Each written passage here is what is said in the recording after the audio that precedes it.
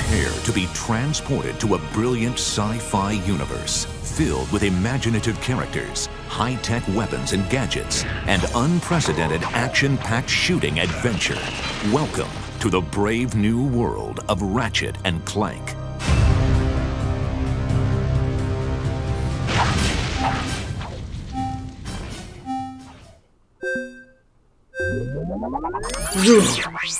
That's better. Everything needs a good reboot now and then, right? Sometimes more than one. Ratchet and Clank. Designed for the PlayStation 2 and released in 2002, was the first video game I ever played. It was my first foray into that magical world of possibility. The first glimpse my little eyes had ever tasted of that delectable digital landscape. And it will always occupy a cute, fuzzy space in my heart, regardless of whatever medical complications may arise as a result. And so, upon completion of the latest game, as of the year of our Lord, insert year here, insert Lord here, I set out to envision what I would want to see in the next and potential final game. I'll preface this by saying the following insert runtime here is going to be fucking weird. This ain't your grandpa's overlong video about a cute mascot video game. This shit is going to be detailed, deep, and downright dirty, like all the best things in life. And those of you with young children may want to send them off to bed and... Oh my. I am going to dive into where the franchise is at, and use that to try and figure out where it should go, outlining ideas for a whole new game in the process. This series is careening towards empty space, cursed to drift further into irrelevance, or become boringly predictable. I don't want that to happen. I want to grab the steering controls and pilot it towards something neat, like a supernova, and watch the whole thing go out in a blaze of glory. Hallelujah. Now, making video games is hard. I get that. Being a fan can be hard too. Is it unrealistic to expect this follow-up game to be the biggest, wildest, most amazing game ever? Maybe, but a gal can dream. So, without further ado, let's get dreaming, shall we?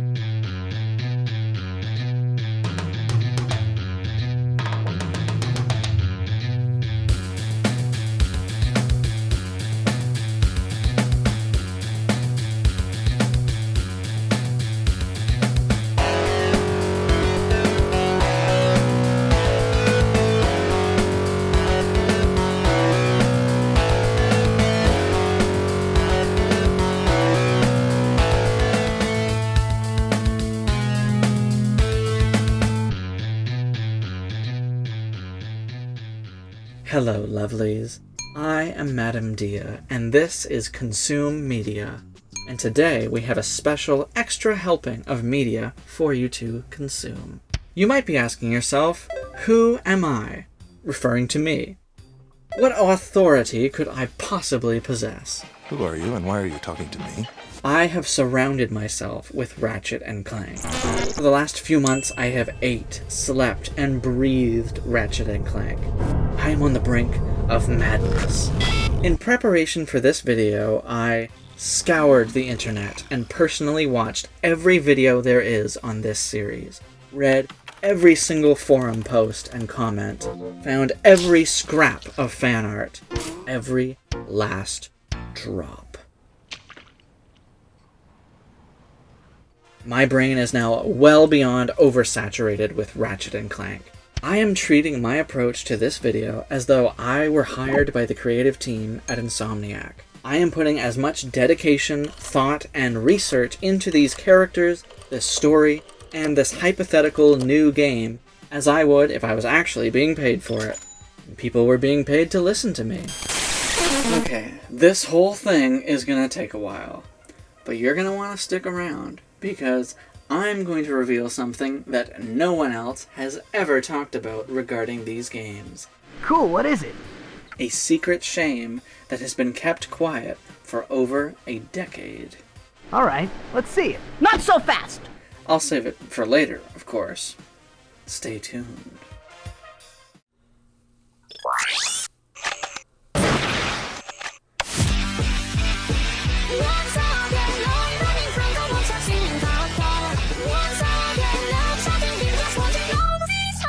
kids have grown up with your characters. I mean, That's the weirdest thing is when you have a 20-something come up and go, "Oh, you're my childhood."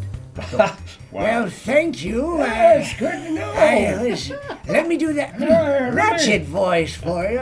The Morph-Ray is used in Ratchet and Clank to turn your enemies into chickens. No, wait, before you do that, just explain to me how it's gonna work. Oh, it worked. Jerry's a chicken. Cock.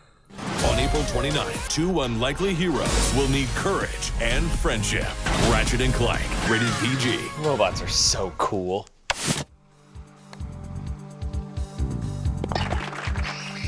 The caddy deserves credit I for can that feel one. you idolizing me.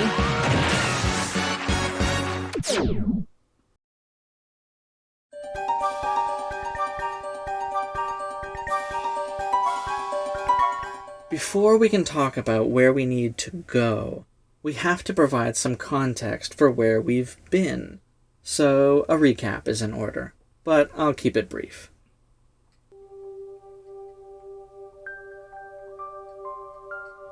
Centuries ago, in the vast Polaris galaxy, a bloodthirsty species called the Kragmites sought to expand their tyranny to every planet they could find in a conflict that was later called, rather uncreatively, the Great War. To combat this galactic threat, a technologically advanced species, who were much more conventionally attractive, mind you, known as the Lombaxes, developed a device which allowed the user to open rifts to other dimensions, an invention they dubbed the Dimensionator, because they aren't very creative when it comes to names. They used this ability to imprison their enemies in an alternate dimension, and thus saved the galaxy. Well, this one, at least. Many years later, a hidden and forgotten Kragmite egg was discovered by the Lombaxes. Taking pity on the orphaned heir, they raised him as one of their own. I could raise him as my own, or send him far away from home. Make sure his past is never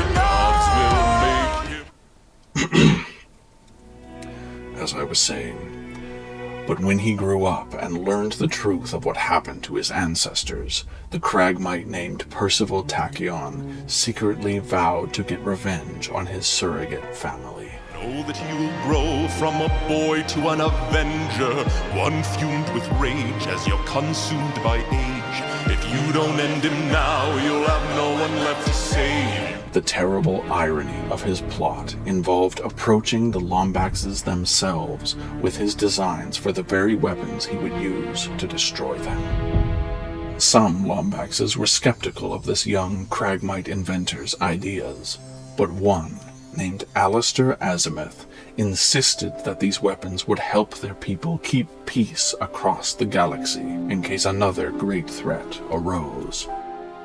A close friend to Alistair by the name of Caden, and at that time current keeper of the Dimensionator, was suspicious of Tachyon and warned Alistair not to trust him. Alistair did not listen. Forming his own contingency plan, Caden tasked a Lombax scientist named Mags with using the Dimensionator to travel to and catalog every dimension in the universe, which is a hilarious request, for the purpose of creating a dimensional map. When Tachyon's weapons were completed, he launched his full frontal assault on all Lombax kind.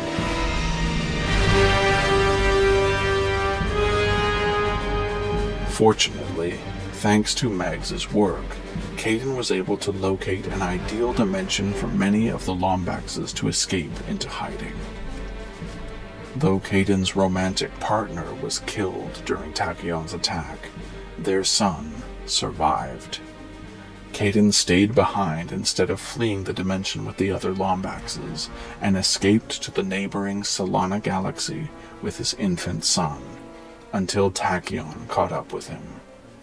Ratchet, orphaned as an infant, grew up alone on a wasteland of a planet, unaware of his own origins. And here the game's story actually begins.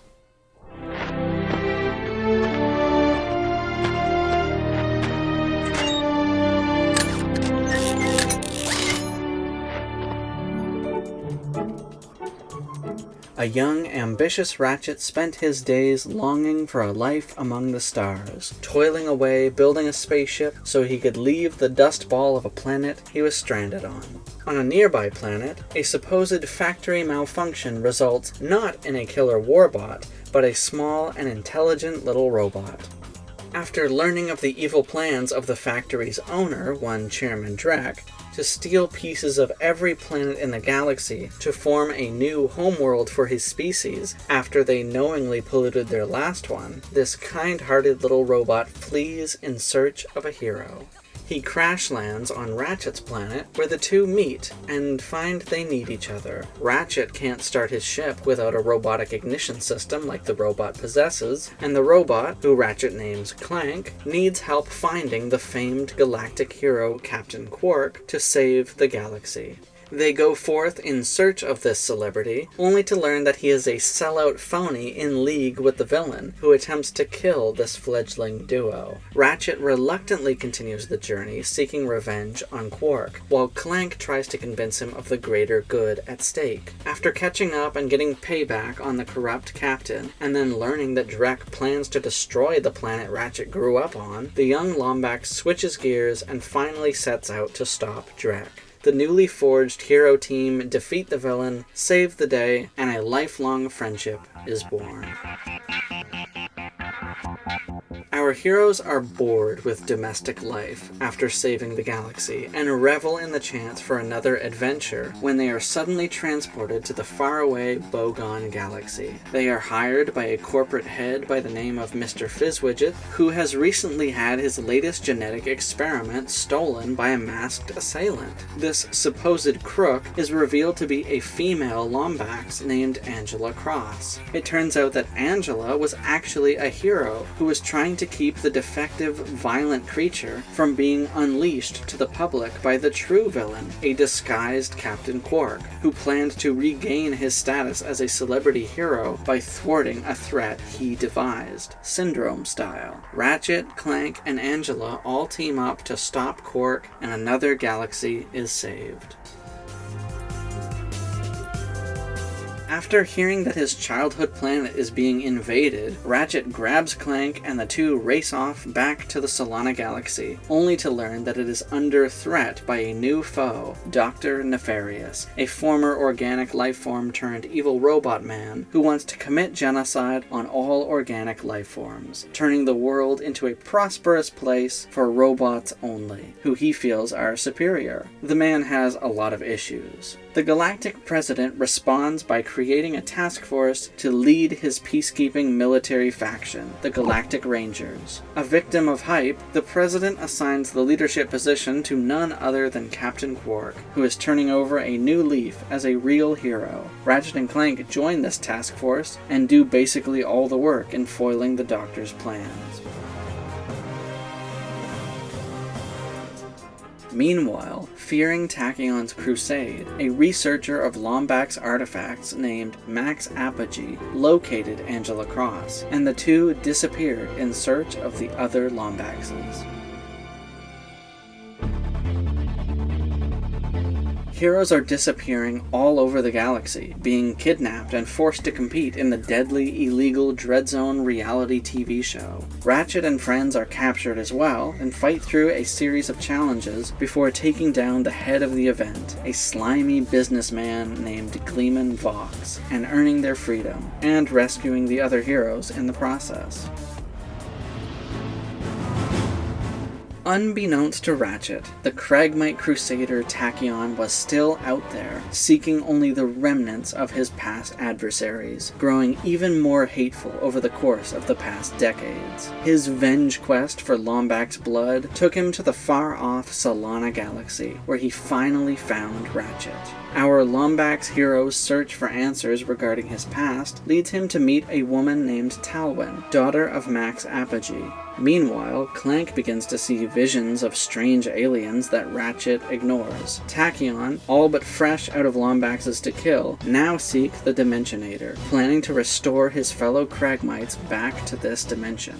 Ratchet, sacrificing his chance to return to his family, chooses to stay and thwart Tachyon's plans. The celebration is cut short, however, when the Zoni, a powerful and mysterious species, show up to take Clank away. Talk about a bittersweet ending.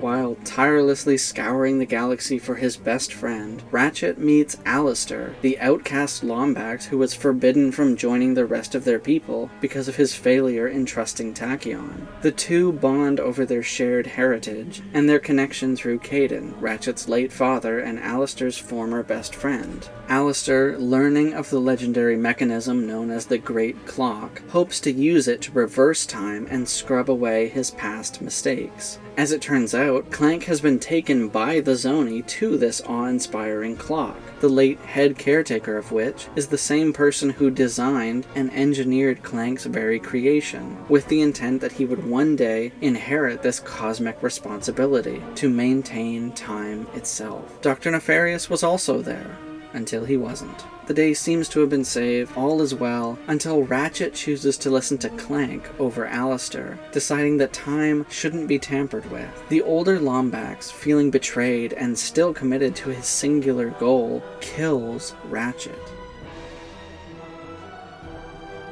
A distraught Clank utilizes the power of the clock to reverse time just a few minutes in order to revive his best friend in the universe. The two knock some sense into Alistair, who then sacrifices himself to return the clock to its proper setting. Clank defers his duties as caretaker of the clock, opting instead to spend his days with Ratchet, aiming to fulfill his promise of reuniting him with the Lombaxes. Now, skipping over a few things that, while fun, including the comic and some one-off games, aren't exactly crucial plot-wise, we arrive at... Years have passed. Our heroes have settled once again into a peaceful lifestyle. During a parade honoring the intergalactic hero duo, Clank reveals he has secretly repaired the Dimensionator, offering Ratchet the chance to finally meet his people. Once again, Dr. Nefarious arrives to spoil the party, stealing the device and hurling the three of them into an alternate dimension. Our team is separated yet again, Ratchet finding an alternate version of Clank in a shy robot named Kit, and Clank finding an alternate version of Ratchet in the fierce rebel named Rivet. In this reality, an alternate version of Nefarious, known as the Emperor, has all but conquered every planet in the galaxy, and Rivet fights every day to take him down. While teamed up with the Lombax archivist Kit, Ratchet learns about Mags, the Lombax scientist tasked with mapping all dimensions in the universe, who also left behind a series of audio logs telling us there are other Lombaxes scattered across many dimensions, and that Mags left the dimensional map behind, knowing that only a Lombax would be able to find it. The two Lombaxes and their good robots team up to take down the bad robots, and all is well once again. Now, the only thing left for our heroes to do is journey forth and finally find those Lombaxes.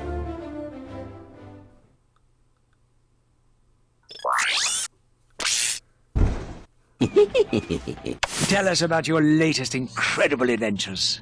Well, as you can imagine, we've been pretty busy. After Drek's defeat, there were parades. Also, Clank is so much smarter than Ratchet, and Ratchet knows that, and he lets him get away with it. But then Ratchet does come in and save the day, and...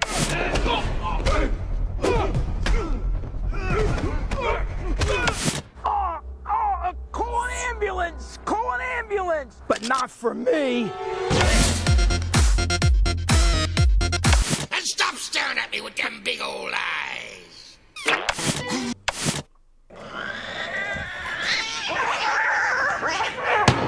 She doesn't give a fuck, she got better things to do. Don't turn it all the way up. Hey, dude! Alright, now that we're all caught up, Where does this leave us? What is left unanswered? What narrative, thematic, or emotional juice have we yet to wring from this story, this world, and these characters? Will Insomniac stick the landing, or end up as flaming wreckage on the runway? What's up with those damn Lombaxes? Why is it up to this lost little orphaned boy to find them? Why aren't they the ones trying to find him? Why did Talwyn's father not come back to see her? Will Ratchet get to kiss his girlfriend? Will Rivet and Kit ever become as close as the titular duo? What's up with Rivet's tail? Who was Ratchet's father, really? Will Ratchet ever become a father of his own? Are Rivet and Ratchet ever going to catbath each other's nether regions? All this and more to come, my lovelies. But just before we get into all that, I've thrown a lot of names at you guys, but who exactly are these characters?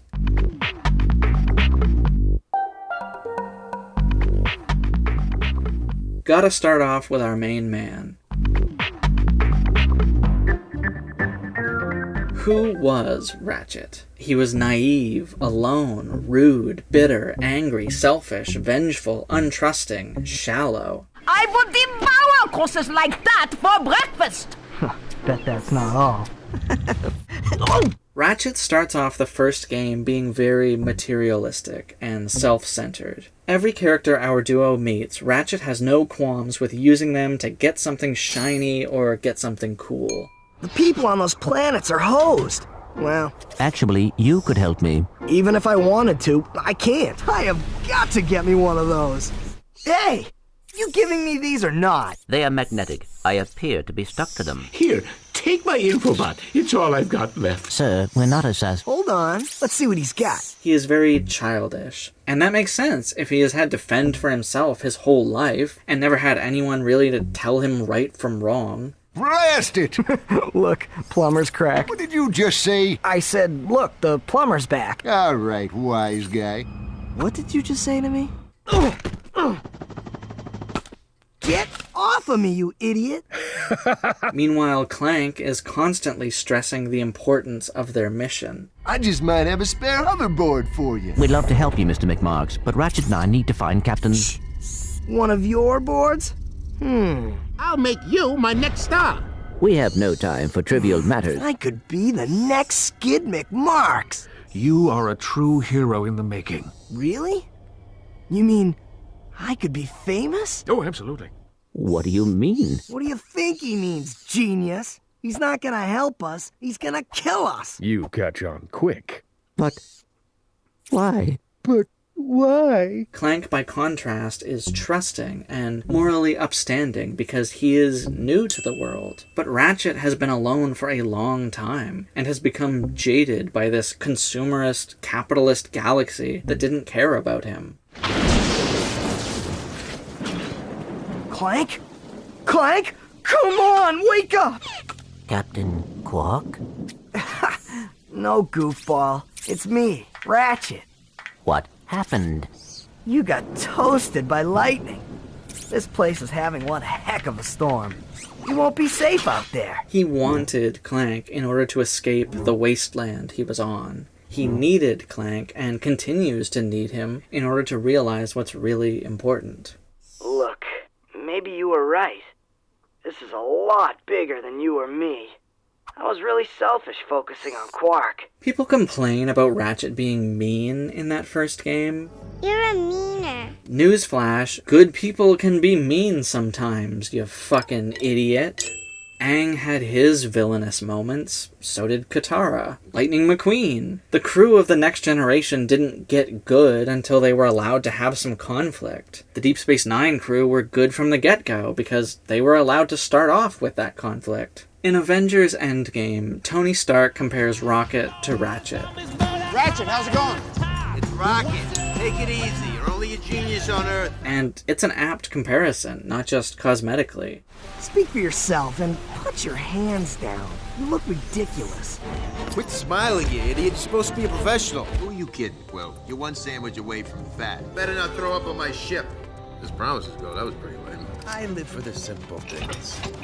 Like how much this is gonna hurt. I got my own problems. Even that triangle-faced monkey there. How are we supposed to do that? Well, supposedly these bald bodies find you attractive, so maybe you can work out some sort of trade. You must be joking. No, I really heard they find you attractive. I have sensitive nipples. My nipples hurt. Oh, goodness me. We're gonna be rich. What do you know about me? In Guardians of the Galaxy, Rocket is a jerk. He goes through an arc and is a strong character for it. And help me get my family back. Okay, you can do this. Who did Ratchet become? He became hopeful, kind, caring, heroic, selfless, ready to show his claws when it comes to defending his loved ones. Get lost before I flatten your robot into a hubcap. Touch him, and it's Plasma City! Oh, gosh. Despite wanting desperately to leave his home planet of Veldin, Ratchet is very protective of it. Drek planning to destroy it makes Ratchet angry and inspires him to defeat Drek. Nefarious invading Veldin causes Ratchet to uproot his life in the Bogon Galaxy and fly home to fight for it. People say that Ratchet's characterization is inconsistent, and that is true, but I think that it is greatly exaggerated. Ratchet was brash and self-centered in that first game. He went through an arc over the course of however many games since, and lost most of that self-centeredness. But he retained many of his brash qualities, just softened them. In Commando and Arsenal and Deadlocked and even Tools and especially Time, he maintains his cockiness, he maintains his assertiveness, and even has a temper. Crack in Time, particularly when interacting with Quark, shows that irritated and snappy Ratchet we all know from way back at the beginning. Alone. Alone. Alone. You realize this ship has an ejector seat, right? So what now? Storm Nefarious' stronghold? Force him to tell us where the clock is, huh? Oh no, we're gonna die! We're gonna die! Oh, good thing I'm wearing clean underwear! Will you shut up? We are not gonna die! Speaking of cheap machines, how much is your boyfriend paying you to do his dirty work? Age before beauty, General. Wise guy, just like your father. Quark! This thing's trying to eat me! That's it. No one talks to Clank that way. In Tools, we sort of oddly see some of his jerky dismissiveness towards Clank that is reminiscent of the first game as well. Who did you say gave you this thing? The Zoni. They are little invisible creatures who travel through time. Oh, right. Now please, the Zoni say Talwyn is in trouble. We need to get to Zor-Doom. You know, Clank, just once, I wish you'd listen to your real friends instead of your imaginary ones. It is too dangerous. I see. No way the Lombaxes could have invented something useful. It is not logical to use this device, knowing the threat it poses. What threat? You know, ever since the rocket sled, you've been nothing but a giant pain in my... To those that say Ratchet hasn't been mean since the first game, I disagree. He is a hero, no question, but that came as a gradual transition, and his former jackassery crops up to the surface from time to time. Someone's got a girlfriend. I will be right back. Don't, stop for anything along the way. Okay, now to activate your speech function. Me out of this thing, you blarg-headed frack monkey! I can barely breathe and my tail feels like it's shoved right up my... Are you sure this is functioning properly? You worry too much. Having trouble? Okay, genius. You figure it out. Get a hold of yourself, Quark. To act like Ratchet has been this goody-goody, sterile, milquetoast, bland character since the Future Saga started is just factually wrong. However, that is what the character has become post-reimagining. I can totally help. Oh. These are the Galactic Rangers we're talking about. Captain Quark will be there. My name's Ratchet. Up and down. And I am sad to see that stick around in Apart. I'm Ratchet. I'll totally help. I'm Ratchet. Clank! If I was at Insomniac right now, I would course correct. I would recognize where the shift occurred and circumnavigate to the pre-reboot characterization for Ratchet. To be fair, we get some boyish cockiness from Ratchet in Rift, sure. What do we got? Uh-huh. Are you winging this? Come on. I think I still remember how to stop an invasion. Hey, it's not the size of the biceps, it's how you use them. Password, please. Huh? Why do I need a password? I'm the Emperor. How about I obliterate you instead? Ha ha ha! But he is overwhelmingly that goody-goody little kitty cat, even when facing off against genocidal maniacs. This kiddyification of Ratchet didn't really happen until the movie/remake. It has just unfortunately overstayed its welcome, to the point where I can't even imagine him being as fun of a character to voice lately. First, we gotta take care of Nefarious's cronies. It's a whole new world. Maybe give the whole friendship thing a chance? We have to get the Dimensionator away from Dr. Nefarious! You mean that ginormous cannon? A flying sniper bot? That's a new one. They fly now! Not again. Let's see you do that, Spider-Man. Never would have thought when we met that we'd have fans someday. Just waiting for this to get hard. Please don't get hard. Looks like I got a bounce. That's not sounding good. No, stop it! That's not what you say! Honestly, in a way, Rivet seems more Ratchet than Ratchet these days. You must seriously think I'm an idiot. Look out! What do you think I'm doing? Ah! This is extremely unnecessary.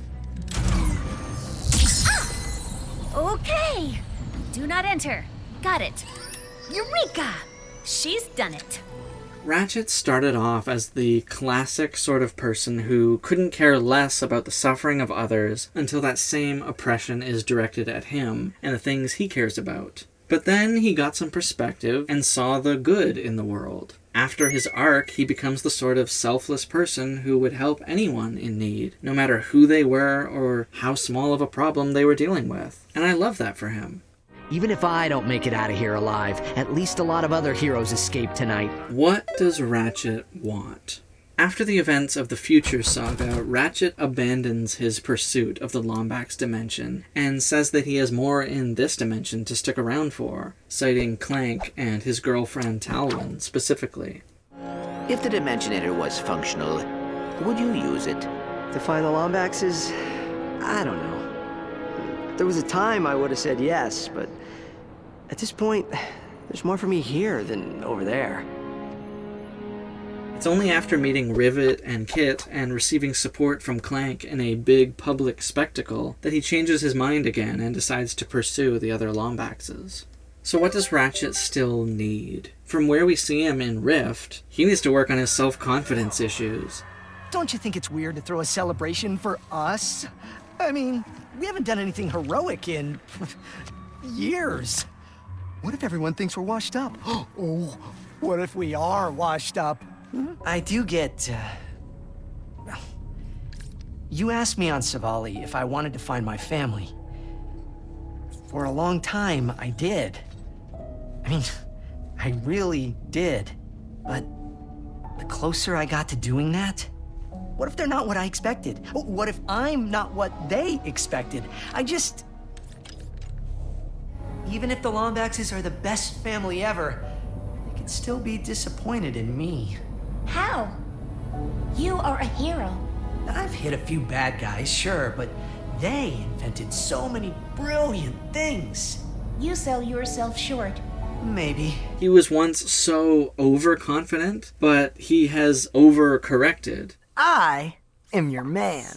Oh yeah, I've got mad skills. Mad skill. A difficult challenge, but one that is it dangerous? No. Actually, yes, it is. Good. Engaging cryosleep. Cryosleep? No. There's no way I'm gonna...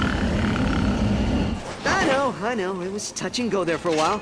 But the old Lombax instinct kicked in and... Or maybe that was all show, all compensating for what we see now. He is insecure, unsure, and very doubtful of himself despite having a galaxy throwing him a parade. He feels like an imposter, and this is what we need to explore more, and have him truly see himself as the hero everyone who loves him already knows that he is. Clank. Where would any of us be without him? Clank is the heart, like Jesse in Breaking Bad. You ain't seen the basement, bitch! Or Puck in those early chapters of Berserk. He's Groot. I also like the idea of Clank as a roommate, just kind of like living with Ratchet and Talwyn. Oh man, look at me. Well, look on the bright side. At least you will not shed all over the apartment anymore. Just this innocent little guy living with a grown-ass couple because they are all friends, but they also watch out for him because of his naivete. He's the Walter to Ratchet and Talwyn's Gary and Mary from the Muppets movie. He's the Joey to their Chandler and Monica. He's the X to their Y and Z. Please return your appendages to the steering mechanism, sir. Huh? Oh, right. Sorry. Oh, and by the way, you can stop calling me sir. The name's Ratchet. Pleased to make your acquaintance, sir. Hey, we finally get to meet the help desk girl. I hope she's cute. What should that matter? Aren't you just a little angel? Actually, I'm a little robot. I have 16 terabits of tri-directional asynchronous bandwidth on my core CPU. Ooh, that is a lot of throughput. Oh, well, This downtime is killing me!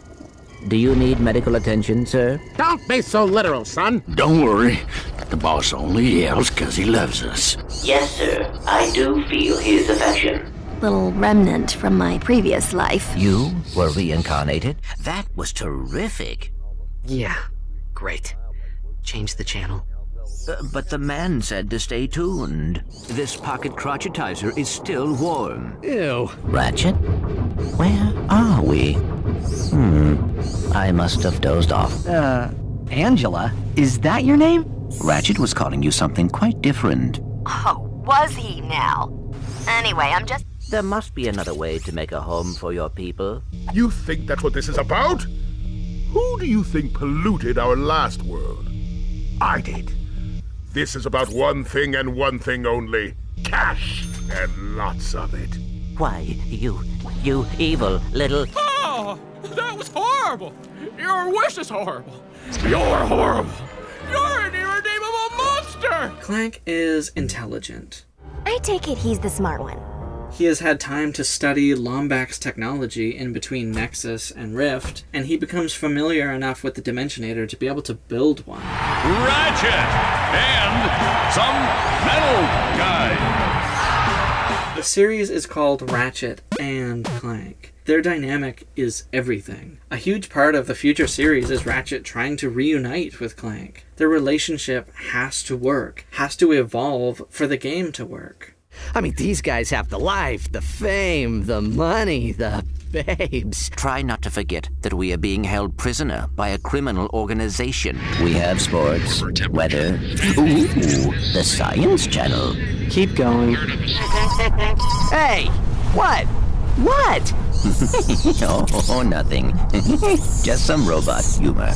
Okay, funny guy. What do you think? Ratchet? Oh, sorry. It says, in case of emergency, break glass with wrench. Hold on. This one says, use rock to break glass to get wrench to break glass to get rock. Ooh, I love logic puzzles. Let's see. If you break the glass with the... Solved it. Ratchet, we have company. Where? Behind you. Where? Behind you. Very funny. Where are you going? It's a shortcut. Trust me. Ratchet, look out. See? What did I... Oh, no. You look awfully familiar. Nope. First time here. And our second. Did you see me out there against that shell shock guy? Yeah, I saw. Oh, yeah. You worry me, Ratchet. You rookies got the stones for a Halo jump? I do not understand. What are stones? Do I have them? I'll tell you later. And no. And for their dynamic to be strong, they need to be different people, complementary to each other. Opposites attract, after all. We come together, opposites attract, and you know, it ain't fiction. The natural fact. Clank is a nerd and Ratchet is tough. In the later games, the two are effectively indistinguishable from each other on a character level. The same calculatedly inoffensive personalities. I'm glad you're okay, buddy. You too, Ratchet. Ready to fix this, pal? I would love nothing more. I mean, yes. They are the same person. They don't have any unique traits that distinguish them. They haven't been flanderized, they've been blanderized. They have been stripped of a lot of what made them good characters to begin with. I also have a talent for improvisation. We may have a slight problem. Wait, I have to find my friend and get home. While he is kind and selfless and honest, Clank also stands up for himself. He did that on purpose. Nah, he's just easily distracted. Yeah, well... Come on. Well, go on. Go fight some evil. At least I'm not a coward. I will start the ship if you agree to help that commando. So, blackmail is it? If you cannot see the importance of this situation, you do have problems. Rhino for your robot. Trade you. Well, okay. Ratchet. I'm kidding. If you two are through... Jealous? What do we got here? Hey, watch it. Watch your mouth, Zero, before the mathematician subtracts your head from your shoulders! Sir, as a fellow number cruncher... You buffed this out yourself? I handle my own buffing, sir. Well, no more Quark. Good. What? That's cheating! On the contrary, organic life forms have as much right to inhabit this galaxy as we do. There is one thing you should know by now. Do not mess with Agent Clank. Do not even think about it. Clank, have you been modifying yourself in private? Absolutely not. And I do not care much for your tone. In that first game, Clank adapts. He learns not to trust Ratchet and tries to hide one of the infobots from him. It's adorable. Clank is the moral center of the series. He's the one who convinces Ratchet to be a hero in the first place. He is also the one that convinces Quark to be a hero, the guy he initially sought out to save the galaxy. You're pathetic, Quark. I can't believe I once looked up to you. Let's go, Clank. The people of this galaxy need you, Quark. They believe in you. You can give them hope. You have a chance to redeem yourself and become the hero you have always wanted to be. He sees things for what they are, even when other people don't. Through thick and thin, Clank is along for the ride and always has Ratchet's back. Thanks, pal. He is that trusty friend who offers the greatest of emotional support. All he needs is to know how to help.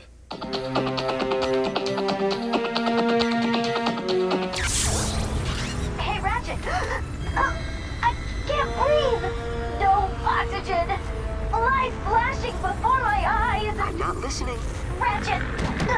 I'm dying! No, you're not. Oh, fine. You know, you laughed the first time I did that. I found it to be quite humorous. Thanks, Clank. The faster you turn her over to the Vartax guards, the better. Oh, are you worried about us? Promise me you won't go near her without Kronk and Zephyr, okay? We'll check in with them right now. I've got everything under control, Tal. Don't sweat it. Talwyn. Let's analyze her for a bit. She spends her life being raised by her father, Max, who is obsessively researching the advanced alien race, the Lombaxes. Max disappears in search of the Lombax dimension, along with the one Lombax he found, Angela Cross. My father went after them, but never came back. Talwyn is left behind with her two robot companions and protectors. Thanks, guys. I can handle it from here. Well, congratulations. You win an all-expense-paid trip out the airlock. Hope you don't mind letting yourself out. I hate that popping sound of bodies decompressing in space. Yeah, put that Lombax in his place. What? Then she runs into Ratchet, a real live Lombax who knows nothing about Lombaxes. Contrast this with her upbringing, where she knows everything there is to know about them, including how to read their language. What do these symbols mean? Can't read Lombax either, huh? Sorry. They make for a good team, but also a pretty natural love story. A jailbreak.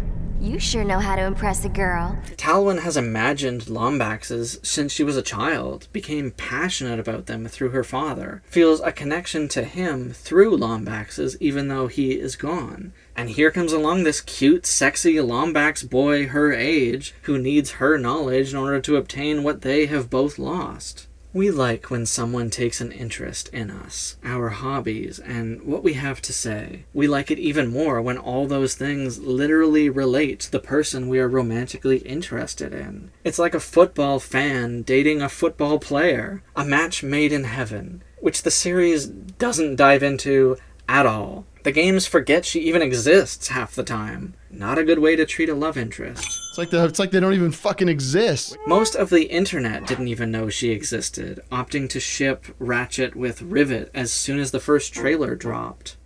I'm not coming out. You cannot stay in there forever. Yes, I can. We shouldn't have let them take on the twins without us. I should have told them to evacuate. We cannot dwell on what we should have done. Some things are simply out of our control. Would you like me to tell her? No. I'll do it. Ratchet, are you okay? Your nav unit has you all the way in the Zarkov sector. We lost them. We lost Kronk and Zephyr. You lost them? I'm so sorry. In Nexus, Talwyn confesses concern for Ratchet's safety, saying that after the deaths of Kronk and Zephyr, Ratchet and Clank are all she has left now. Clank and I are going to stop them before they hurt anyone else. Listen to me. Come back to Meridian City. Tal... Please. You and Clank. You're all I have left now. This would suggest that she has accepted that her father is likely never coming back. That's an arc right there. A far cry from her being that isolated little girl insisting that her dad is still alive. Max Apogee was a famous... is a famous explorer and collector of rare interstellar antiquities. She is tough and capable, and a character that needs a comeback. Hey, Rust Bucket! Catch! Skewer that saucy wench! Aye, Captain! Skewering! Arr, me wee cannonballs! She deserves a continuation of her story and a real on-screen progression of her relationship with Ratchet. Ratchet! Are you okay? No. Ratchet, I'll try to find a way out of here. Just promise we'll leave this place together, okay? One of the worst things a follow-up game could do is not include her at all.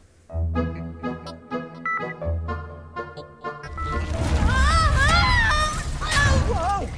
Hey! So embarrassing. How are you not afraid of the future? I love Kit. I am broken. I will always be broken. Me too, Kit. She spends most of Rift with Ratchet, and they bond because her fear of meeting Rivet is similar to Ratchet's fear of meeting the Lombaxes. Maybe we could work together? I do not make a great partner. How about this? If things go badly, which they won't, we go our separate ways. No questions asked. Team? She is clever like Clank, but doesn't have his wide-eyed optimism. Her past has scarred her to the point of being afraid of herself.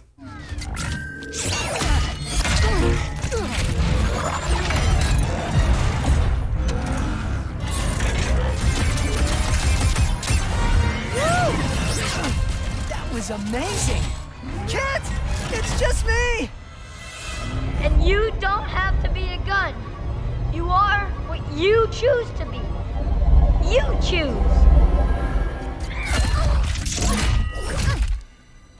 I told you, I do not make a great partner.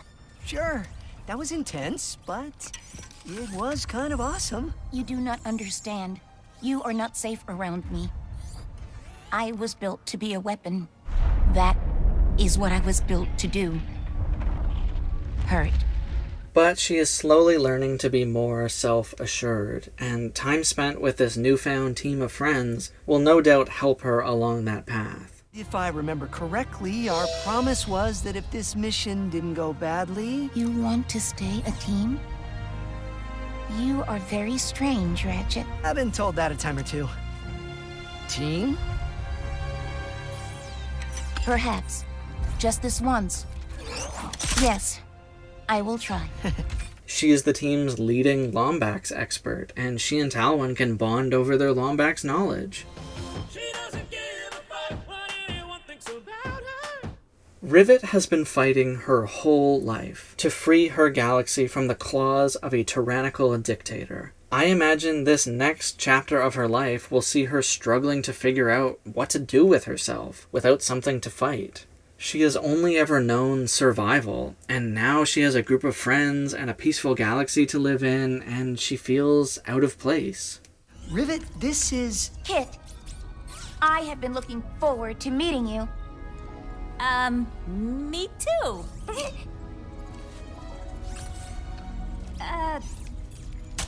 Rivet and Kit spend a surprising majority of their debut game separated. I like the idea of these two characters trying to figure their dynamic out when their relationship is built on cosmic obligation. So, if Ratchet is an alternate dimension me, and Clank is an alternate dimension you, were we meant to team up too? They do seem happy together. Yeah. Do you want to,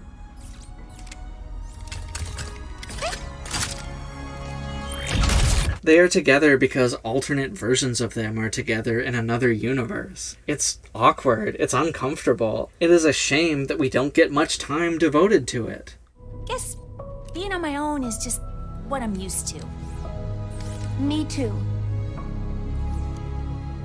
So maybe this is just temporary.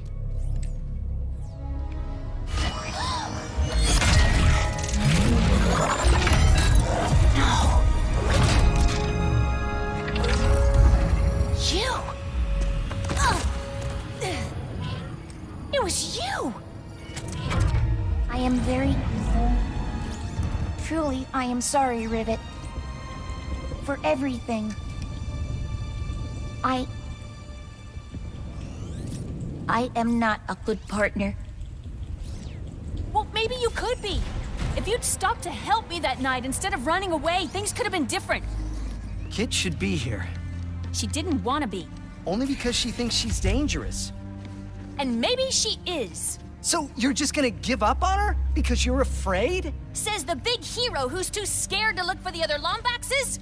At least my fear makes sense.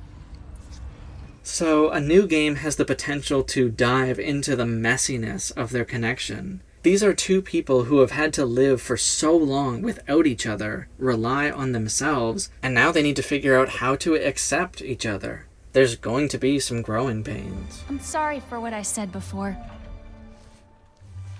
You're my friend. And thank you for coming back. Team? My fear is that there will be a slight time skip between games, and the developers will skip over this fun development stage in their relationship and just have them both show up in the next game as buddy-buddy and as sappy as Ratchet and Clank are now. It'll be really disappointing if that ends up being the case. And they all learned something new that day, and something new.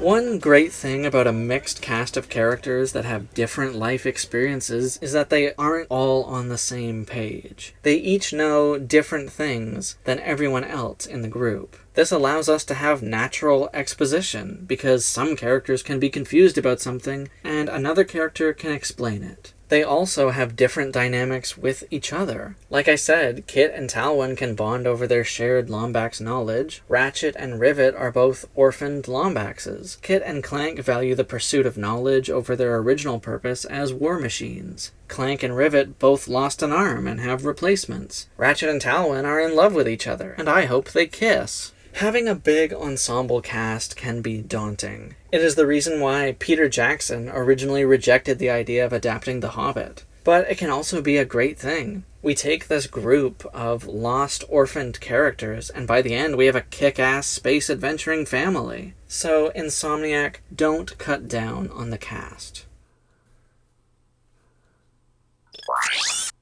Today we're gonna test a tractor beam from Ratchet and Clank going commando. Oh, nice, dude. Nice job, nice job.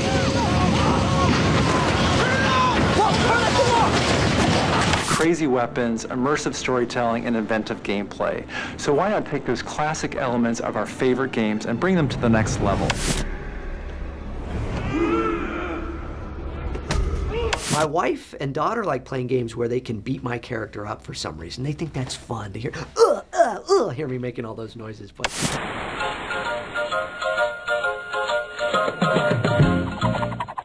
You talking to me? Shoot it at the Blockman. Don't feel too sorry for the Blockman, though. He's evil. Now we are getting another one for team building. Can we watch something else? It's about to get really good. It's about to get really good. Trust me. Alright, I've yanked on your collective chains for long enough. Ouch! Time to get into the real meat of what you've been waiting for.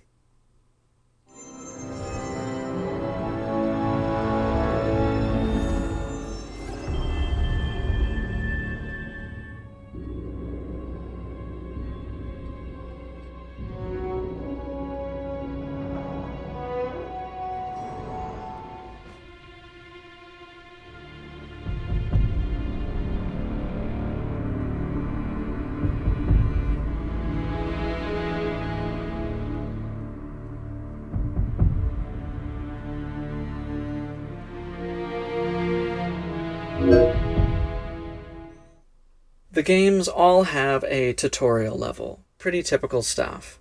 I want to shake things up right from the get-go.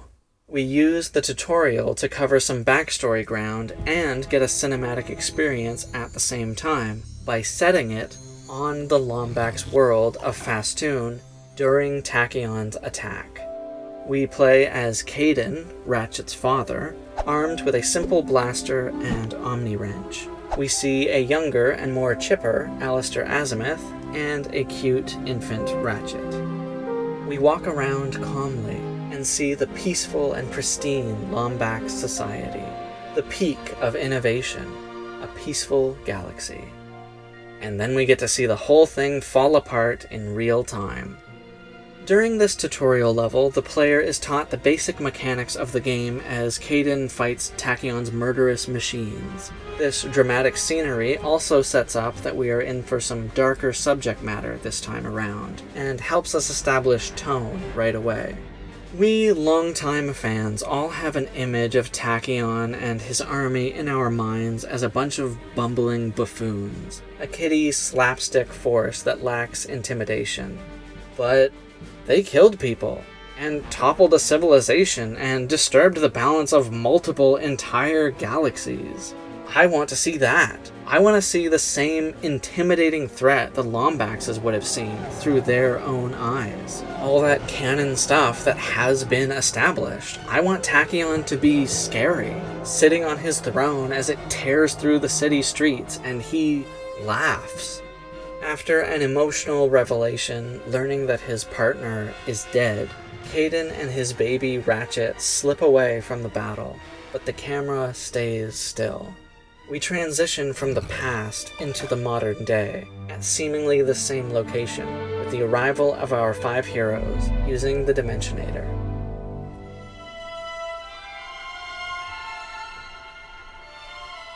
The place is empty, dark, dead space, a world where all of the stars have gone out, the oldest dimension, the edge of time.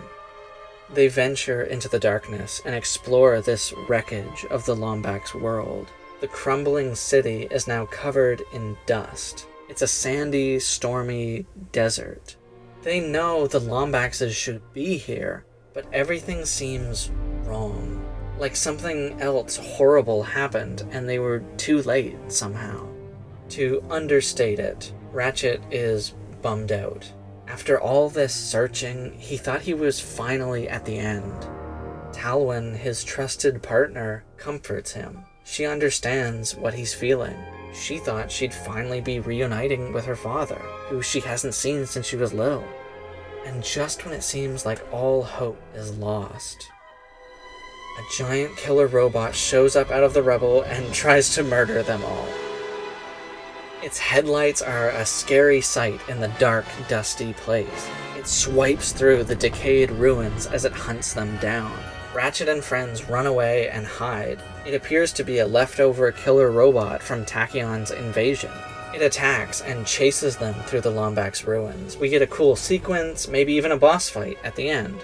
Only after eluding it multiple times and then finally defeating it as a team, is it revealed that the pilot is actually a Lombax. Stumbling out of the mech is none other than the scatterbrained scientist, Mags. After only hearing his voice in Rift, we finally get to meet him in the flesh. Our heroes are shocked and confused, but Mags is just glad that he failed to defeat these trespassers, because they turned out to be fellow Lombaxes. Again.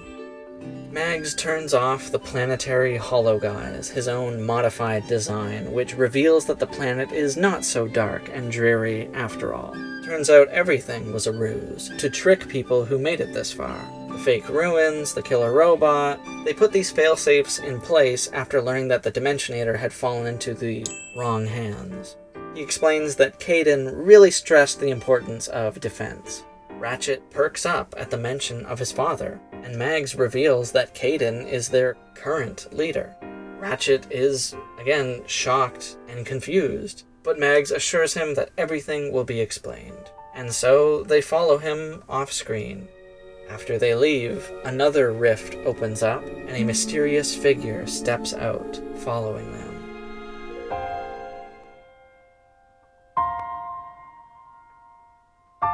Our heroes hop on board Mags's personal Land Rover and make their way to where the other Lombaxes are hiding.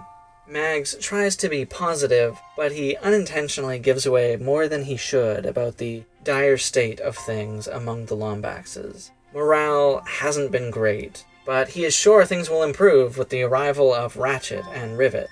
During the trip, we get to check in with our protagonists. They can have some little moments, character interactions, and chats while en route. Talwyn can talk about her father, Ratchet can talk about his dad, just to let the audience know how everyone is feeling and what is going on. And then our heroes finally arrive at the Lombax's hideout. It is a peaceful village, if a bit plain. A simple life, contrasting the lavish city they once lived in. The place is full of Lombaxes, of various colors, shapes, and sizes. It is an amazing sight and a magical little moment for our band of orphans to experience. Even Angela is there to greet them, just as feisty as ever. And we get some tearful reunions. Rivet meets her mother. Talwyn is reunited with her father, who is old and sick, but still the upbeat, jolly man she remembers. And Ratchet meets his father, kind of. This Kaidan is from another dimension. Kaidan admits that he lost his son during Tachyon's attack in his dimension, and since Ratchet lost his father, he hopes the two can start fresh and fill that void for each other.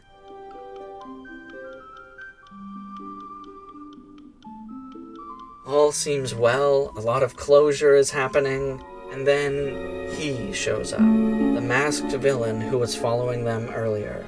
He lifts his gun and shoots at the crowd. The blast is powerful enough to collapse one of their homes. Lombax families run away, screaming amidst the chaos. Just like in the best video games, you get your arsenal kicked at the beginning, so it's more satisfying when you win at the end. And that's what happens here. All of the team combined can't bring this guy down. But after a few good hits in, he decides to leave, saying that now that he knows where the Lombaxes are, he'll be back to finish them all off for good. He activates the modified Dimensionator built into his suit and slips into a rift. Everyone else is left wondering what the heck just happened. At Kaiden's command, Mags uses his wrist computer to pinpoint what dimension the assassin went to. What he discovers shocks him, and he hesitates to say it out loud, but everyone obviously wants to know the result. Before he gives it, Mags explains that the further dimensions are from each other on the dimensional map, the more different they are, and the less obvious the dimensional counterparts. He goes on to say that there are only 3 dimensions with Lombaxes, and that these dimensions are all nearly identical. Angela and Ratchet are from one, and he and Rivet are from another. He's nervous to say so, but he tells the group that the dimension the assassin fled to is the same one that their leader, Kaiden, is from. Kaiden is quiet, with his back turned to the group, until he announces that Mags will be the one to go and stop this assassin before he can do any more damage. Ratchet and Rivet want to go too, but Kaiden says they can't leave, that it is safer for everyone if they stay here. Mags says he'll escort these heroes on their mission, and bring them back without issue. Kaiden is apprehensive about letting the others accompany Mags, but they insist, and he gives Mags a look, who nods timidly, and he concedes. Kaiden cautiously agrees, as long as they all come back as soon as the assassin is dealt with. Talwyn stays behind to spend time catching up with her father. So Ratchet, Rivet, Clank, and Kit head out with Mags to track down this shadowy bad guy.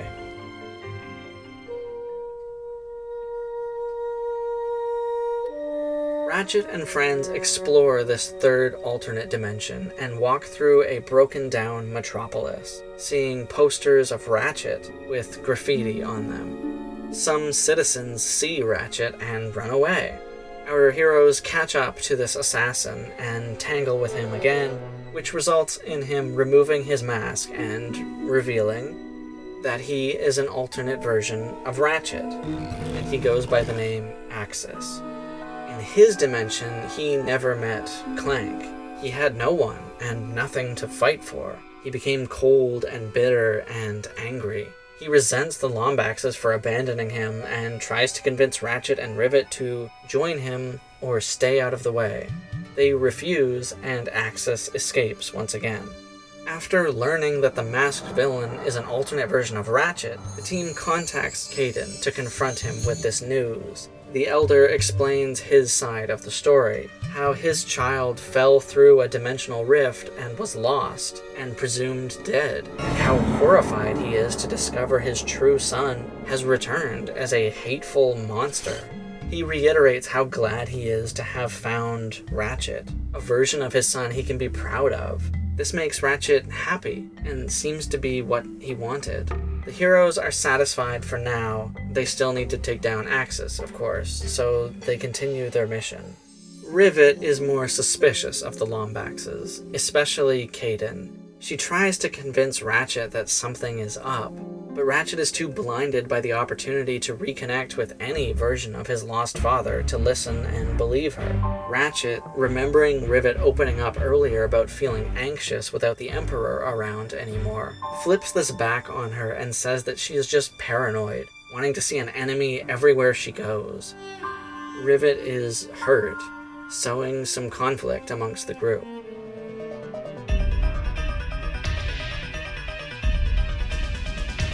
So, having an evil Ratchet. Isn't that a bit cliche? Not at all, mate. Some people aren't going to be keen on this idea, but it's fun, so sue me. It wasn't an idea I myself had considered before Rift, but now this interdimensional can of delicious worms has been opened, so let's make the most of it. Also, Rift Apart was originally going to have 2 near-identical Ratchets, but the idea was scrapped, and Rivet makes for a more interesting parallel hero anyway. But having a second Ratchet can work, if he's the villain. To see our beloved hero as a twisted, evil nemesis, it's so ripe a beat for this story. So much potential, so much fun to be had.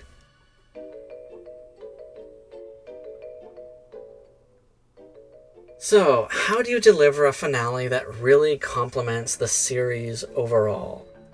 By making each game relevant to this final one. This helps tie the franchise together in a fun way.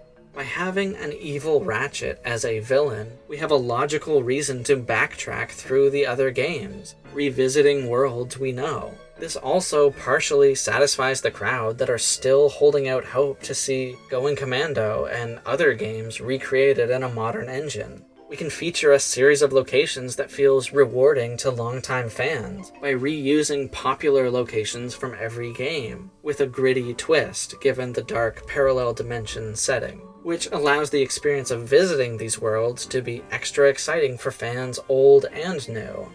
Character-wise, Ratchet and Clank have to remember what they know about their own journey in order to figure out where Axis is going or where he might turn up next. Realizing that this Ratchet doesn't have a Clank, the team go back to the robot factory where Clank was born to figure out what happened to this universe's version of him. Maybe they stumble across a robot drone from Drek's Forgotten Army with the same serial number as Clank. It could be wandering around aimlessly, rusted, broken down. Clank can also reunite with the computer called Mom to bring things full circle and make up for that gut-wrenching moment in the first game where he misses her last words to him. I will try to make you proud, Mom.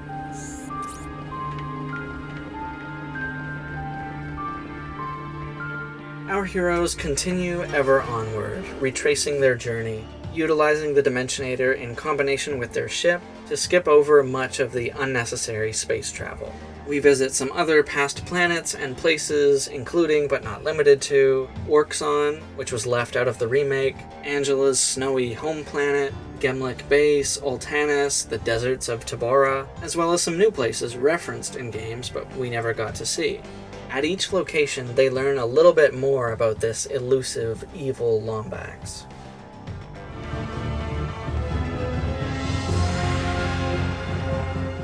The gang decide to revisit the Great Clock, fearing that Axis might go there. While there, they learn that the clock and the Orvis Chamber are one of few dimensional constants. This is the one and only clock, and it exists simultaneously in all dimensions. Other dimensional constants include the Plumber, the Zoni, and Darla Gratch. So when our heroes visit the clock, they are greeted by the familiar face of Sigmund. They tell him they are worried that their adversary Axis will try to use the clock to rectify his past, like Alistair did. Sigmund assures them they have nothing to worry about because the clock cannot be entered by anyone unless they are allowed in by the senior caretaker. The only time they have been under threat is when they have mistakenly allowed someone with ill intent to enter, such as Nefarious or Alistair. But since everyone right here is trustworthy, there is nothing to worry about. Then we get this twist where Mags, stricken with guilt, admits that he was tasked with making sure Ratchet and everyone else came back to stay with the other Lombaxes permanently after their mission, by force if necessary, or else. But he can't go through with any of it. He explains everything about the other Lombaxes not being able to leave their dimension because of Kaidan's paranoia about keeping their people safe. This leads the team to learn that Kaidan can't be trusted, and that their other friends left behind are in danger.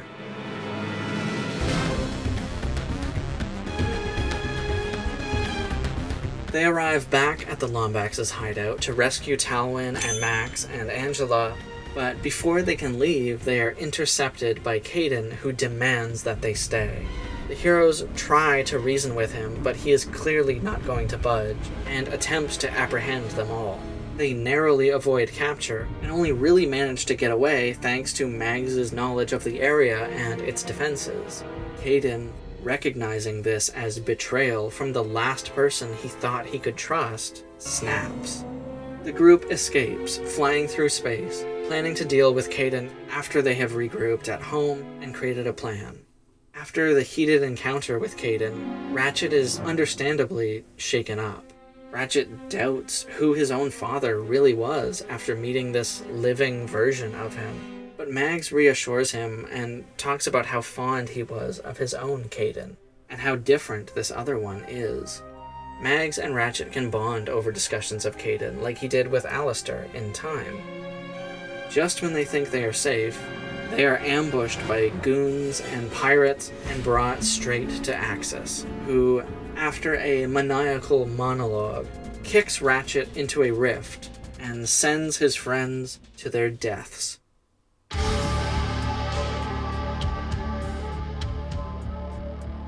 Axis takes our captured heroes and forces them to fight in his Gladiator Arena, a retooled version of his dimension's Dread Zone. I would want to see this be a longer and more varied challenge arena / Coliseum than the one we see in Rift, and it will have higher stakes and a greater sense of urgency than the arenas in other games because it is directly story and character related. I would want it to be the ultimate arena, bigger and better and more brutal than any other. After completing the main storyline, you can come back here to take on a greatest hits list of bosses and enemies from previous games.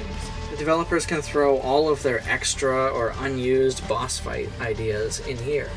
In the shabby Dread Zone arena that Axis operates, we find this Dark Dimensions version of Big Al, an actually big, brutish, lumbering beast of a fighter, a gladiator, a warrior, more akin to the Blargane Snagglebeast than Al in his own introductory infobot. Our heroes need to fight their way through in order to escape and rescue some familiar faces along the way. Other characters we know can have alternate versions that are forced to fight here.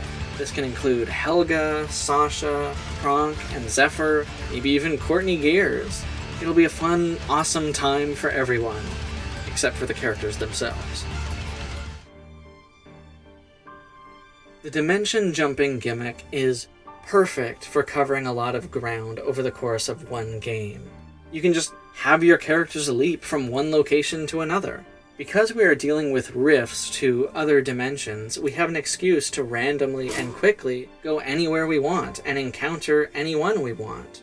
Let's say Ratchet gets tossed through that rift and ends up somewhere unexpected, occurring probably at the low point in the story where Ratchet has all but been beaten by Axis. He doesn't trust this alternate version of his father, and he has been cut off from his friends.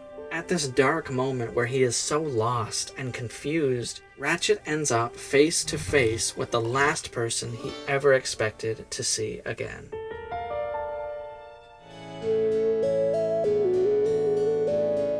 Tachyon is a good foil to Ratchet. They are both orphans by circumstance, each viewing the other as the cause of their loneliness, the reason they are out of place in the universe. I wish that Tools of Destruction had milked this for more emotional and thematic juice. Ew. But we can get some of that now by just having a single conversation between these two characters in this final game. Tachyon was an outcast no matter where he went. He was raised by Lombaxes, and his Lombax parents probably loved him unconditionally. But not everyone would. He is a Cragmite, a member of the most feared and hated species in the galaxy. He likely faced bullying and abuse, and was isolated from most of the Lombaxes. I imagine that on his parents' deathbed, that's when they finally revealed the truth of his origins, of where he came from. His Lombax guardians pass away, and now with the only emotional connection Tachyon had to the Lombaxes gone, and with a new reason to hate the rest of them, he breaks mentally and starts plotting his decades-long revenge. From his perspective, his whole life has been dominated by these space cats. They wiped out his family, they raised him, he depended on them to build his army, and he needed their technology to find his people again. And after all that, a Lombax left him stranded on an asteroid. He was truly alone in the universe. The deep, crushing pain Tachyon has endured throughout his entire life is not something the series really touches on. It would be such a waste to not get more out of the character before the series ended. So I envision having a scene between Ratchet and Tachyon. Maybe we could even get flashbacks of Tachyon as a child being raised in Lombax society, showing the ugly side of their supposedly more enlightened species. Maybe that red gem on his crown can be a special item, because why not? The universe is full of random special items. He explains that it is a cerebral stone. He touches it and a smoky hologram plays in front of them. It turns out to be an artifact that allows organics to replay memories, even ones they don't remember at all, ones buried deep in your mind. This helped Tachyon stay sane on this asteroid. It also allows us to summarize the events of Tools for new fans. Watching his life over and over allowed him to reassess his actions. He has spent years on this rock, drifting through a shadowy void, unable to do anything but replay his own story over and over. Reflecting on everything has caused him to change since we last saw him. The two former enemies aren't that different. Maybe this conversation with Tachyon helps Ratchet to also understand Axis. Ratchet has had friends, family, and love for so long that he has forgotten how he used to be. For Ratchet to regain his self-worth and sense of purpose from Tachyon of all people, rather than his own father, is a significant beat, if I do say so myself. Tachyon gives Ratchet this item, who later uses it to recall memories of his parents. This way we get to see Ratchet's early days with his father, who is much kinder and sweeter than the version of Kaidan we face in the game.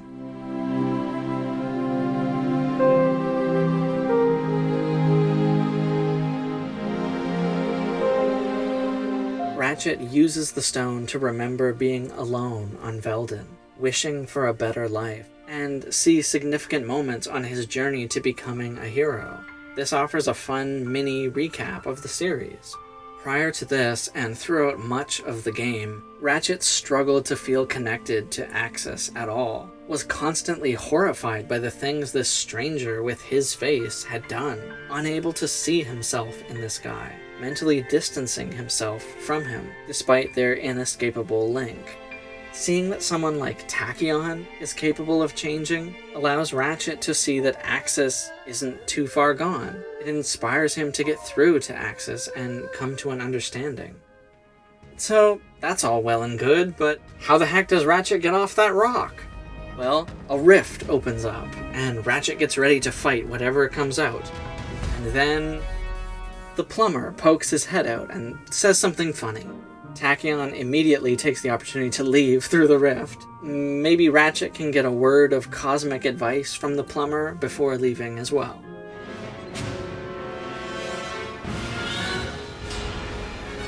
Our other heroes have won their freedom and wrecked their way out of the arena. Irritated, Axis slips away, but not before unleashing a distraction to cover his escape, the bio-obliterator that Nefarious created. In this dimension, Axis took it for himself and uses it to turn his enemies into robotic slaves. Ratchet shows up and rejoins his friends, and they all take down the machine together. Afterwards, everyone wonders where the evil Ratchet is going to hide, where his one central base of operations is, and our Ratchet figures it's probably the same place that started it all, where his journey really began, Veldin. So they go to that solar system, but Veldin isn't there. Instead, there is Drex planet. An ending should mirror the beginning. In the first game, Drek wanted to create his own world by breaking pieces off of other worlds. To capture the true darkness of Axis's descent, we witness that he finished what the series' first villain started. Axis fulfilled Drek's master plan to create an ideal new world, and destroyed Veldin in the process. Ratchet is horrified at the loss of a planet that means so much to him, the last place he saw his real father. This final planet that we go to is, excitedly, one that combines locations from all the other levels we have played through, with special differences between them, given how they fit together. You might start the map at what you recognize as partway through one level, and as you play through it, you suddenly step into a different part of a different world. It plays with your head and pokes fun at your familiarity with these locations.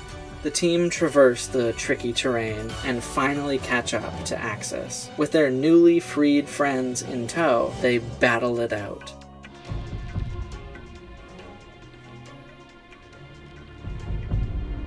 Surprisingly, Kaidan shows up, drawn out of hiding, this being the first time he has left the safety of the Lombax dimension in over 20 years.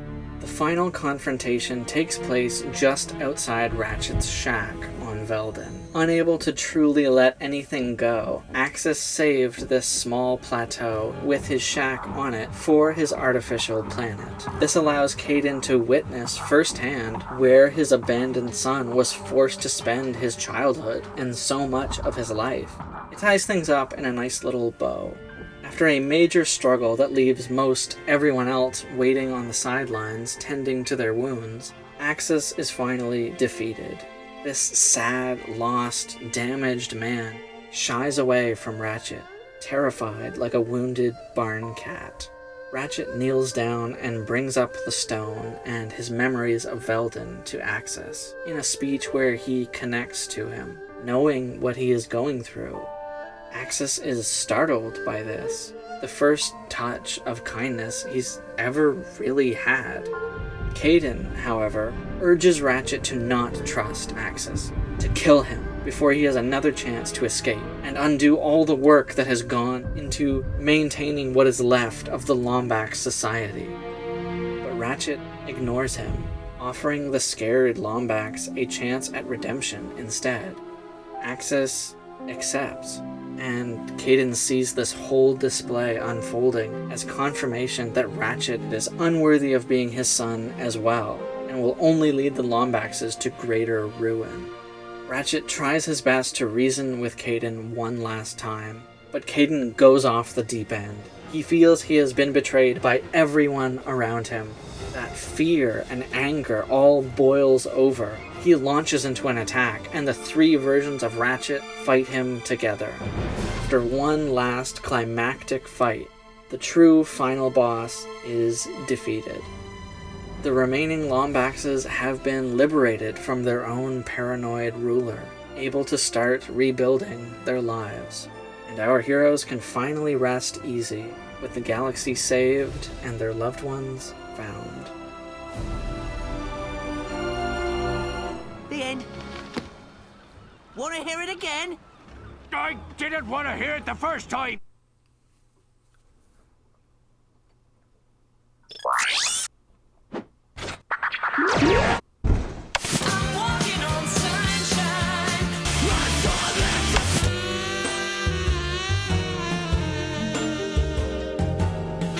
Starting with that blank page that first day was pretty scary because, how do you create a franchise? An alien that travels from planet to planet collecting weapons and gadgets. So one of Brian's early inspirations was the book The Little Prince, but there were plenty of other influences like Star Wars, The Iron Giant. What do you know about winning? Hello?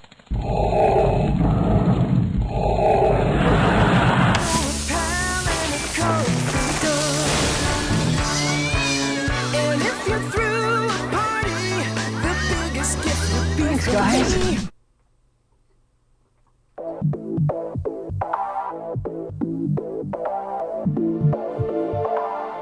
Alright, so those were the broad strokes. Now it's time for some narrow strokes.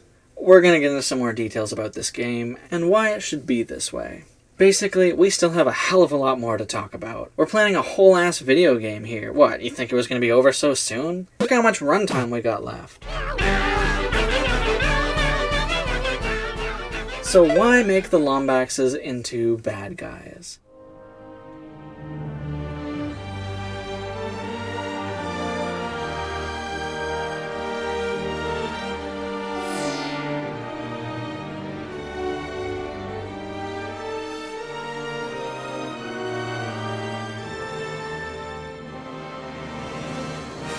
Imagine you just finished watching The Force Awakens, and someone hands you a pen and says it's your job to start writing a sequel. No thanks.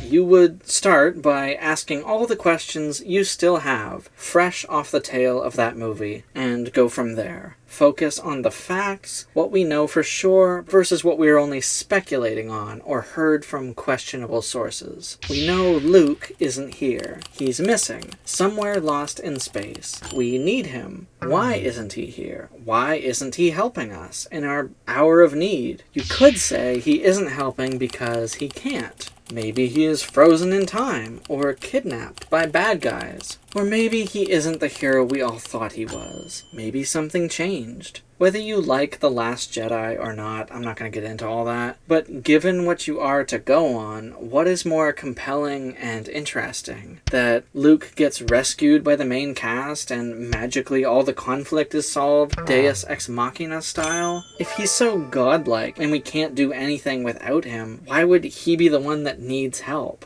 Or maybe he's flawed. Maybe there's more going on here than we all assumed. As a writer, Hollywood screenwriter. As a writer, I will always applaud taking risks and trying something different. And so, I am going to do a character assassination on those hoity-toity Lombaxes. They lulled themselves into a false sense of security and engineered their own downfall, all while building up their sworn enemies so much in their minds that they scrambled and scattered to the wind at the first sign of trouble. My house is dirty, buy me a clean one. Yet Ratchet, one guy, took down this one Craigmite runt all by himself. Sure, this was 20-some-odd years later or so, and Tachyon probably stretched his resources thin in that time during his intergalactic hunt for space cats, and he had a serious advantage at the first by sneak attacking a planet and culture he was already intimately familiar with. However, why didn't the Lombaxes mount a counterattack after they regrouped? They had the capabilities of fighting a galaxy's worth of Craigmites, so what stopped them? Cowardice. Selfishness. These are the same guys who thought throwing their enemies into another dimension was a good solution.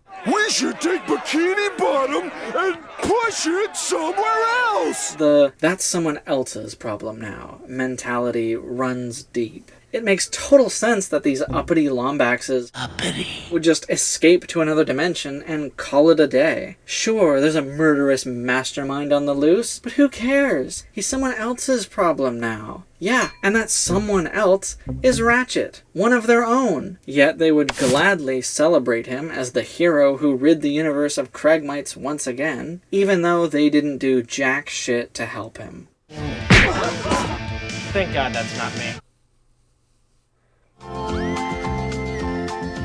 He's an unemployed rocket mechanic who claims to have saved 2 galaxies, but most people know him as Secret Agent Clank's bumbling chauffeur. Psychopathic Lombax. Another Lombax. Come back to vandalize more equipment. Miserable rodent. You filthy Lombax. I scan reveals 2 Lombaxes in main server.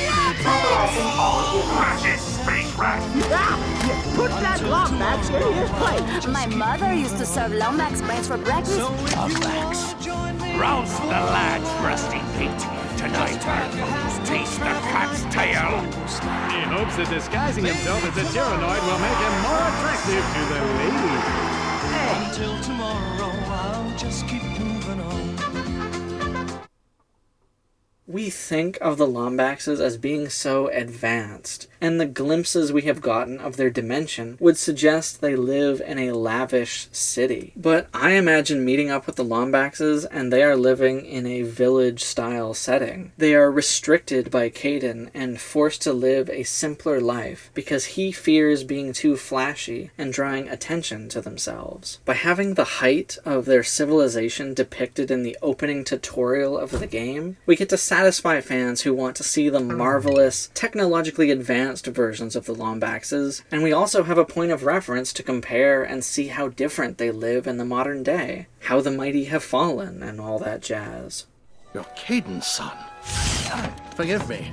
General Alistair Azimuth, Forbolt Magistrate of the Lombax Praetorian Guard, Elder Councilman for the Center for Advanced Lombax Research, and you, my dear boy, look just like your father.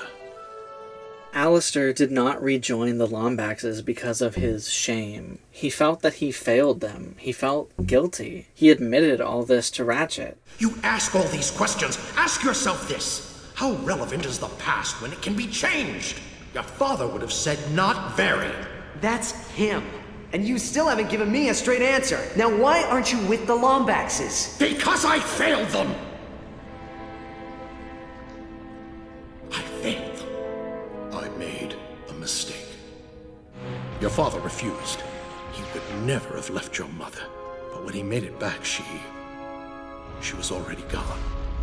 I don't know how long he survived before Tachyon caught up with him, but I know I was responsible for his death. He was also officially banished by the Lombax Council, forbidden from joining them, forced to live in exile in the same dimension as the murderous psychopath they were all running away from. Yeah, it's a bit much. Pretty messed up. This could be used as foreshadowing for how backwards and unforgiving the Lombaxes really are. They don't see our greatness. They hate us, and we deserve it. For my crimes, I was forbidden from joining the Lombaxes, and so I live in exile. I can make it right, Ratchet. All of it.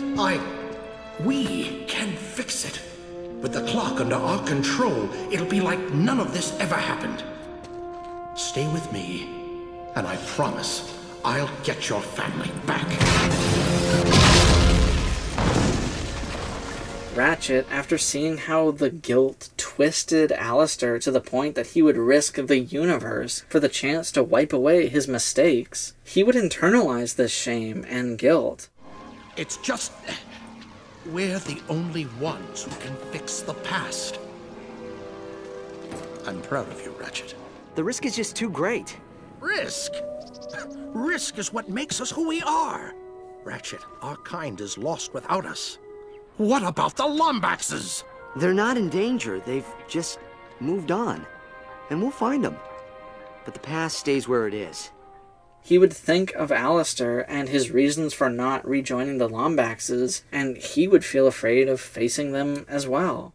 The universe looks at you and sees a hero. But do you know what I see? A coward. Someone who lost the guts to find his race. Can you imagine seeing your kind right there? Close enough to touch, but impossible to reach. Yes. Yes, I can. But wanting something too badly can change you into something you're not. I have a good life in my dimension, Kit, and I don't want to risk it. Ratchet hasn't really been able to talk about Azimuth openly in a game since his death, or talked about his own death before Clank changed time and resurrected him. How does he feel about it all? His one greatest connection to his people betrayed him and nearly destroyed the universe. Ratchet has trauma. He has anxiety and doubt. Ratchet worries he won't live up to the expectations of his supposedly great heroic species. My dad was the keeper of the Dimensionator. The original one, anyway. He gave everything to keep it out of the wrong hands. Sorry, Dad. How interesting would it be then to have Ratchet be the one disappointed in them? And then even when Kaidan says outright that he is disappointed in Ratchet towards the end of the game, Ratchet no longer cares. He is confident in himself and knows he is a hero. His arc for this game is believing in himself and no longer needing approval from a parental figure, or to be seen as a hero by others, because he is seen as a hero by the people he truly loves, and himself. Alistair represents how good intentions can turn villainous. This foreshadows Kaidan being a bad guy. It also allows us to have a morally good Alistair counterpart who maybe actually opposes Kaidan. Having alternate versions of living characters is fun, but having alternate versions of dead characters gives us something even more interesting to explore. The alternative they'll likely go with is to have Kaidan remain dead. And everyone talks about what a hero he was, so Ratchet feels better and never has to unpack any complicated feelings. Your dad? Your dad was probably the best whack-bat player we ever had in this school. It's the Demon Slayer problem. When you take the easy route to avoid thinking critically about your characters to simplify your story, often you end up with a bland story and bland characters. And that leaves no emotional depth for your audience to engage in. I spent hundreds of hours preparing for this video, and what I saw was a huge fan base willing to seek meaning in the smallest details. We crave something juicy to sink our teeth into, not something shallow and heartless. Where's the heart? Admittedly, I didn't get far into Demon Slayer, despite it being one of the most popular anime series of all time, but I had a big problem with it from the start. The protagonist's family are depicted as this perfect, happy family, and yes, that makes it very tragic when he loses them, and is meant to contrast the horrors of his new life, but it also means that he doesn't really think about them after they are gone. Their relationships were uncomplicated, and so he doesn't have any lingering, conflicting feelings. They were perfect, and then they died. That's it. Closure. No guilt over a falling out or something left unsaid. Contrast this with Aang's tragic backstory. His family are also dead, and he's also hunting down those responsible, but he has to live with the fact that he left things in a bad place, and he can't change that. Ever. See also Ellie in The Last of Us Part 2. There's nothing in Demon Slayer for the hero to grapple with. Nothing unresolved. I half expect him to just openly say he's glad his family died in their prime, and were spared from facing the terrors of the real world. As the series continued long past the point of it being ridiculous for him to not think of his family, it just drove home the idea that his family were only ever a plot point, an inciting stepping stone between him and the rest of the story. And I didn't like that, and I stopped watching. I want a game that really unravels Ratchet's character, strips him down to his stripes, and dives into who he is and how he feels. He has seen death, felt death, dealt death, and he should have some things to say about it, other than, "Shucks, buddy, you're a real pal. I'm so glad we're friends," and just never address anything. Even Steven Universe eventually realized it had to confront that what its innocent hero had gone through wasn't all sunshine and roses. Ratchet is a lost little boy who was so desperate to leave the dust ball he spent his life on that he built a spaceship all by himself. Ratchet is an engineer. He is an inventor. He is a dreamer. Bring this element back in. Bad Kaidan's son was lost in a rift. This, and surviving to see the aftermath of the horrors of Tachyon's attack, drove Kaidan to do the terrible things he did. He lost everything important to him, and it turned him into a complicated man. This makes Kaidan a villain, but gives him an understandable backstory. He literally witnessed his species almost get annihilated by Tachyon, and he grew up with the stories of the Kragmites ravaging the universe. In order for Ratchet to be the hero of this new story and prove he is better than the other Lombaxes, he needs to face this new challenge head on instead of running away from it. Maybe in the meantime, Kaidan tasks Mags with searching for another dimension for the Lombaxes to escape to. This time, he offers for Ratchet to join them and have everything that he thought he wanted. But Ratchet refuses. He wants to stay and deal with the problem instead of hiding in shame. And after defeating the villain and showing his compassion and heroism, he actually inspires the other Lombaxes to stay and not uproot their lives again. My vision for Kaidan is to expand on this recurring idea the series has, of a person trying to do the right thing, but their fear and stubbornness blind them to the evil acts they commit. Kaidan was a good man. This bad version of Kaidan is just what life turned him into, like Axis. Clank is the heart of the series. Ratchet needs him. That's why Axis turns out the way he does. He's missing that conscience, his Jiminy Cricket. You can't kill me, Lombax. Only I know your true purpose in this galaxy. Only I know your true name. Tachyon alludes to Ratchet having a true name, which fans speculate refers to his original Lombax name, the name his parents gave him. I think it would be so satisfying if Axis was his true name, so this villainous alternate Ratchet is actually, ironically, honoring his Lombax past more so than Ratchet. This idea is similar to one from the animated series Genlock, where, spoilers, the antagonist is revealed to not just be a copy of the protagonist, as he was led to believe, but is actually the tortured original. Our hero, who we have been rooting for up until now, has to grapple with the fact that this antagonist is just as real and valid a life as he is, and in one way, kinda even more so. This character would just be really fun. His original goal was to strike back against the Lombaxes as a group, but upon learning of Ratchet's existence, he begins toying with him, stringing him along throughout the game, messing with him, challenging this so-called hero he could have been. And maybe part of him longs to be seen and understood, so this intergalactic cat-and-mouse game also acts as a way of him deep down trying to help Ratchet learn about who this guy is, and how he ended up this way, how he was hardened and embittered by his life. My age I grew and lost my innocence. I soon became enraged by each and every bad experience.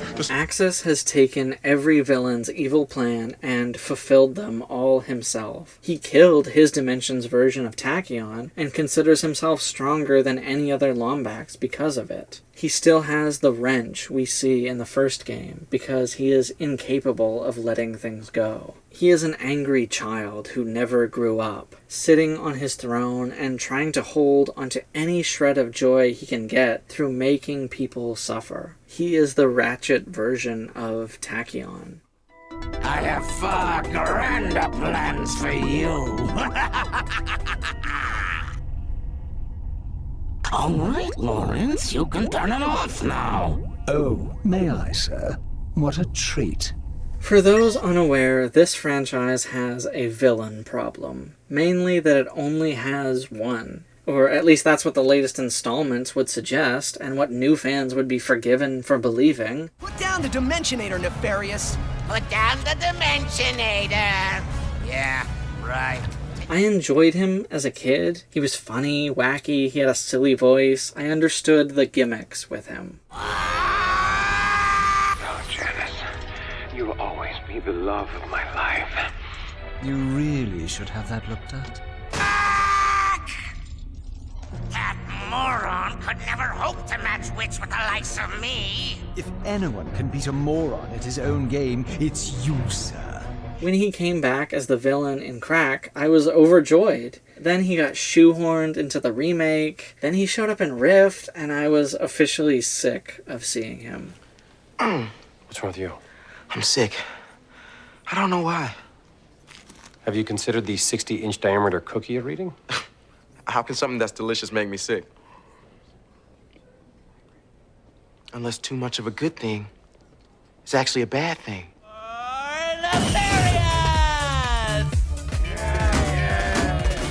Despite considering him overused as a villain, I do think it would be strange to exclude Dr. Nefarious from the finale. Ironically, him being so often used has firmly established him as a cornerstone of the franchise. He's basically the arch nemesis now, despite not acting as a foil for Ratchet in any way. In the darkest timeline, I envision Nefarious as a hero, maybe even teamed up with his best friend, Quark. The villainous Nefarious that we know from the Prime timeline can witness how admired the good Nefarious is by the civilians he rescues, and the camaraderie he has with his fellow heroes. This can sow the seeds of Nefarious changing as a character. We got the first hints of this in the dubiously canon All for One, where he thinks about maybe having a change of heart by the end. You really are wonderful! Listen, I am not nice, I am not kind, and I am not wonderful. Maybe after seeing how the world would actually be under his rule in Rift, Nefarious realizes that he doesn't really want that. The Emperor was a huge jerk. Everyone hated him. Who am I? Our greatness? And who are you? Wait, I'm not gonna sing this. You're no good without me. How dare you ever doubt me? Now listen as the doctor sings the case. They join you at the top. Yes, they would. Join you where the stars all shine. And boy, I'm so freaking hot. you're scalding. So Nefarious is left to figure out what he actually wants, just like the other characters. Once again grind Cybertron under your mighty heel? No! What? Why? Because I now know the true meaning of oppression, and have thus lost my taste for inflicting it. Nefarious gets abused by his Emperor alternate version. Seeing and experiencing all this leads him to question his own goals and whether or not he even wants to be a villain at all anymore. He's just not very good at it, and when people are good at it, he hates them. Currently in the canon, Nefarious has basically abandoned his old ideology and instead has the generic motivation of just wanting to be the ruler of everything. So what is it this time, Nefarious? You still trying to turn everyone into robots? Or is it just good old-fashioned galactic domination? Part of me wants to let you live long enough to find out. The other part really wants to kill you. You know, for old time's sake. Decisions. In time, Nefarious reveals that what he wants is to get a do-over, and to be a winner for a change. Ironically, by becoming a good guy and joining the protagonists, he gets to accomplish his goals. All he has to do is realize he needs to join the winning team.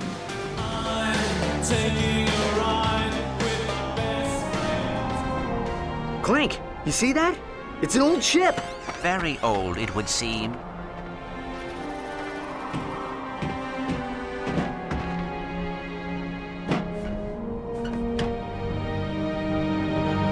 We have to fix her. Ratchet, we must be practical. Clank, please. I need to fix her. Oh, very well. I think we have all the parts we need. Let's get to work.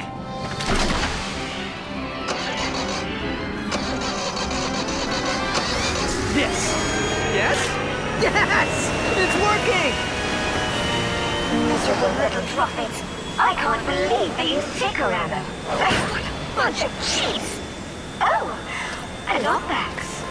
I thought I'd never see one again. A live talking ship is really fun. Tack's ship in Invader Zim is one of my favorite running bits. Security defense systems activated! And it seems you've stolen me. Get your filthy alien meat out of the cockpit! Ships in sci-fi series quickly become iconic. Their presence makes them feel like a major part of the team, a character all their own. So when you as a writer get the opportunity to have the main ship actually literally be a character with their own thoughts and feelings, that's awesome. Warning. Tachyon's fighters have locked onto our position. I'm not sure we can shake them. If you jettison the excess cargo, you could increase your speed. No, that won't be necessary. After all the different ships that have come and gone, it was nice for the Future Saga to finally settle on one consistent ship for our heroes. One that is connected to Ratchet's origins, and looks and sounds cool. Aphelion, what's the situation on Meridian City? Partly cloudy, 72 degrees. A perfect day for crawfishing. I meant the invasion. Oh, in that case, over a quarter of the city has been decimated by Cragmite dropships. They will not last long without support.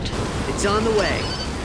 But, like basically everything else, she gets sidestepped and quickly forgotten by the writers when the next game comes out. And if you don't have anyone on the creative team keeping solid track of continuity, characters just disappear. So do something with her! Video games are long. There's time to give everyone something to do. In Crack in Time, she gets modified with Zoni technology. Perhaps this imbues her with a soul and more distinct personality, giving her more freedom and awareness than other Lombax ships. Unauthorized access! Get away or I'll chop your legs off! Maybe there is something in the story that only she can do, and the team are able to escape the containment field Kaidan has in place that keeps everyone from leaving. It's something. Hello? Aren't you forgetting someone? Oops. Angela describes her home planet as the snowy wasteland we go to in Commando. Also, when she is disguised as a thief, her base of operations is on a different snowy planet. Maybe she chose it because it reminded her of home. The point is, Angela likes snow. So we know that about her. Stick that in your book, TJ. Hey, I know those pants. Ratchet! Your reputation precedes you. Here we are, Clank, former warbot, teamed up with the Lombax, became a hero. Ooh, good for you. Ooh. I like Gary as a character, and as an inclusion to the world building. He is the son of the plumber, but he doesn't look anything like him, and he transcends time and space as a spiritual cosmic hippie, preaching about peace and love. In other words, boyfriend material. I don't necessarily need a point-blank explanation for the plumber and all his fourth-wall-breaking tomfoolery, because sometimes things are better if they aren't explained. But in my mind, the plumber is a well-meaning, fun-having god, like a nice version of Q from Next Generation.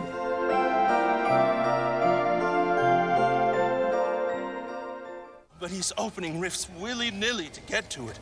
It's only a matter of time before he's successful. That is Corey. He's helping us with our inflatable decoy test for Ratchet and Clank.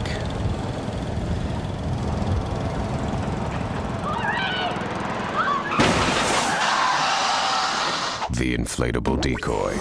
One of 36 weapons and gadgets not fit for this world.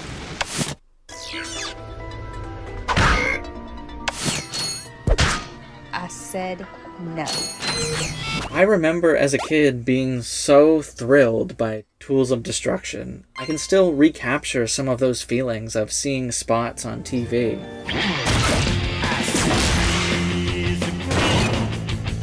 At that time, the concept of owning a PS3 was still only a dream, and would be for years.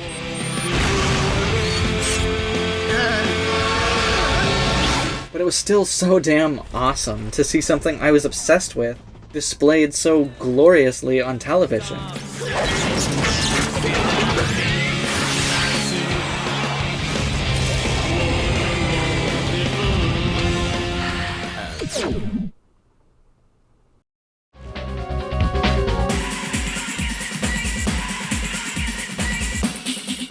No matter how wacky or one-off or episodic or wild and childish something is, if it goes on long enough, people will get attached and start to crave something deeper. They will long for stronger emotions and grander storytelling. It's human nature. Look at Bluey, Adventure Time, Steven Universe, even goddamn Clay World. Everything eventually gets more serious and thought-provoking. So why can't we get the same for Ratchet and Clank? Stop teasing us with the potential this series has and actually commit to it. Take the leap. Maybe, just like Ratchet with the Lombaxes, the creators at Insomniac are dragging this out because they are afraid of living up to the hype, afraid they won't be enough. Let Ratchet take the plunge, and take the plunge yourselves. Give us something meaningful. Stop dangling the bait in front of us, trying to entice us to keep coming back, and actually let us eat. We loyal few are starving. What, you think we don't eat? We eat. We're gonna eat right now. Yum yum. You don't need tricks. We are basically sticking around no matter what. Ride or die and all that jazz. I want an ending that unifies what the games became with what they used to be. Take the best elements of both halves and combine them. Pay off the grander emotional story, but restore the maturity. Give me a reason to take this seriously. To care. How's the franchise marketed now? It's like playing a Pixar movie. It's like playing a Pixar movie. It's like playing a Pixar movie. The most ironic thing about comparing the latest games to Pixar is that while they have bright colors and fun settings and cute character designs similar to Pixar, they actually lack the emotional depth of Pixar. If you want to lean into the comparison and encourage reviewers to say, it's like playing a Pixar movie, Insomniac Games' adventure strives to make you feel like Pixar, then how about actually giving us that experience? Go the distance. From Ratatouille to Incredibles to WALL-E, there is maturity and heart and brilliant storytelling inspiration to tap into. So why hold back? Some of you may claim that because this is a franchise that steers younger, that you can't go dark or serious. But kids can handle dark subject matter. Whoa, that's scary stuff. Hey, should we be worried about the kids in the audience? No, it's all right. This is culture. By dumbing things down emotionally, you aren't appealing to children, you are infantilizing them and alienating everyone else. Make video games that you would want to play, and tell stories that you would want to see, that make you yourself feel something. Don't hold your punches and give people something lesser because you think it's more broadly appealing or less questionable. Where's the integrity in that? Yes, this series is mostly pretty family-friendly, with the latter half of the titles leaning into that more so. There's nothing wrong with that, but you can tap into mature storytelling without alienating a family-oriented audience. Just look at Kung Fu Panda. It strikes that balance perfectly. There is no reason Ratchet and Clank can't do the same. Donkey said it really well in his review for Rift. This game is rated E for everybody, not E for children only. To really tell an effective story, you need to take the audience through a series of different moods. Don Bluth, one of the most famous animators of all time, once said that you can show kids anything in a movie, as long as it has a happy ending. And I agree. I like this philosophy. Being scared or being worried or being sad are all worthwhile emotions to have your audience experience. They are some of the things that stand out most in my memory when I think of my favorite movies.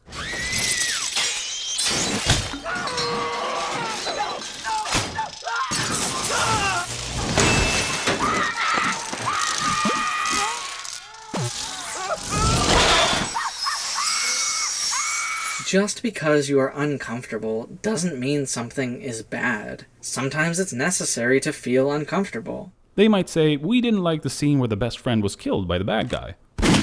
Okay, but did you not like it because it was a bad scene, or do you simply have negative feelings about it because you were sad to see the best friend die?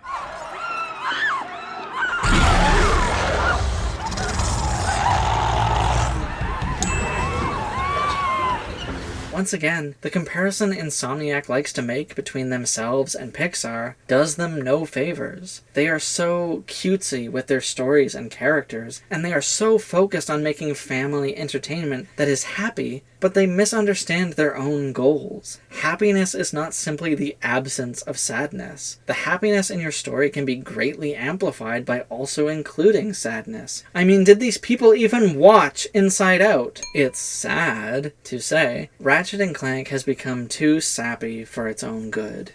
Again, the Rocket Raccoon comparison serves us well. We should take a page from Guardians of the Galaxy and balance that maturity with immaturity. Give me some emotion to feel over these ridiculous characters and settings. Go darker, but keep the hope, the spirit, the color. Kids can handle a lot. When you underestimate them, then you get the sort of dumbed-down, pandering, soft reboot level stuff. Ratchet can't be alone on Veldin, then we'd feel sad for him. Oh no! Let's give him a surrogate parent figure, and he has a good life. Kinda makes you wonder why he's so eager to leave at all, really. Again, like Donkey said, it's rated E for everyone, not for kids only. They're trying to reach for some emotional moments here, but the dialogue is too sappy and congratulatory for it to connect. Everybody's always telling each other how great they are, or just really hamming it up. In Kung Fu Panda, we have the original classic that is awesome and people love. Then we have a sequel that people also love, that goes deeper with our characters and gives them a tragic backstory, and also ends with a hint at our protagonist's lost family returning. Then we meet that family early on in the third movie, and they are integral to that final story. If that series followed the Ratchet and Clank method, we would have that teaser at the end of Kung Fu Panda 2, plus an additional teaser in each of its 7 sequels, until finally maybe having a final payoff that is covered in that third movie. Kung Fu Panda is telling the Ratchet and Clank Lombax story better, with a more entertaining villain that sought to wipe out our protagonist species, with more strongly defined characters, and honestly, with far deeper emotions. So Insomniac not only is comparing your games to Pixar doing you no favors, but the truth is that DreamWorks also has you beat. The story I propose for a sequel to Rift Apart has more than a few similarities to the second Puss in Boots movie. If that can go darker and more serious while still being true to itself, why can't Ratchet and Clank? I am afraid. Well, it's okay to be afraid. In insert date here, the popular comic strip Calvin and Hobbes decided to embark on a story arc that would leave its faithful readers in tears. The titular duo were separated, and it would be weeks before they were reunited. It's heart-wrenching. For all its faults, the future series of Ratchet & Clank did something different for the franchise. It put a galaxy between our heroes and sent them on a multi-game quest to find each other again. They are kept apart for the majority of that trilogy, which I think is amazing, and it only works as a compelling story because these characters have such a well-established and believable friendship. It's not anything new to say that the series hasn't emotionally reached anything nearly as strong as the cliffhanger of Clank disappearing, or the two reuniting, or Ratchet dying, or Clank deciding to use the clock to resurrect him. It's been over a decade, and we haven't had any reason to care all that much. The only thing we have been given since then, story-wise, is a series of rehashes and reminders about plot points that are getting less compelling as time goes on. Rift Apart is a fine addition to this franchise, but it leaves us with little to stick around for. It doesn't dangle anything in front of our noses that hasn't been dangled in some other form off and on for several years now. Its ending doesn't inspire me. It leaves me feeling pretty hollow. I've been teased already. It doesn't work anymore. He's the last of his kind. Oh, a Lombax. I thought I'd never see one again. And the mystery of his past. Power cells functioning at 8% capacity. No, wait. Where did the Lombaxes go? Why did they leave me behind? Is the only hope for the future. You're here to help destroy it. I am obsessed with this series, and I love the added story elements when they were first introduced, and for many years after. But I am tired now, and a lot of people are tired now. So very tired. And I just want some closure before capitalism kills me. Later? We might be dead by then! What? Will you shut up? We are not gonna die! Thrusters offline. Landing flaps offline. Alright, so we're gonna die. Oh look, Tony, it's the throbbing teat. Ratchet was such a kinky little slut, showing off his bare chest in that harness. Did you know? If you pause Secret Agent Clank at the right time, you get to see Ratchet naked. Boy, did I learn that the hard way. Or you can just play the Japanese version that doesn't bother to censor him anyway. This better not awaken anything in me.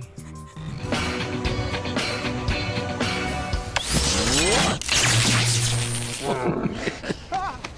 guys are dead. You go for the top, man. You go for the top.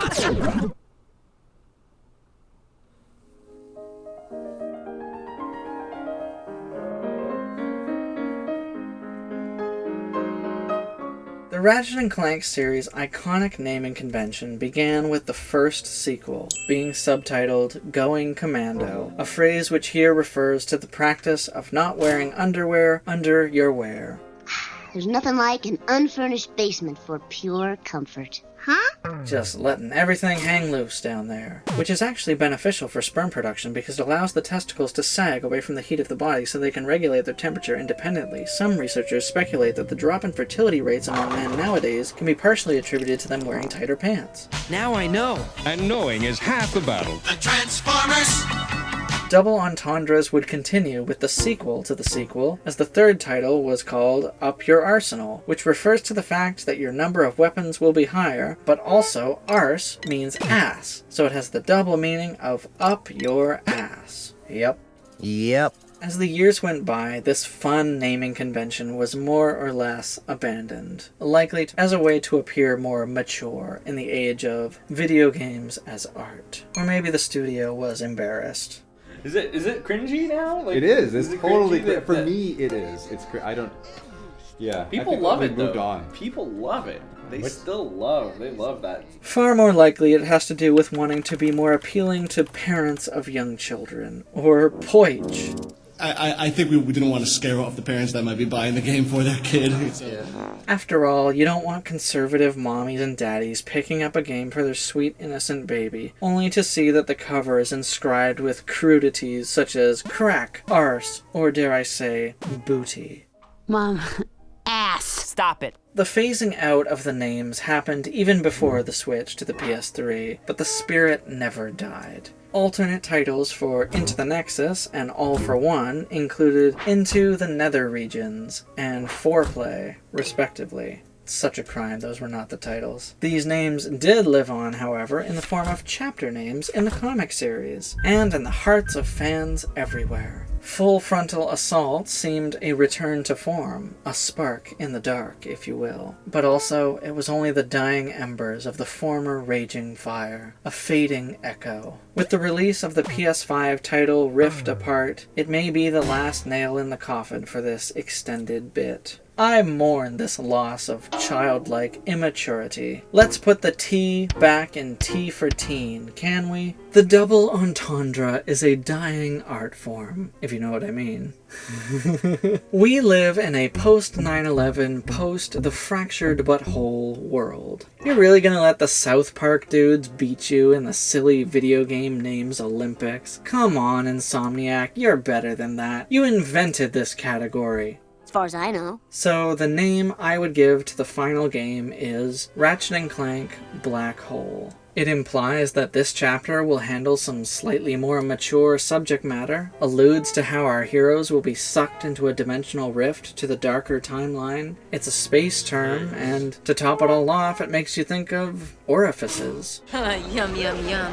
While we're talking about titles, I gotta quickly mention the main branding of the series. This one post makes fun of the simplification of the logo over time, and I think it is pretty spot on. I want a return to style. Stop giving me the corporate prison look of modern McDonald's, and give me those damn golden arches. Be unique. I designed a logo partway through the old and the new, and of course I happen to like it. Feel free to use it, folks at home. Maybe it'll catch on. Free download in the description. Here comes a new challenger, Ratchet and Clank!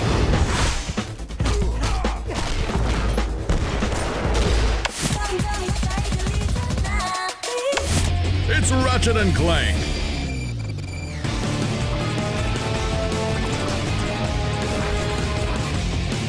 You're gonna need to calm down, please. I can't calm down. The fabric of my reality is false. You don't chill out. I'm gonna make you chill out.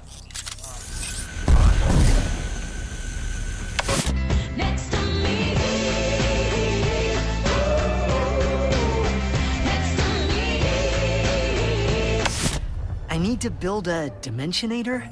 The land where robots grow body hair.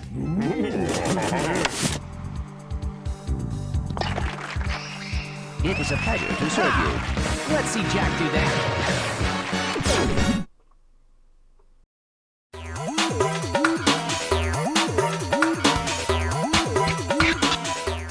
Yes, multiverse stories are being beaten to death by their own popularity right now, but the Space Cat is out of the space bag, so it's better to just swallow that pill and make the most of it. In our universe, Wendy's Bacon Portobello Mushroom Melt is back with fresh, never frozen Canadian beef.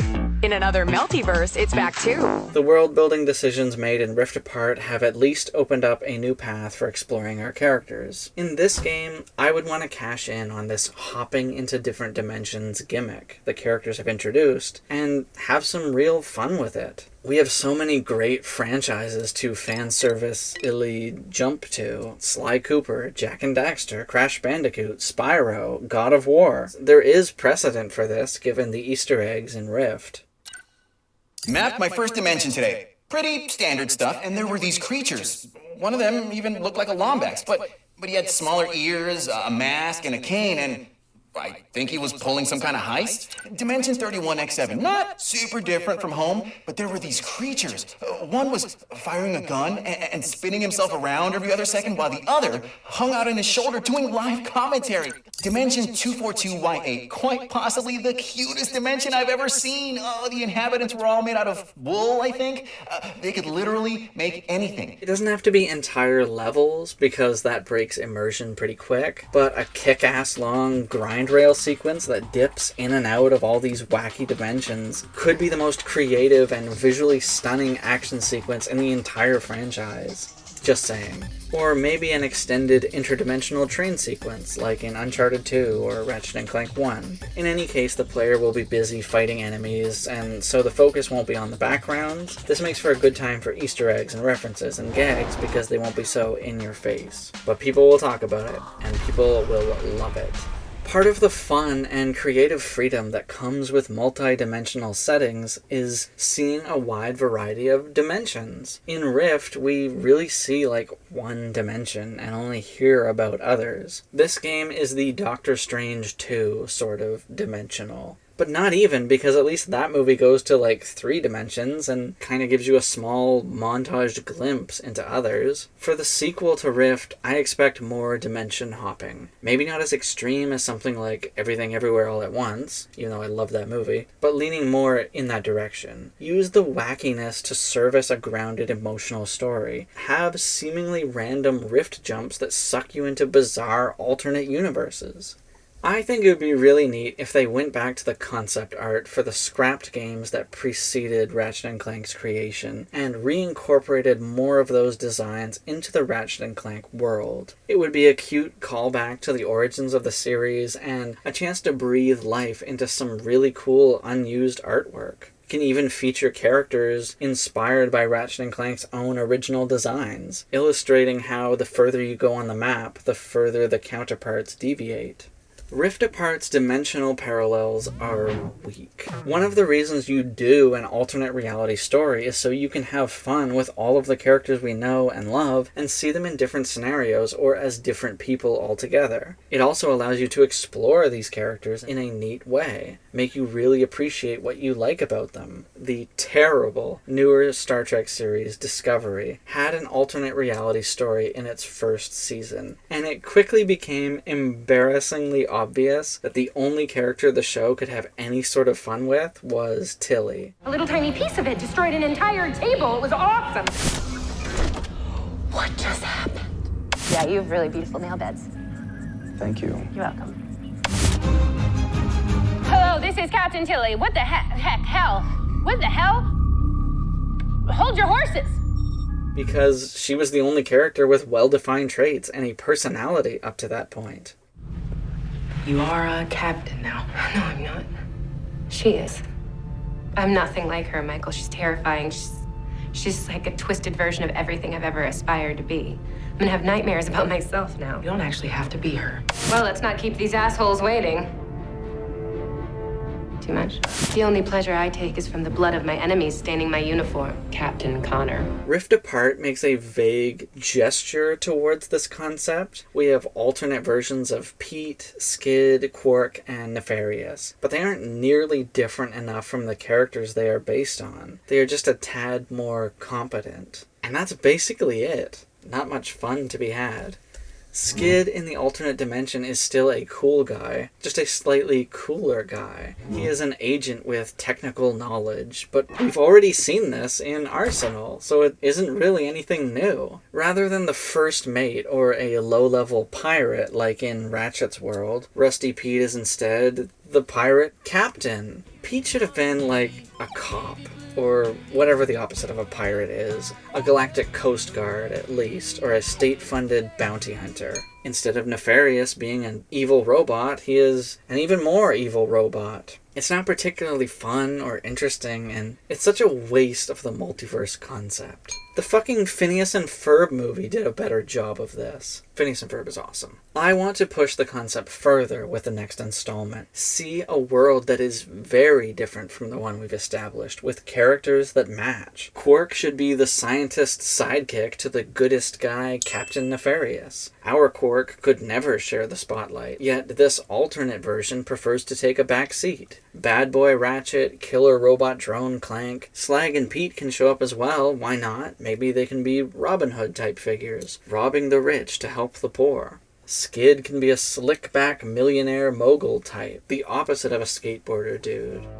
This is indeed a disturbing universe. We can have Corey Gears. Why not? It's weird to see a stock concept like multiverses with its own established tropes so heavily ingrained in us, especially in the wake of recent media like the MCU, Rick and Morty, and Spider-Verse. And then Rift Apart comes along, and not only does it not subvert any tropes to create something new, it also doesn't even do the bare minimum of playing out the tropes to begin with. Once again, using Guardians 3 as a reference, the way they handle Gamora is an example of how interesting alternate reality stories can work. Stop it with the subtle jabs! Oh, you would have never done this. Threaten people's lives.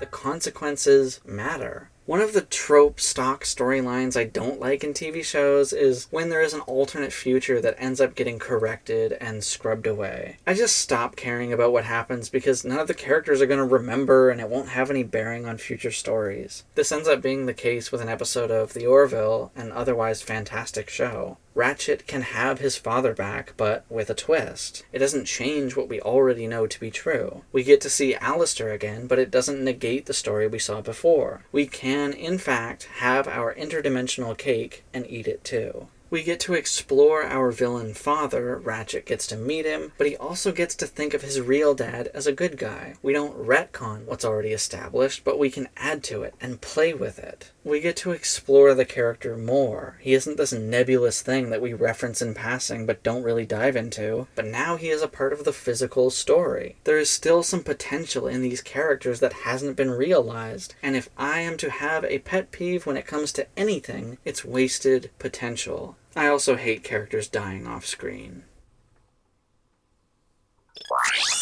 Get him, Snowball!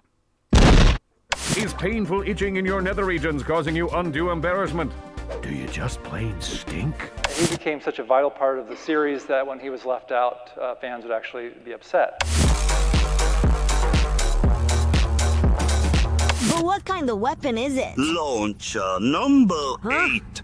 Say it again. Launcher number 8. You can totally eat that. All right. Insomniac, out of the courtesy of knowing whatever decisions you make will potentially steer me further toward madness, please consider your next moves carefully.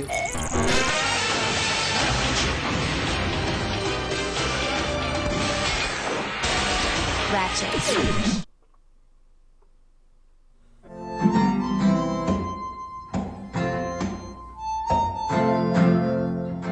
Okay. I want to take a minute and talk about voice actors, because voice actors are awesome, and we don't give them enough respect. It's Captain Quark. There he is. There he is. Hey, Jim Ward. James Arnold Taylor. How are you, sir? Good to see you. On. But even when I'm on, I don't sound as good as Jim. Well, that's because Jim has a better voice than you. Oh, is that what you right. want? It's great to educate people on what we do because it really is an art form. It's beautiful to watch Jim Ward in the studio doing Captain Quark. It's a dance. It's this. He does these wonderful things that we all can do our Jim doing Quark, but it's not Jim. I want you off the set. That was completely unprofessional. I completely understand. You think it's easy to stand up here and play make-believe? James Arnold Taylor has voiced Ratchet since Commando. Is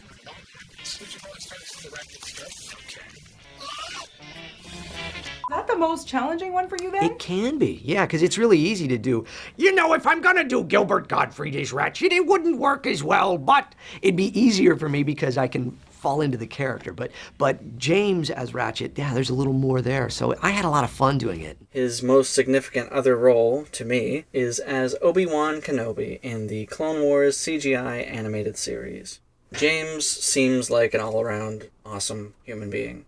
And I hear that you also do a great Canadian actor, Jay Baruchel. Jay Baruchel, so if he's not available to do his voice for How to Train Your Dragon, I come in and fill in for Jay. Voice actors are we're all pretty easygoing. We all realize that we're the luckiest people in the world to do this and have anonymity and walk down the street, so I don't know, we keep it pretty humble. According to James, he never knew his own biological father, so he relates to Ratchet on a very personal level.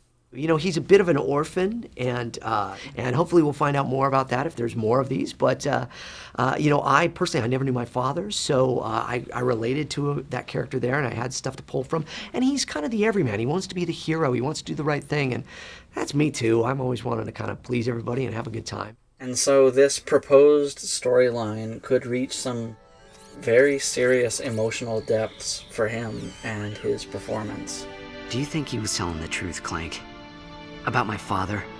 About my purpose? You vanquished Tachyon. Something even the Lombaxes could not do. Thanks, Clank. David Kaye has voiced Clank the whole time. Just since the character has existed. He is Clank. The audition, it was a paragraph, and they said, he's a little robot, but he has a personality.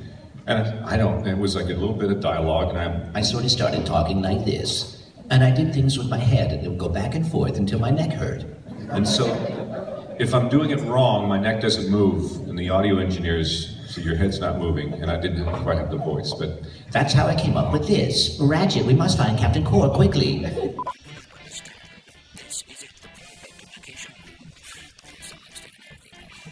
One day they said, well, how would he laugh?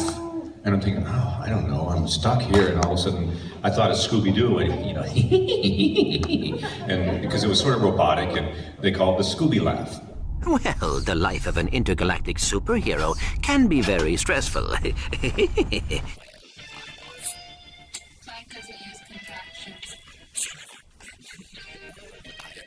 Another notable role for him is as Arishem, the giant red asshole in Marvel's Eternals. He also freaking voiced Megatron in Beast Wars.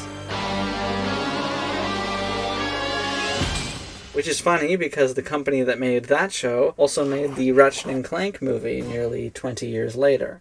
It kind of segues to my next thing, which is I'm going to talk about Reboot for a second. The first CGI series in human history, and it's Canadian. Ian James Corlett, who played Cheetor in Beast Wars, plays Bob in Season 3 of Reboot and in the movies, taking over the role from Michael Benyar. Then, Reboot does something interesting by having the two actors voice two different versions of the character in My Two Bobs. Hey, who's he? He looks right. He even sounds right. Why am I bringing all this up? Well, I'd like to do something similar in this new game. I would have Axis, played by the original voice actor for Ratchet, bring back Mikey Kelly. His take on Ratchet is already thought of as the bad boy or edgy Ratchet, so it isn't a stretch to have him play a sinister version of the character. Bringing back the original Ratchet for the final installment would be a great sign of appreciation for the guy who gave life to the main character in the first place. Also, both actors for Ratchet were turtles in the TMNT 2007 movie. That's neat.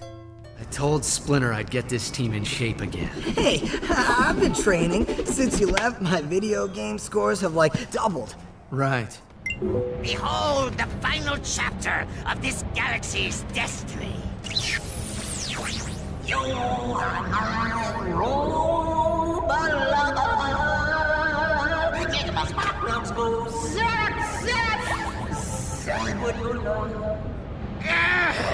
Lawrence! Whose butt is this? The clock under my control. I'll be able to wrong all the rights in the universe. Every villain who has ever stumbled will get a do-over. Every protagonist's triumph will be reversed. Until finally, a new present is created, in which the heroes always lose! There's a voice keeps on calling me. Down the road, that's where I'll always be.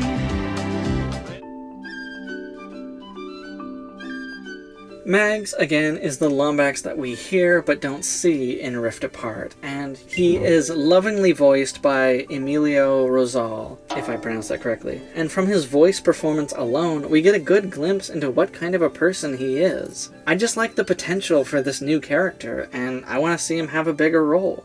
Can't stay for long, just turn around and I'm gone again. Maybe tomorrow I'll wanna settle down. Until tomorrow, I'll just keep moving on. Hi, I'm Captain Quark. Let's see, where was I? Sexy, charming, brilliant, iron, hard, abs. Ah, yes, indeed. I just got done testing the full body Waxinator. I am personally sporting a smooth chassis, and there are no tags on my luggage. This Lombax is young. He does not understand that being a hero is 45% strength, 60% bravery, and 10% raw intelligence. That's 115%! You're welcome. Now we need to find a way out.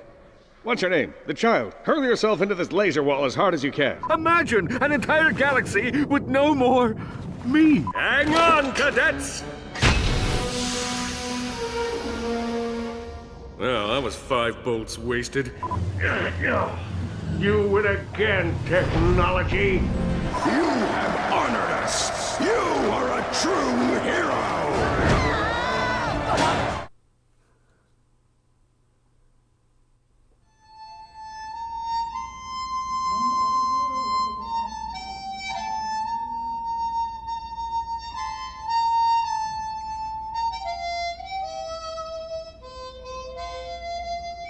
Okay, no jokes, this next part is gonna be a bit rough. Quark's voice actor, Jim Ward, all around just a legendary voice actor who is, in my opinion, irreplaceable. Rift Apart didn't have his voice return, and the character ended up with a very small role in the game, and it was immediately noticeable. How's that? I have goosebumps. Whoa. You nailed it! Upon digging into why, I learned that Jim recently developed a form of Alzheimer's disease, and this, combined with contracting a strain of COVID that nearly killed him, has resulted in him retiring. Reports claim that he no longer remembers his own career, or much of anything, for that matter. One of the only things he still remembers is his wife, and the two are open to donations to help cover their medical bills.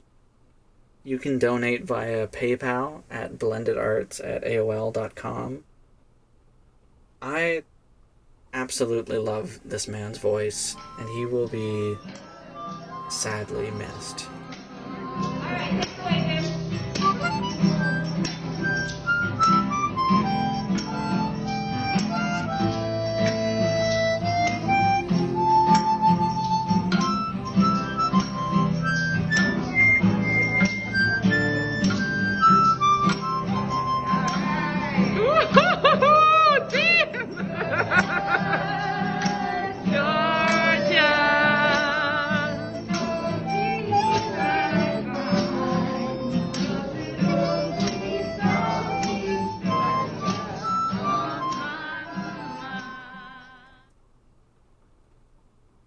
I'm not entirely sure about the ethics of this, but I had the idea to maybe use AI voice recreation with his family's permission to have the character return one last time. That way the studio could pay them a fee for the use of his voice, and that can help them with their bills and give fans one last send-off with the character.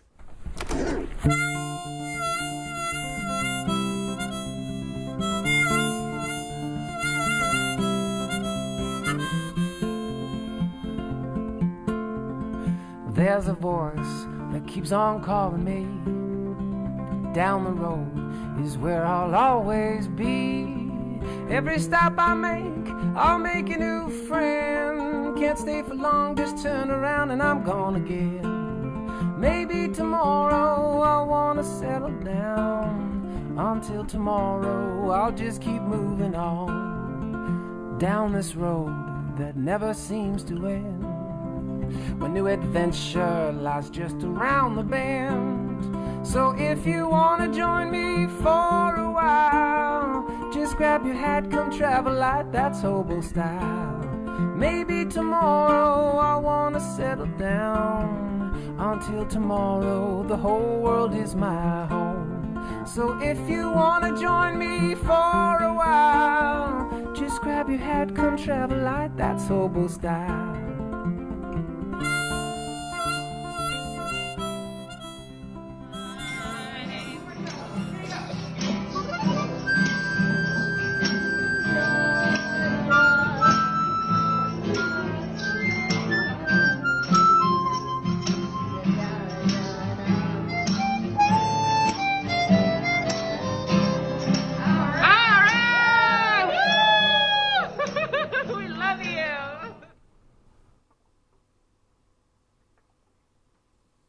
This update is strictly classified. If you are watching this, you're fired. Seem to be emanating from... Where'd you learn to drive, you blarg-headed thunder monkey?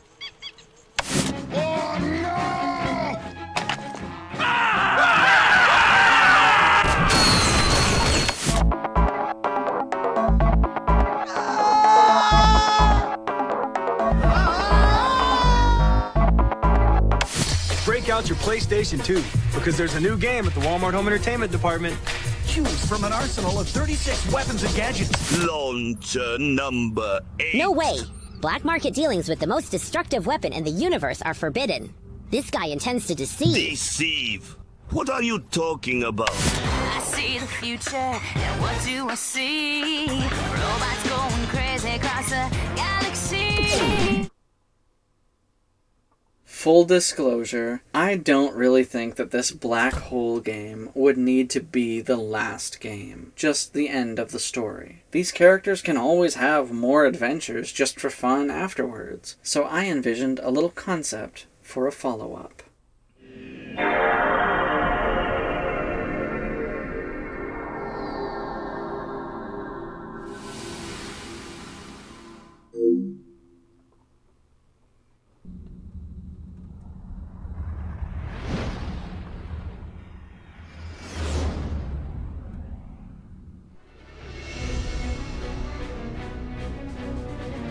I got some great bargains for you today. Megacorp, the first name in weapons. Available only at Grommet. Come right Socioeconomic disparity. What? He hasn't got enough bolts. Got anything worth a lot of bolts? I am going to make you pay! I'll just need my fee for service. I need to get out of here so I can find a new job. Sal, after we just saved your scrawny butt? You have to be with the company for 2 years before the employee discount kicks in. Now even the computers are charging us? If we don't sell it, you don't need it. You guys are keeping me in business. So, you gonna buy something or what?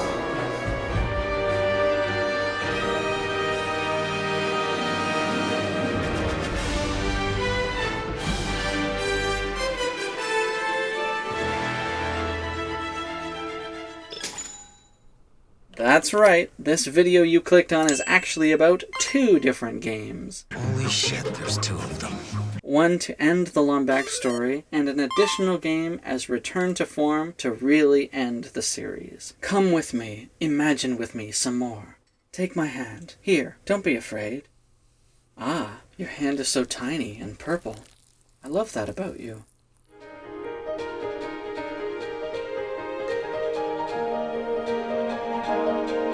Gadgetron, Megacorp, Zircon Industries, Pollux Industries, and even Goons for Less are under threat when a new gigantic corporation/delivery company spreads across the known galaxies. These comparatively smaller companies enlist Ratchet's help to investigate this new oligopoly, Oligon Enterprises, named because it sounds like Amazon, similar to the word oligopoly, and it can be like the phrase all gone, because they bought everything and there are no other companies left. That's right, I thought about that whole consumerism theme some of y'all love so much, I love it too, and figured the main villain should be a Jeff Bezos/Amazon parody. It's the ultimate big bad to end the franchise. So Ratchet has a meeting with all the heads of the different companies. Mr. Fizzwidget returns, the young lizard guy from Gadgetron has now taken over from his late grandfather. Hi there, Fuzzball. The new head of the Goons for Less, Mama Zircon, etc., they have created the Temporary Corporate Alliance, the TCA. Oligon, this big evil company, launches a hostile corporate takeover of those that refuse to sell, waging all-out war. Ratchet has to go to their home planets to defend them. The Gadgetron headquarters, Megacorp headquarters, Zircon's home planet, Goons for Less, Lizard homeworld. The heads of the companies actually already sent someone to investigate the evil company, but he went missing and they didn't hear back from him. It turns out to be Captain Quark, which is funny because they asked him first before asking Ratchet. Quark has been forcibly hired by the evil company to be their spokesperson. He is forced every minute of the day to record commercials for their company, and Ratchet has to rescue him. Ratchet's new armor is covered in brand logos. He is sponsored, like a sports jersey or a race car. His ship can have fake product placement all over it as well. Aphelion should have more lines and be more of a character, more personality. She should have more attitude. She would have an issue with all these advertisements painted on her. As a funny little thing, one of the companies can be a company we have never heard of before. They are the company that manufactures all the crates. Ratchet has destroyed many of these crates over the years. This can be the oldest, wisest, and once richest of the companies. Enemy types can include delivery drones and brainwashed workers of all species. It turns out Oligon is being run by an evil hive mind organism that is using its delivery company as a cover to spread its infection to every planet in the universe.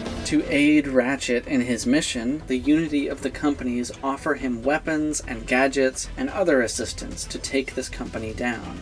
The closer we get to the core homeworld for this big corporation, the more their presence has taken over the planet we are on. A sea of orange and gray, and their corporate logo ludicrously plastered on everything. News media and television in general has all slowly been taken over by this company. The game involves traveling to remote planets to enlist the help of smaller companies, little ma and pa shops that sell custom weapons and gadgets. As we visit each world and build this rebel network, we get to learn where every piece of the Ratchet & Clank universe comes from. The spider bots can be made by the good humanoids at Spydro Manufacturing, a loose reference to Insomniac's Spyro series. We could visit the B2 Brawler's homeworld. It could be just a giant robotic planet with an enormous brain in the center. Another faction to join against the big corporation can be the Blarg, reorganized and cleaned up their ways after Chairman Drek was removed from power. Orxon has become a healthy planet again.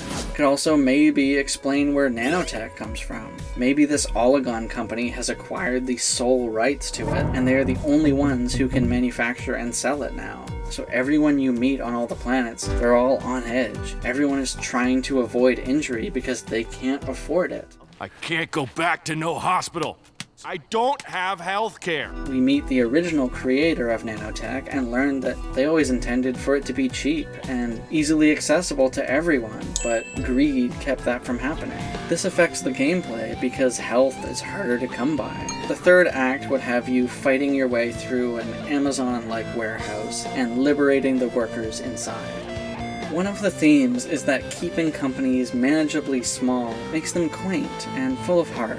It's when greed turns them into giant mega corporations that things go wrong. Without healthy, respectable competition, everything falls apart. Maybe there's a twist near the end, and after we defeat the hive mind, each of the company heads that have helped us turn on each other because they all want to seize control of the one big company for themselves. Do you know what weakness is, Steve? Weakness is believing that competition is healthy. And so we end up fighting the allies we've had throughout the game. I just think it would be nice if after the Lombax saga is over, we could just have at least one more game, a one-off adventure that returns to the point of the original series and satisfies the rest of the fan base.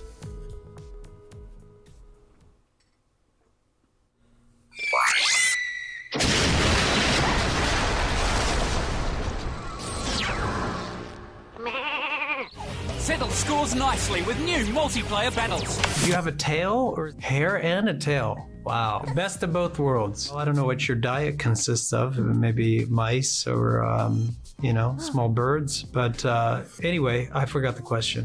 Let's give it up for newcomers. Ratchet and Clank. Hey, look, that's us! Use a condom. If the developers didn't want me to get horny over their games, then they wouldn't have made this. Better not let Ratchet see this one. It's super heavy! What? If you put it in your pocket, you'll get used to it in 2 months. Sometimes it's hard for a studio to see the value in any idea until they can see the dollar signs. So let's talk about how this game could be marketed. How bad can I be? I'm just building the economy. How bad? Multiplayer!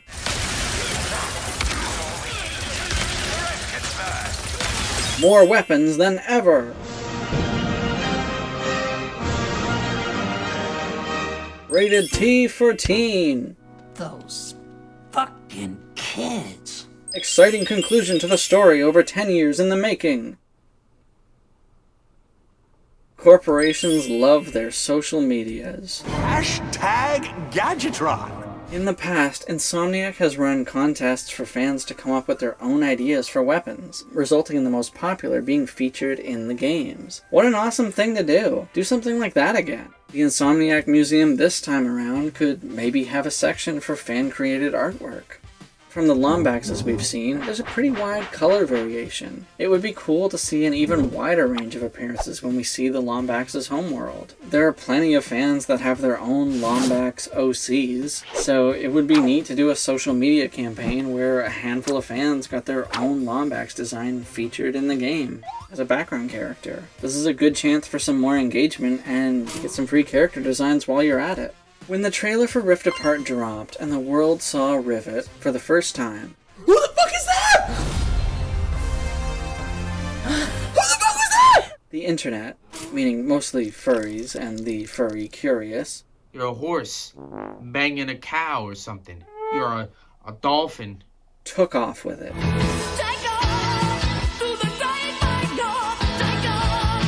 It's a beauty way to go. The fan art, the theories, the fan art, the fan art. Sam Maggs said within an hour they had already seen the character naked. You disgust me. Go on. You can do this all again. Cash in on the strange fan base you clearly have, but this time with a sexy bad boy Ratchet.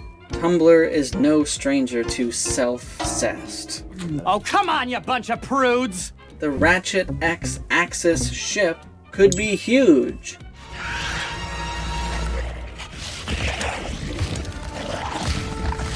If you are so relentlessly insistent about describing this series like they're animated movies, then put your balls where your mouth is and give me a full-fledged musical number. The cut musical number for the two Nefariouses in Rift is so damn good. Join me at the top. Why don't ya join me where the stars all shine and I will never flop? No, I won't. Just join me. Go on, fall in line. And no one's given me good reason to stop my usual power season. Join me at this spot. I forgot. I'm everything you're not. And I am so disappointed it wasn't featured as a sequence in the actual game. For shame. Villain songs, especially good ones, are so rare nowadays. So I would love to see a musical number in this next game. It would be fun, it would be weird, it would get passed around online so fast. Free advertising. People would talk about it, is what I'm saying. We're gonna sneak our friend Larry so he can sneak into the girls' tent while they're changing. Wow. Dude, run. Time for a fag break. Damn, look at this boy's back arch. Ratchet gets pegged. Confirmed. Stories and characters reflect our vision at Insomniac. We truly believe that great ideas come from anyone. We also celebrate diverse voices and diverse opinions. No ambiguity, because ambiguity can oftentimes read like plot holes or an unsure writer. And consider whatever you write law going forward. Whoa! He's a she. It isn't a he, it's a she. What? All right! Hi, guys. Can I skate with you? Nah, you're just a girl. Power glide! Aren't you jumping to conclusions? Tangent time. Trans-tangent time. Transgent time. In the big, wide world of video games, transgender identity is a bigger part of the conversation now, thanks in major part to the Hogwarts Legacy skirmishes. If somehow you are unaware of this... You're not aware of this? I thought that was pretty well documented. J.K. Rowling, author of the beloved Harry Potter series, is transphobic and is using her vast wealth and influence to eradicate an entire population off the face of the earth. Purchasing Harry Potter products such as the Hogwarts Legacy video game indirectly funds that genocidal agenda and contributes to a culture that is causing trans people to be killed all over the world. Anyway, as far as transgender characters in video games goes... What brought you out here to Andromeda? Back home, I was filling test tubes in some dead-end lab. People knew me as Stefan, but that was never who I was.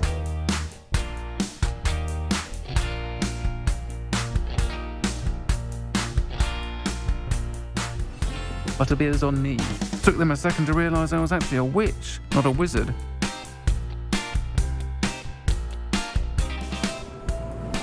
Fuck. Sorry, V. I like you lots, but this ain't going anywhere. It hasn't been great. And this history has been shared by Ratchet & Clank as well. Somebody ordered pizza? Quark's plan was flawless. Even a tutu! I need a cab to come get me right away. Whoa, this must be my lucky day. So where can I pick you up, sweet cheeks? Watch it, buddy. I mean, don't get fresh with me. Well, sorry, lady. I couldn't help myself. I mean, a woman like you in a dress like that. Oh, this is something I threw together.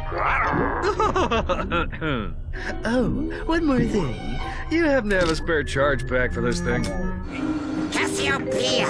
Well, hello there. Karina! Bonjour. And Libra. Hey, how you doing? Go away! Would you cut me a break, pal? I mean, would you just open the door, please? Hey there! I feel very close to you right now. All right, I have to ask, what's with the nurse's outfit? Ingenious, isn't it? It's part of an elaborate deception plan. It mostly involves a lot of hip swinging and puppy dog eyes. You make me feel like a young boy again. Say what? Did she say she used to be a dude? Addressing the series' prevailing trans insensitivity problem by having an iconic trans character at the forefront of the series, amidst our current socio-political climate, would be awesome as fuck. The team at Insomniac is so lucky to stumble their way into this casual opportunity to do something positive and relevant like this. I'm gonna cast a spell on you. You're gonna do what I want you to. Mix it up here in my little bowl. Say a few words and you lose control. So what am I even talking about? What are you talking about? What am I talking about? What Am I talking about? Okay, so when the first trailer for Rift Apart dropped and the internet got their perverted eyes on Rivet for the very first time, who had been known only as the unnamed female Lombax at the time, some fans noted that she had a tail and a very flat chest, which they compared to the only other female Lombax in the series who had no tail and possessed a generous silhouette. And so it was concluded that this new character may, in fact, be transgender, born male and identifying as a woman. And so the debates began. It is an alternate dimension, so maybe female Lombaxes have tails in Rivet's dimension. Good point. To those who still say things like, being transgender isn't relevant to her character, I say, being cisgender isn't exactly relevant to her character either, so what the fuck does it matter? Why are you sexualizing characters in a kid's game? Well, for one, the existence of transgender people is not an inherently sexual concept. Furthermore, even if it were, Sexual innuendos are par for the course for the series, so what are you even talking about? And I know you guys are sexualizing these characters outside of the game anyway. So checkmate, king me, Yahtzee, Uno, bingo, Jenga, bitch. Some people point out that Angela was meant to have a tail, but the modeler made a mistake by not including it. This isn't a good argument for female Lombaxes having tails, because regardless of admission of a mistake by a modeler, the fact remains that Angela did not have a tail in the final released game. This changes nothing. Now, maybe she was born with a tail and lost it somehow. Also a valid point. Angela could maybe still have a tail, seeing as Ratchet still had his in Deadlock. It just got shoved up his ass. My tail feels like it's shoved right up my ass. Stop it. Maybe Lombaxes shove their tails up their asses sometimes. Add that to the lore. Stick that in your book, TJ.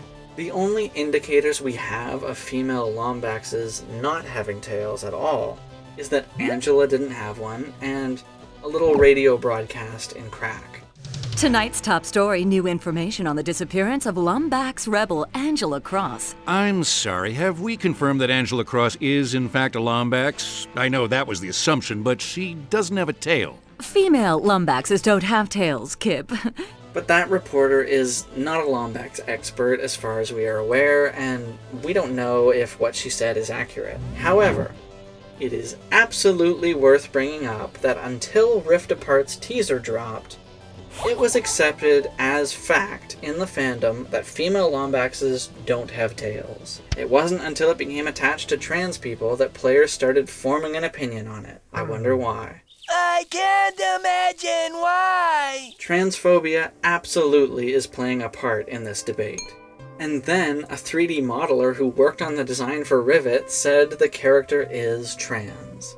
Just tossed a live grenade onto the battlefield. I respect it. Sam Maggs, initial writer and co-conceiver of Rivet, said that while the intention was not there, as they did not know about the whole tail thing, they are fully supportive of reading Rivet as a trans character. Hold up. How did they not know about the tail thing? Were they not given a bullet point list of everything in the lore leading up to this game? Did no one crack open TJ's big book of everything R and C? For me, I think it would be awesome for Rivet to be trans. Cementing the tail thing adds something fun to the lore. I support trans Rivet. That's right. All that fan art you drew of Rivet with a vulva, I dub inaccurate. Draw her with a soft, cute girl dick, you cowards. And then send it all to me. And all that implies? In any case, whether you trans Rivet or not, just settle the argument, Insomniac. Give us a definitive stance on it so we can stop talking about it. Do female Lombaxes have tails? Just tell us yes or no. Yes, no, maybe.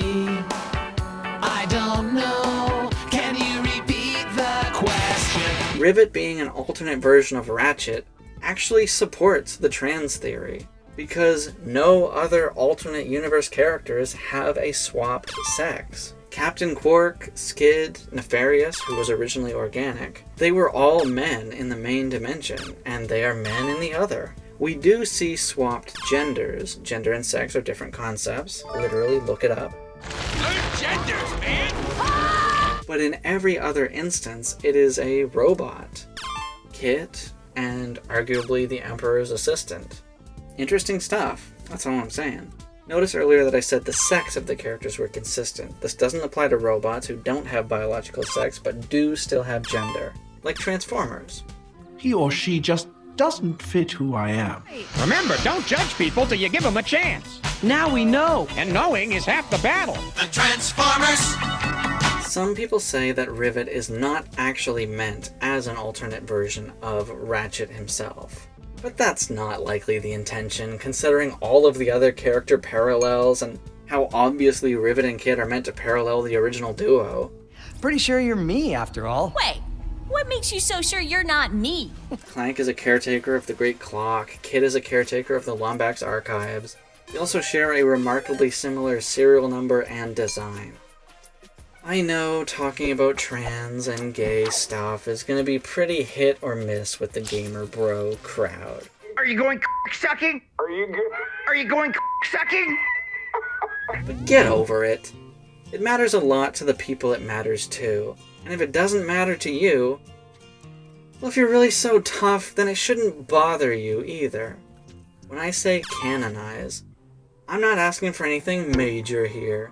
I'm not asking for anything labia majora here.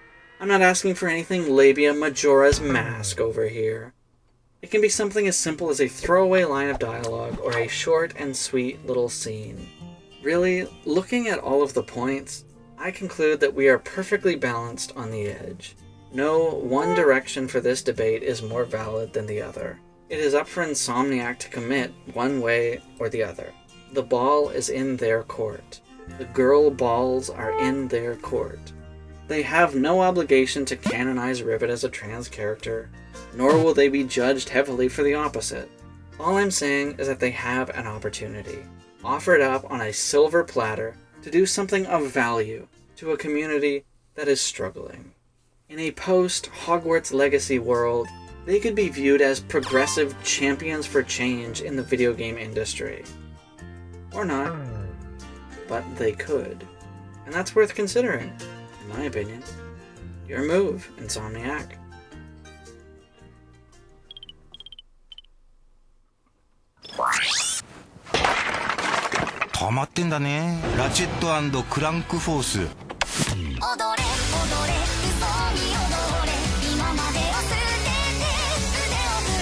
Oh, your robot's gonna propose to you. Clank, don't you know this is a sin? God will not accept this.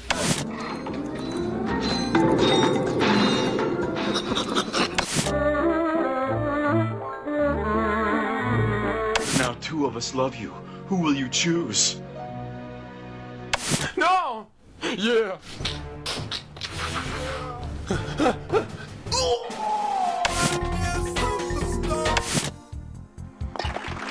Birdie, anybody want an autograph?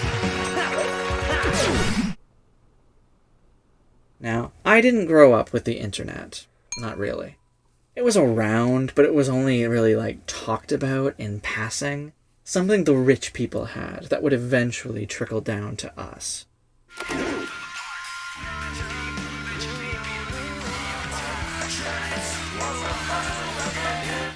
So, while making this video, I got to see a whole fan base of people that I knew must have existed, but never saw back then. It was inspiring and affirming. See, I'm not that insane. It's nice to know that some people out there are as obsessed with these silly games as I am.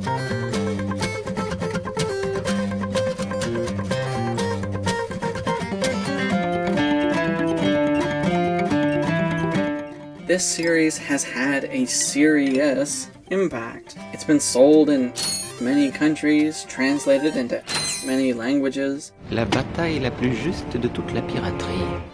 Über meinen Vater und über meine Aufgabe? Ti chiami Percival?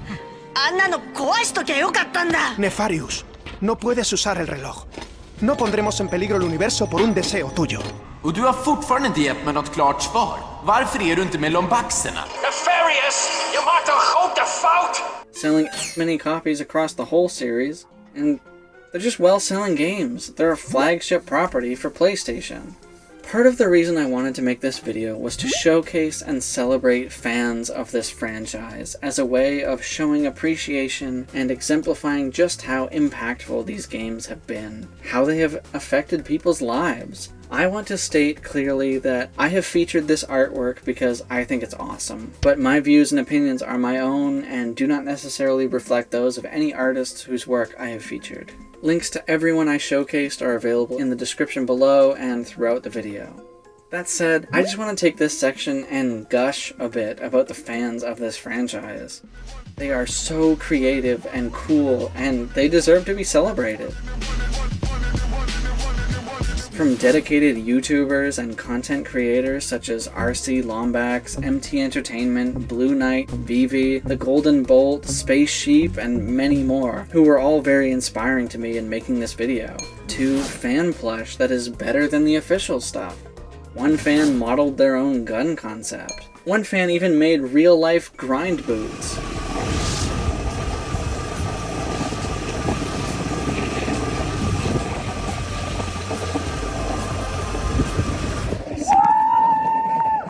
Costumes. Artwork.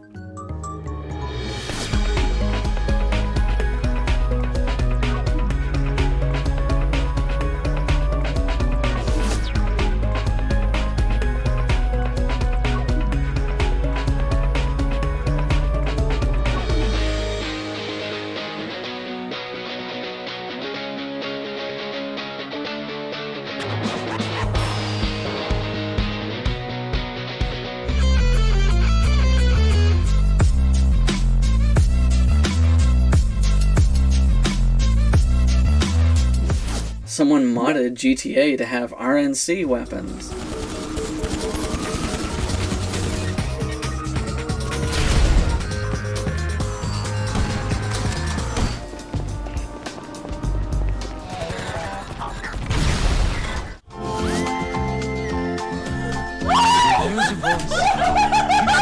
Let's go!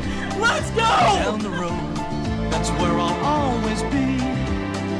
Every stop I make a new friend. Fan comics. Fan novels.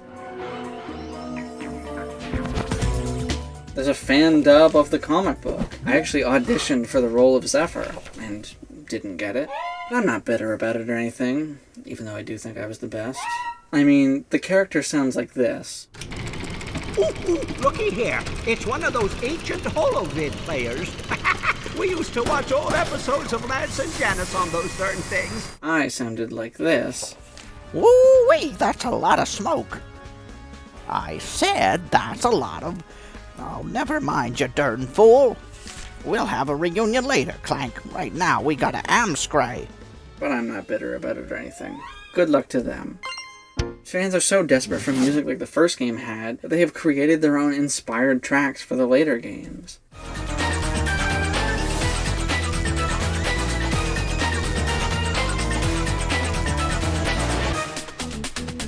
There are entire fan games.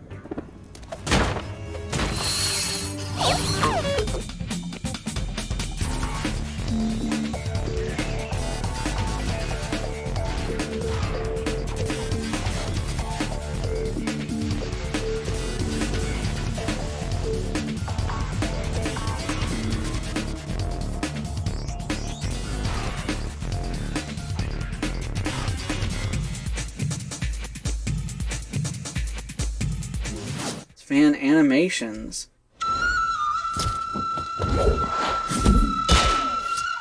What?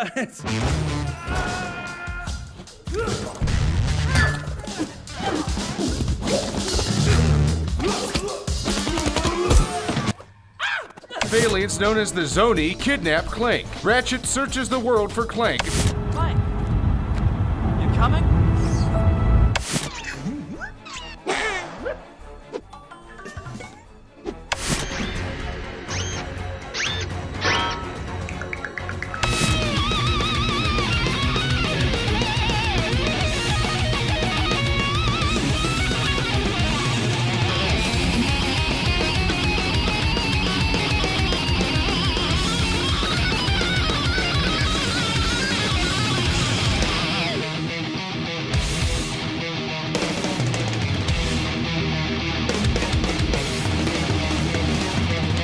endless piles of fan theories, discussions. There's original music and songs. There's actually some kick-ass fan songs that I just adore.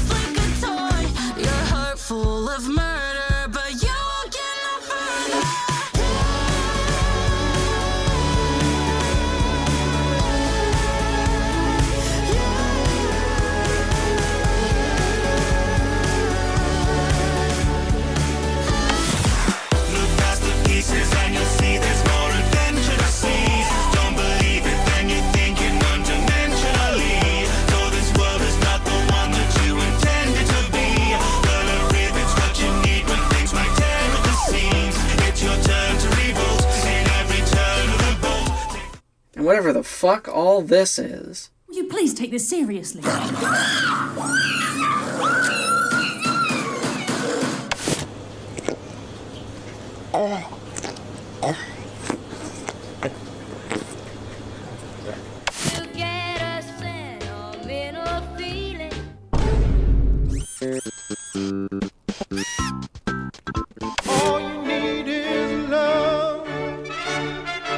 Weird, cringy shit. I applaud it. Good for them.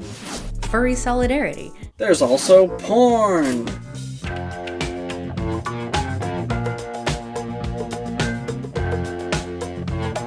Don't be horny today. Don't be horny today. What we all came here to see, hardcore nudity. Shake, shake, shake. Shake, shake, shake. Shake your booty. Shake your booty. Oh, shake, shake, shake. Shake, shake, shake. Shake your booty. Shake your booty. Oh, you can do it very well.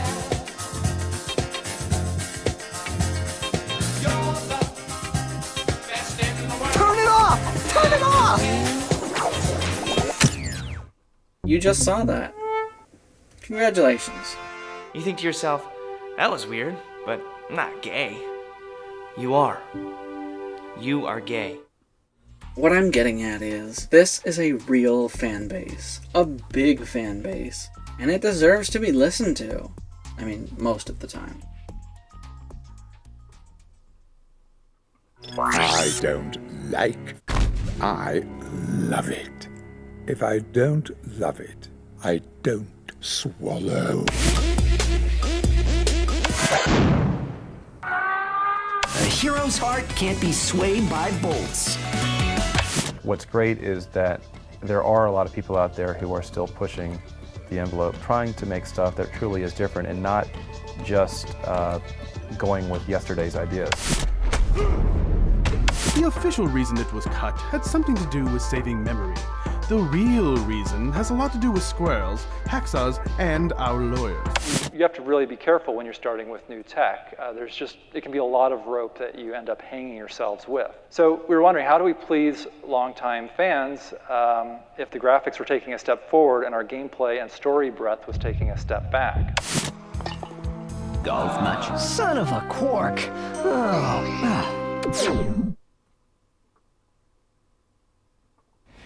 Nothing is anybody's fault, but things happen. What did you think about working on a Marvel game? My immediate reaction was fairly neutral, because we've been creating our own IP for a long time, from the very beginning, and had never really considered working on someone else's IP. So Insomniac remains an independent studio. Next year you will celebrate your 25th anniversary. As an independent developer, it was important for us as well to be open to other opportunities. We love PlayStation, we love Sony, but we're not just making Sony games. We're also capable of making other games. Which is commendable. That's incredible in this this day and age when there's so many studios have closed over the years or been acquired or what have you. One of the great things about being independent is that you really are in charge of your own destiny. So we decide what projects we take on. They may be risky, they may not be risky. We decide who we work with, and we make our decisions when it comes to what our culture is and how we make games.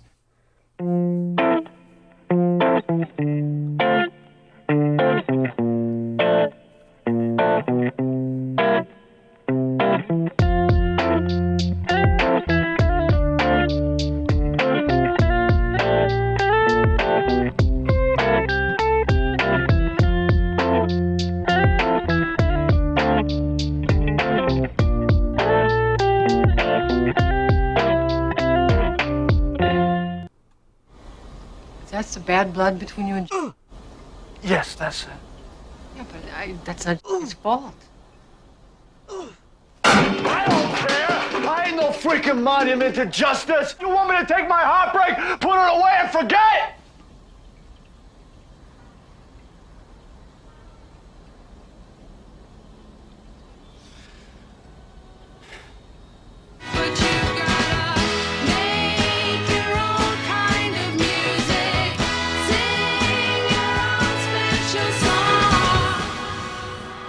It is so rare today to see a studio take a risk. They all have become so big that they are afraid of failure because their failures are proportionally large as well. But ironically, these studios were built on risk. The first game was a risk. Now everyone just wants to play it safe. But reliance on the tried and true doesn't actually work forever. Playing it safe's just about the most dangerous thing a like you can do. I get it. This is a business, and the only true goal is to make money. But what I value more is integrity, and art, and legacy. How will your decisions be remembered 20 years from now? Do you want people to look back at a game you made and say, it sold well? Or do you want them to say, that was an incredible game, and I still like playing it now? What really stands the test of time? The 2016 remake is sad, but it helps us understand where Insomniac is at right now. It's embarrassing when the game you made 20 years ago outshines your more recent attempt at the exact same thing. All of those flashy graphics don't disguise the shallowness of it all. Sometimes things that are expensive are worse. The 2016 remake is to the original Ratchet & Clank what Zack Snyder's Watchmen is to the original comics by Alan Moore. It recreates every image as faithfully as it could manage, yet manages to miss the point entirely, and rings hollow in comparison as a result. The first game had something to say. It had a voice behind it. The Future Saga felt like it had a voice as well. It just had something different to say. Rift Apart feels meandering, relatively aimless at times, almost voiceless, or perhaps influenced by too many contrarian voices. While I do like the game, in retrospect it is the most blatant a product carefully designed only so far as being as broadly appealing as possible. When you commit to something and dive into it earnestly, that's when you get into weird territory, and sometimes you alienate people. This game was mandated to be playable to an audience that was unfamiliar to the series, but if every new entry is created with that mindset, the story and characters can't ever progress. I'm your dad. Chucky. Chucky is a series that commits and fully embraces all of its own weirdness. Previously on Chucky. I want to be Jennifer Tilly. I want to be a star. He electrocuted me in a bubble bath and transferred my soul into a limited edition Belle doll.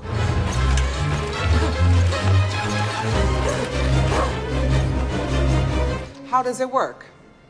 Voodoo, of course. Give it to me straight, Doc. Mr. Ray, you have been infected with Christian magic. Worse still, the contagion source seems to be Catholicism. It is so refreshing to see in a modern media landscape of reboots and retcons and safety nets abounding. Everything, no matter how batshit nonsensical or over-the-top or coke-brained an idea, is canon in Chucky. And that makes the series fun to get into. There is a lot of lore, but lore is fun. That's what fandom likes. History makes the series so much more enjoyable to the fans willing to stick with it. It makes being a fan so much more rewarding. His anger poisoned him against me.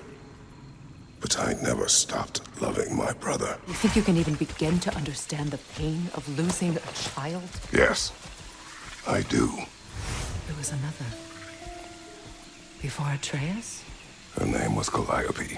If all you care about is appealing to the next newcomer and constantly spinning your wheels in the same place over and over, retreading the same tired elements, well, you'll bring a lot of people to the buffet, but they aren't going to want to stick around when they realize you're only serving one meal, no matter how good it was when you first tasted it. Man, can my metaphors be any more mixed?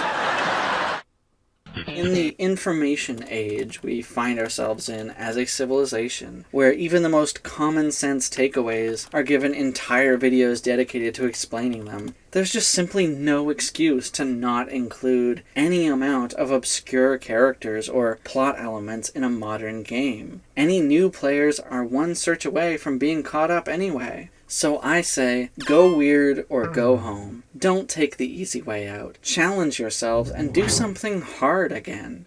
What if it's too hard? Yeah, what if it's too hard? Turkleton, I have no idea why you're chiming in, but I'll say this to both of you. Nothing in this world that's worth having comes easy.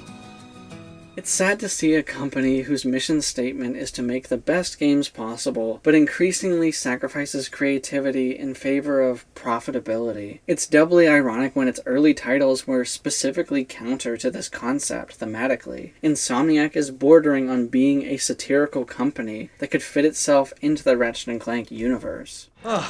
I'm sorry, I didn't mean to let that happen. The problem with you is you never mean to let anything happen. It's a horrible, empty way to live. So many studios refuse to end franchises while they are profitable because they like money. They don't want to take a risk on anything new because that's not a guarantee to be successful. It's just good business. In British television, you often see shows last 1 or 2 seasons, and that's it. Is that why you look 1,000? You're practically melting onto the rug. Contrast that with American television and movie franchises, and they just keep getting pumped out, non-stop, well past the point of being good. Because we are comforted by the familiar. Many shows and movie franchises outlive their welcome. Our culture is so desperately afraid of failure that we limit our own potential. I can't stop eating this delicious ooze. The creator of Foster's Home for Imaginary Friends, a man who should by all means have an established reputation in his industry worthy of studio faith, can't get an original project off the ground. We have to let things go, or the next generation of imagination will never take off. Let studios know that you want something new. Otherwise, we might never have gotten Ratchet & Clank in the first place.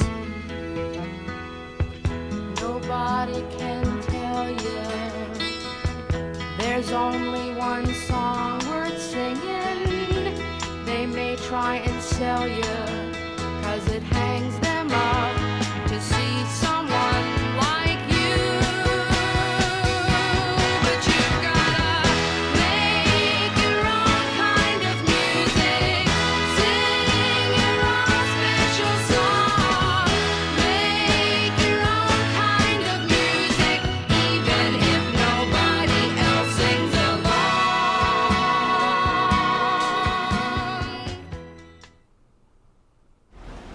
I love you. Not like they told you love is. And I didn't know this either. But love don't make things nice. It ruins everything. It breaks your heart. It makes things a mess. We aren't here to make things perfect. The snowflakes are perfect. The stars are perfect. Not us. Not us. We are here to ruin ourselves and to break our hearts and love the wrong people and die. I mean that the storybooks are bullshit. I don't want to be too harsh. This is all coming from a place of love and a lot of professional jealousy. You have to love something a lot to be this disappointed.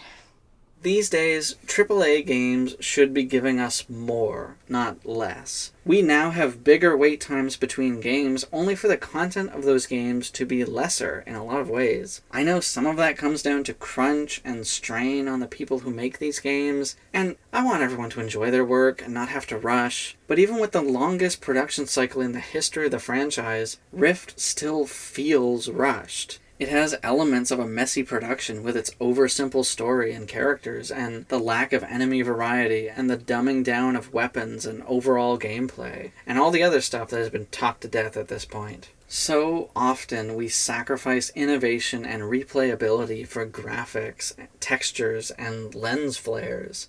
In the first film, we had maybe 20 colors to paint with, and this time we've had 40 colors to paint with. Well, it doesn't mean it's going to be a better painting. Special effects are just a tool, a means of telling a story. People have a tendency to confuse them as an end to themselves. A special effect without a story is a pretty boring thing. Insomniac has earned the benefit of the doubt. That's why this is a word of caution and advice rather than full condemnation. They are inching towards becoming what they used to make fun of, but they might not be too far gone. There is still hope. We took personally because we're creatives, and that's just the way this industry works. You put yourself out there, and what you're doing is you're saying, in some ways, judge me, judge us. This is our creative vision for this game. Do you like it? Do you not like it? What don't you like about it? And hey, we'll listen and we'll get better.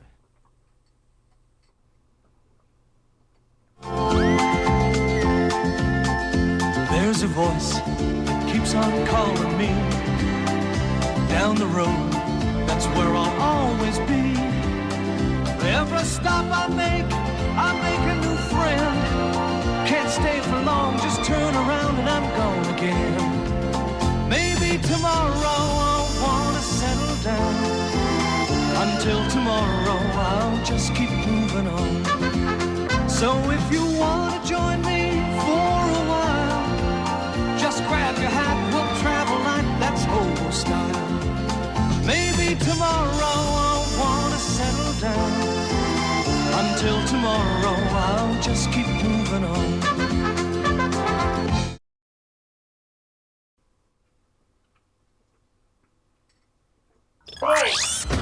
Oh, way off. You missed it. My bad. Ratchet seemed stressed. Now give me back the control of my ship! The Fixer sequence in Apart looked really cool. It was showing off, but was basically a cutscene. But it wasn't so much riveting gameplay.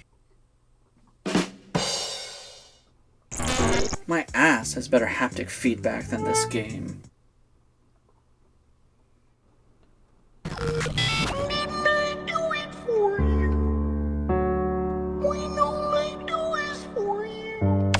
If you have any intention of fixing the mess you've made, watch this. As far as franchises go, Ratchet & Clank is vastly inconsistent, which is fair given the 20+ years and rotating crew. So tying it all together presents a bit of a challenge. But it isn't in such a messy state that things aren't worth addressing in the modern era of the games.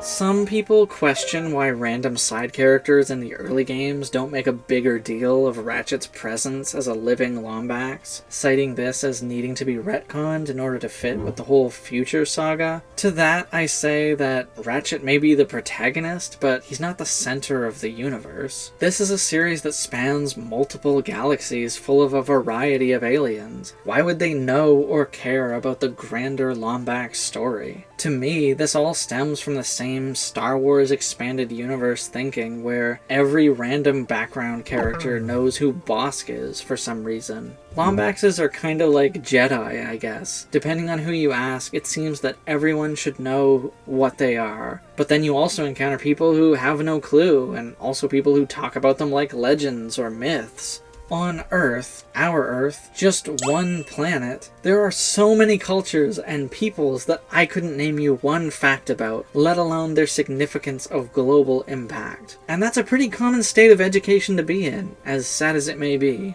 Let's say Ratchet is 30 years old, so the Lombaxes disappeared roughly 30 years ago at most. That is still so well within the range of living memory that it is no wonder people know what a Lombax is, but their disappearance might not be so common knowledge. After all, who's around to tell the public what happened? Darla Gratch wasn't live on the scene to tell the galaxy about Tachyon's feud with the Lombaxes. Next! Fans often say that it's a plot hole that Ratchet claims he never met another Lombax, yet he met Angela years ago. It's important to remember that the whole never met another Lombax line is said by Talwyn, not Ratchet. And she says this shortly after meeting him, so it's not like they've even discussed his history all that much. She makes an assumption and Ratchet doesn't correct her right away. That's not a plot hole, and if it is, it's not much of one. So shut up about this already. I don't want to make excuses for writers that didn't do their homework, because it is clear they didn't give this connection consideration, or disregarded it initially, thinking they were free to retcon it, but trying to keep everything canon is challenging, and that's why I'm attempting to do so, and would do so happily if I were on the Insomniac writing staff. I like a challenge, and balancing complicated lore is fun to me. Next! How did Angela end up in this dimension? Well, just as Nefarious caused dimensions to collide, perhaps the compounding effect of all the Lombaxes escaping to another dimension, combined with the known instability of the Dimensionator, caused some unintentional rifts to form, and so Angela and a handful of other Lombaxes got lost. They literally fell through the cracks. Next! This next one has me a bit stumped, I'm not gonna lie. Rivet explicitly says that she has never seen another Lombax, which is different from Ratchet's experience, having met 2 of them. So, why did Rivet mention Angela? Last time I broke out of this place was with Angela. Haven't seen her in a long time. Is this an alternate version of Angela? Is it the same character from Going, but crossed over into this dimension? I don't know. It's not an easy thing to explain away, so I'm baffled that these writers would include a line like this without any sort of explanation. How have they not learned any lessons from the previous holes they have had to write their way out of? It drives me wild. You are making this harder than it needs to be. And I want you to get out of this office right now. Ted, I got your voucher. Out! Sometimes you're just destined for other people to have your dream job, and all you can do is watch as they fuck it up. Sometimes the universe has a cruel sense of humor.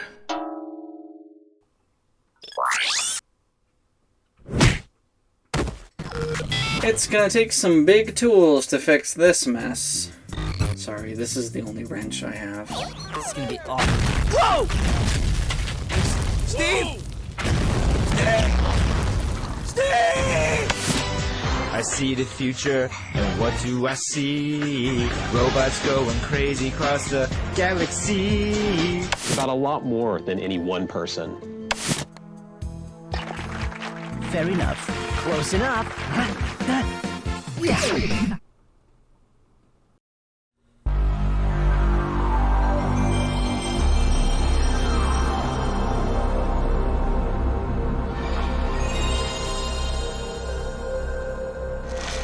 Sony Computer Entertainment presents the Insomniac Gameatorium.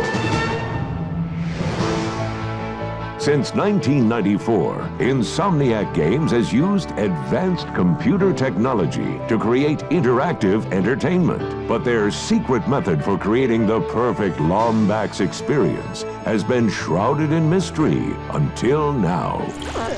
I keep talking about Team Insomniac this and Team Insomniac that, but who are these people? I want names! 20 years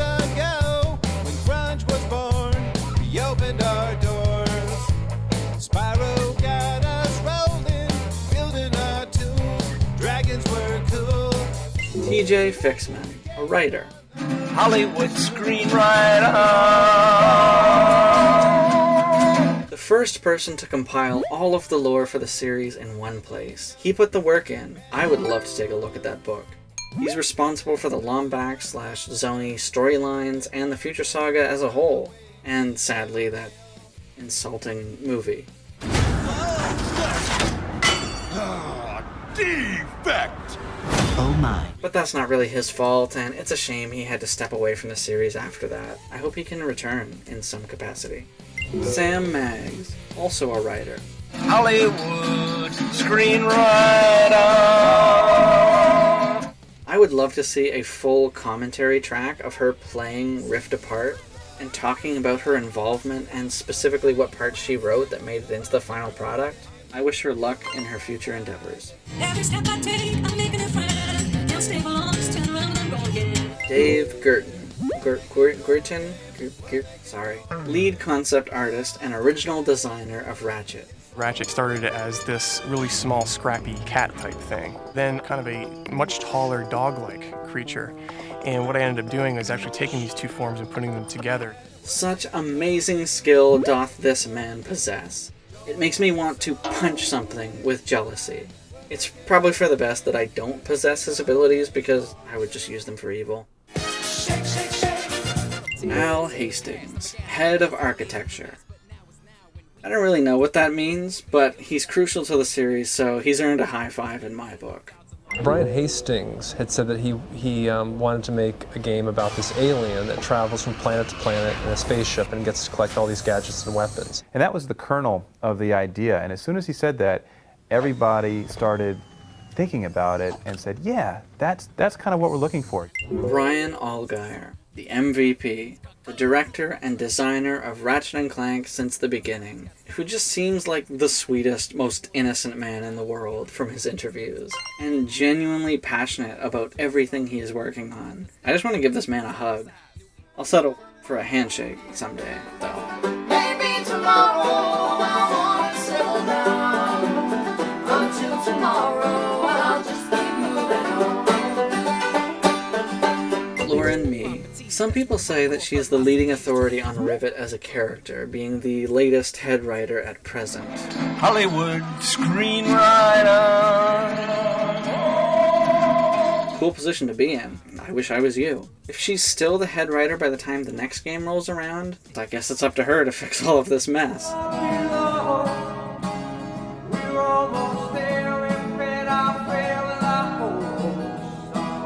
Honestly, I don't have much to say about these people because I don't know them personally yet, but I just want to take a second to thank them for everything they have done. All the late nights, all the effort, all the hard work, all the mental strain and creative exhaustion. I appreciate and admire it all more than I have the ability to convey. So if you wanna join me for a while, just grab your hat and come travel like that's almost done. Maybe tomorrow I wanna settle down.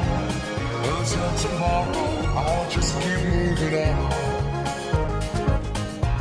It's easy to take cheap shots at companies when you view them as these faceless entities, and that's certainly what I did while offering my most spiteful criticism. Looking at all their faces and knowing they are individuals with their own lives and struggles, it makes me wish I was maybe less harsh in some areas of my rants, but I'm going to go back to collectively referring to them as Insomniac, just for the sake of being able to maintain my drive. I just want to include this section to let everyone know that I'm not getting personal with my frustrations, only my thanks. We're making our games for you.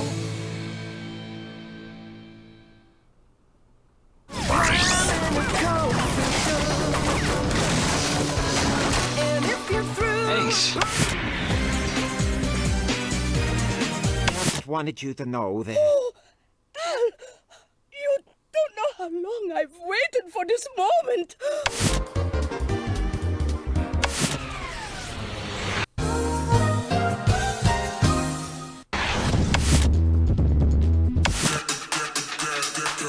You know, this crusade of yours, it's never gonna end, right? Okay, we gotta wrap this up sometime, but here are some random last-minute whatevers.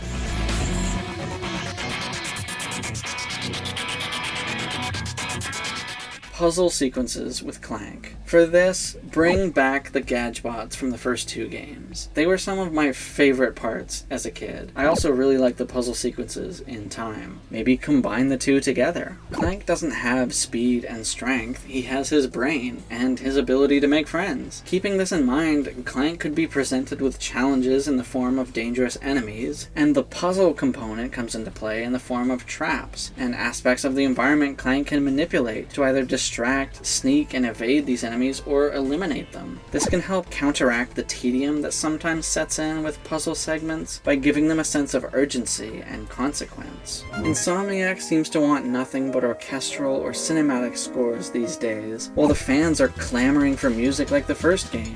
Maybe you could combine the 2, have a grand orchestral cover of the original game's tracks.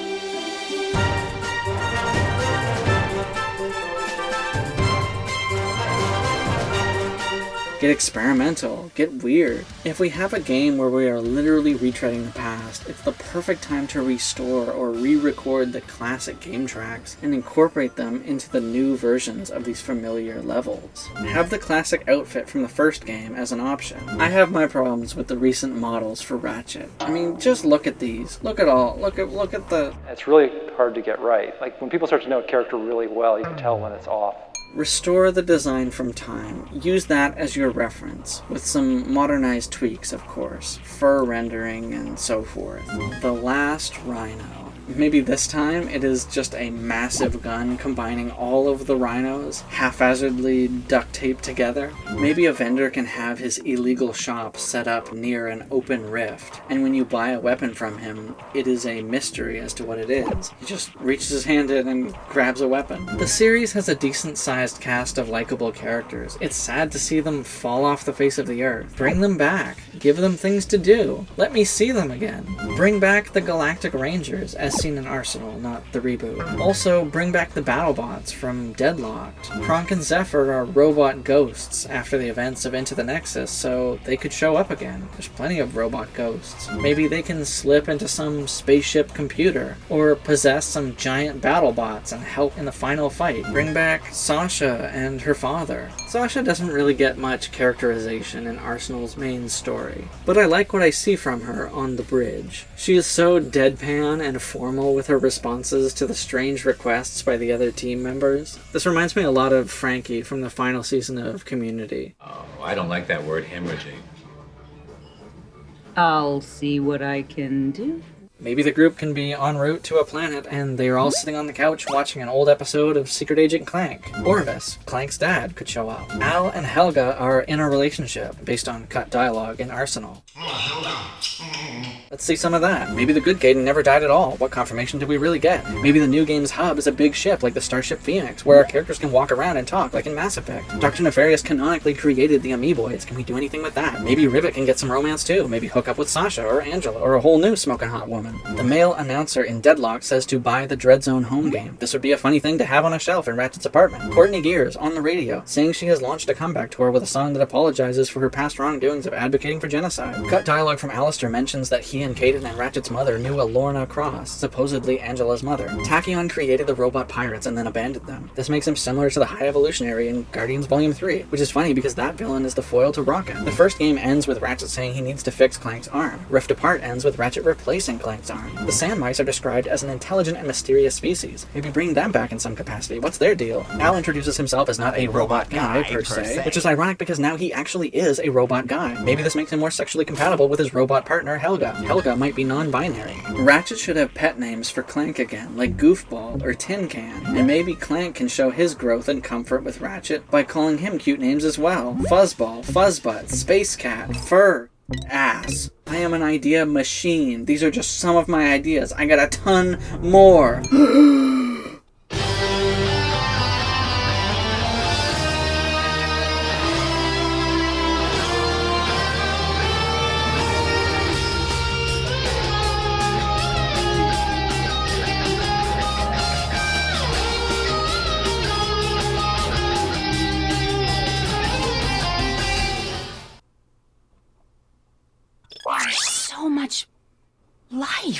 Mm-hmm. It will mostly attempt to murder us.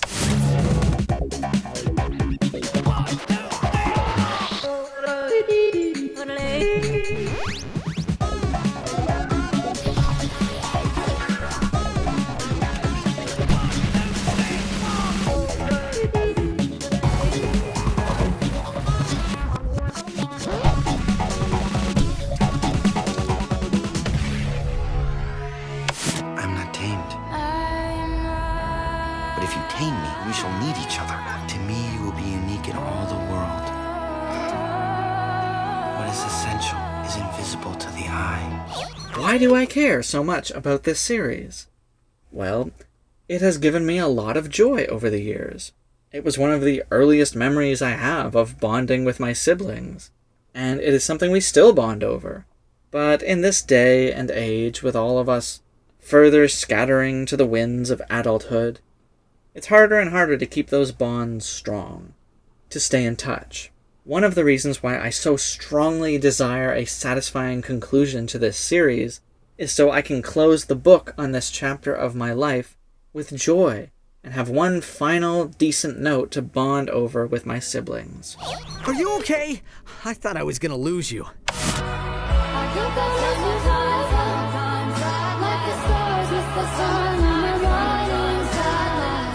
I think, a lot of it is the fact that it's kind of this buddy thing, it's a, I don't know, they just work. They're fun, they're funny, there's a lot of action. It's kind of all those worlds put together, and we don't have enough of that right now.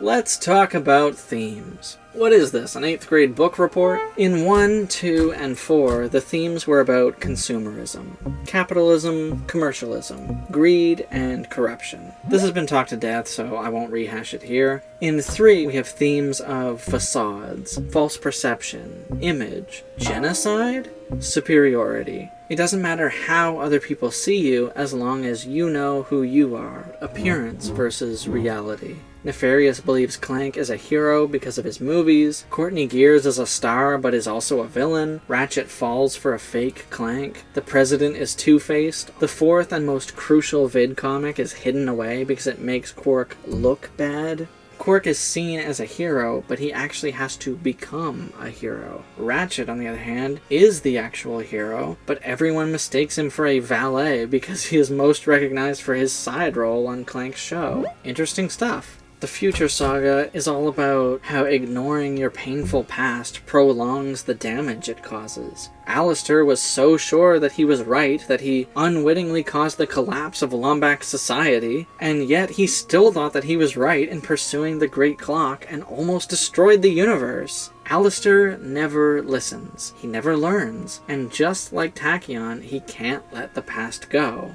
Until the end. Rift Apart was all about self-doubt. Ratchet worries he is a washed-up hero and not good enough for the Lombaxes. Kit doubts herself, fearing she is irreparably broken. A primary theme of the series overall is loss. Ratchet lost the Lombaxes. Rivet lost her arm. Azimuth lost his self-respect. Nefarious lost his whole body. Ratchet loses Clank. Sigmund loses his master. Talwyn lost her father. Al lost half his face. Sasha lost her virginity. Another core theme is redemption. Ratchet goes from a bad boy to a good boy, same with Quark. The series is also about learning what a true hero really is, not just a poster on your wall. Thematically, I want to explore fear of the uncertain, how an obsession with mitigating risk can alienate you from others, how cutting yourself off emotionally can poison you, how always seeking something you perceive as missing can leave you blind to what you really have. Kaidan and the Lombaxes fear the unknown and hide from it. Ratchet has everything he needed already and only thought he needed validation from his people because they were built up so much by everyone else. The people around him expect him to want to find the Lombaxes, so that's what he ends up thinking he wants too.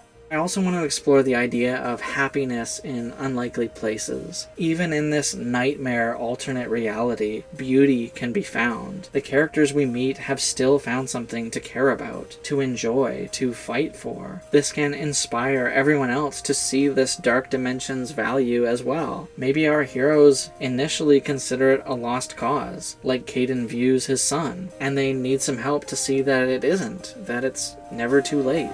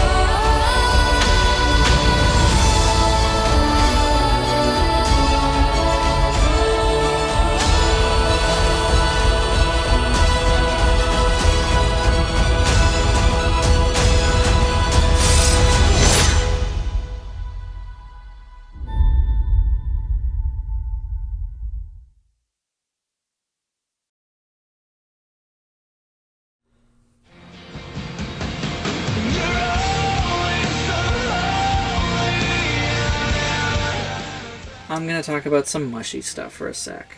Deal with it. Ratchet and Talwyn are dating. Lumberjacks and Marcadians sitting in a tree. Kissin.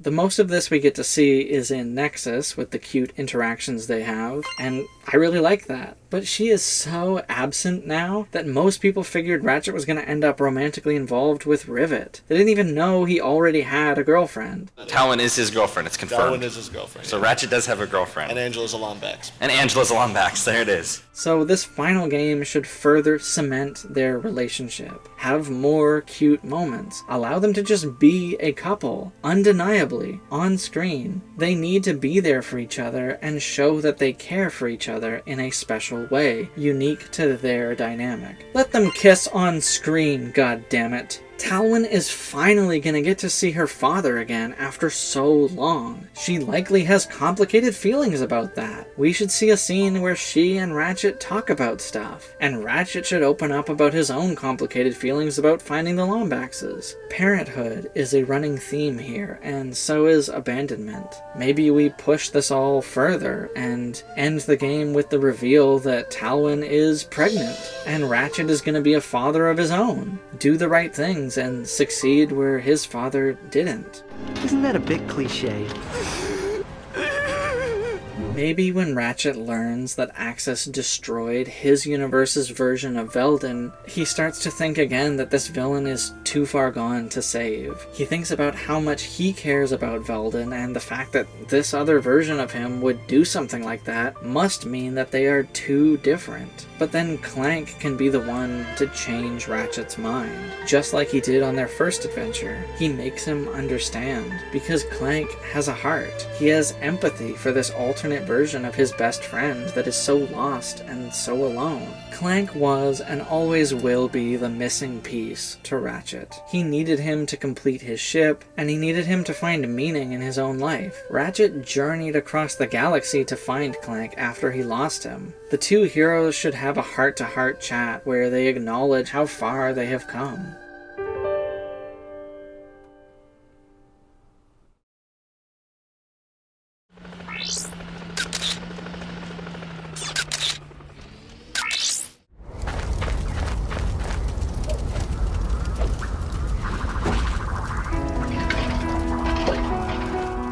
Oh, this is great! So that's where I've been stuck this whole time. And by the way, you can stop calling me sir. The name's Ratchet. Pleased to make your acquaintance, sir. My serial number is V54296. Oops. I'll just call you Clank for short. There are innocent lives being lost. Yeah? Well, I'm done with this stupid hero stuff. Ratchet, this is not like you. What do you know about me? I know that you will do the right thing. Ratchet, are you All right. He is going to pay. It shouldn't have taken me this long to see it. This is the Ratchet I always knew was there. Even if I don't make it out of here alive, at least a lot of other heroes escaped tonight. No, wait. Where did the Lombaxes go? Why did they leave me behind? I wish you'd listen to your real friends instead of your imaginary ones. Ratchet, please, wake up! He's gone. Clank's gone. Why didn't I just listen to him? He was right. He's always right. Ratchet? Clank! I am glad you are okay. Yeah, me too. I mean, you too. Tachyon is heading to Fastoon. What? How do you know? The Zoni told me. Then Fastoon it is. What did you do to them? You're lying! Lombaxes don't run. If I leave you with the Dimensionator, no one will be safe. Not the Lombaxes, not my friends. I'm not going anywhere. Do you think he was telling the truth, Clank? About my father? About my purpose? You vanquished Tachyon. Something even the Lombaxes could not do. Thanks, Clank.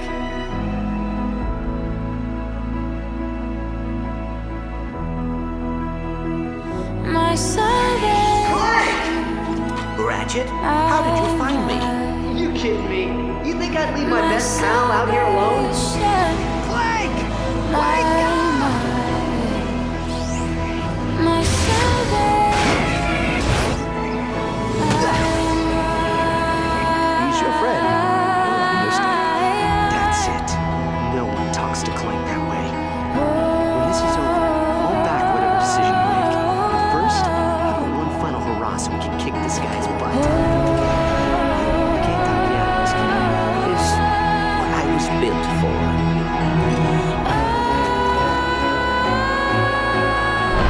Dimensionator, find home!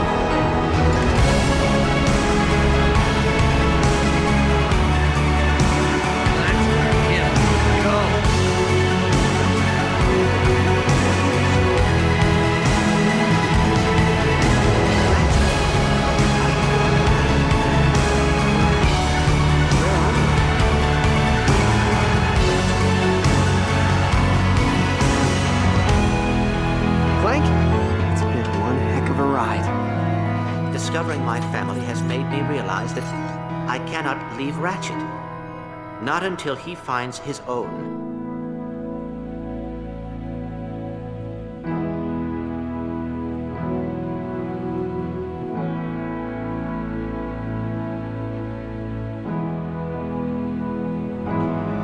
Hey, Tin Can! Where do you think you're going? My savage. You were never a sidekick. You do know that, right? I always thought that you were the sidekick.